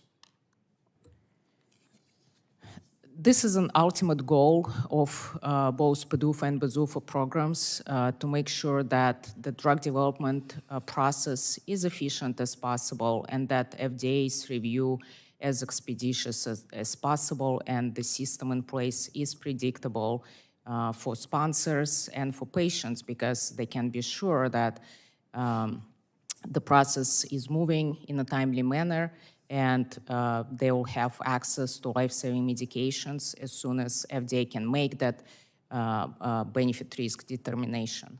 Thank you. Mr. Goya. Thank you for the question. So as we talked earlier, Mr. Carter asked that question about getting generics to market, and of course the innovator has to come to market first, and then we have to get through all the patents and the patent thickets to happen with those products. Once that happens, we have now built into GDUFA 3, specifically the product you're talking about in complex generics that would allow it to move through that process more quickly. Thank you. I mentioned this morning, it's my hope we can put names and faces behind these people, and that might help us motivate to go quicker. We had a biomedical innovation hearing in December in this very room right here, and I shared that ALS is a diagnosis that hits very close to me, as it did for many people in that room that day. I've lost too many good friends to this disease. It feels at times that we don't give patients enough flexibility to access and try therapies despite urgency of a degenerative disease. Dr. Ramachandran, you mentioned concerns over accelerated approval pathways. Well, let me just ask this, keeping in mind that the very personal nature of these diseases. If the patients are made aware of the adverse risks, if they consent, if we acknowledge somewhat of a life sentence, a death sentence that they've been given, do you believe that they should be given opportunities to access these treatments? Thank you, Congressman, for the question. And I definitely appreciate that viewpoint, having taken care of patients in which I'm left kind of flustered in the exam room or in the hospital, not being sure what I can give them because there's really no option. To your point, I understand that, when patients are willing to accept the risks, there are pathways in which they can get access, and that's through expanded access or through clinical trials. And the reason why I think that pathway is important in order for them to get access is because we should be able to study whether or not the drug is actually working for them, whether it's clinically beneficial for them, where they're actually feeling better. And that way it can help inform a whole population of patients to see whether or not it would also be beneficial for them as well. Thank you. I don't deny that the logic of what you're saying, but the sheer numbers of people who would like to try and don't have access to what you've just described, I just want to leave a marker that it's something that we ought to be thoughtful about. I firmly believe in the importance of our ingenuity and innovation here in America, and we need to do all we can to foster it. Ms. Reed and Dr. Esham, how can we clearly or more frequently engage with the agencies, such as through Interact meetings or RDEA pilot for rare disease, help bring novel treatments to the market? So I think from a biosimilars perspective, it is we are working with the BsUFA 3, but also have started working with the agency on a best practice for communications.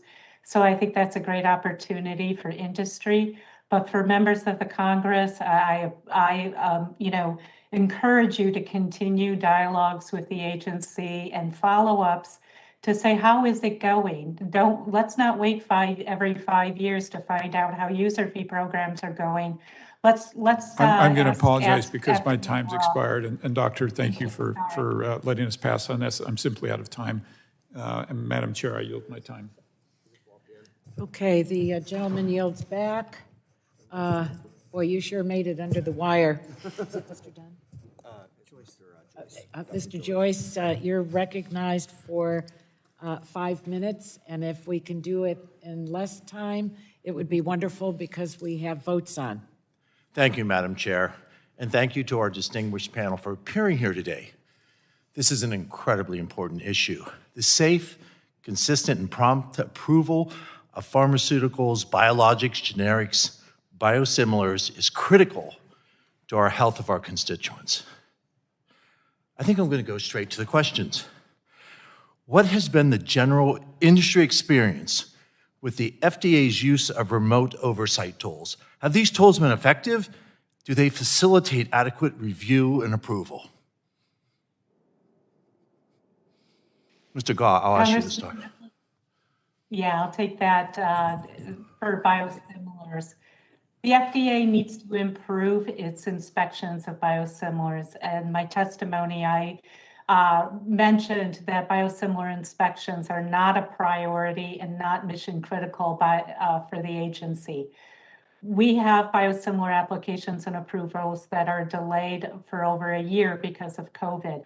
We need to see the agency prioritize biosimilars, use these remote tools, and use their staff that are on site in developing or different countries. They have people outside the US that could help facilitate the use of the remote tools and the remote inspections. So for biosimilars, we need more done. In my home state of Pennsylvania, I've heard from one company in particular, Nabriva Therapeutics, which has faced these delays, and they are seeking to bring to market in the United States a novel, first-class therapeutic for the treatment of complicated urinary tract infections.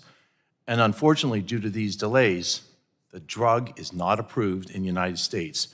Do you believe that there are steps that we can take to improve this process, especially taking into considerations what we've learned in COVID-19? I'll ask Dr. Esham. Okay. Happy to answer that question. And I would say that, we've long supported the increased use of expanded tools in the toolbox to meet the growing demands and complications of inspection activities. The pandemic offered the opportunity out of necessity to collect a lot of learnings about how we could more effectively utilize more collaborations with foreign regulators, use of digital tools and record reviews to mitigate against disruptions we were seeing during the pandemic.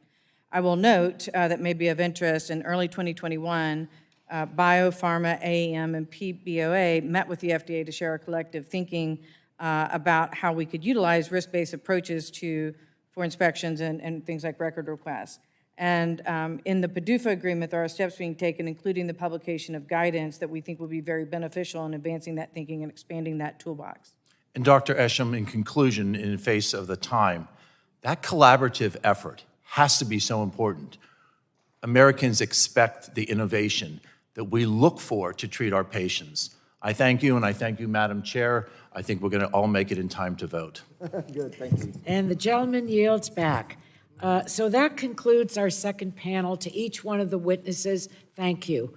Thank you for your testimony. Thank you for the work that you've done as it all relates to the negotiations with the FDA to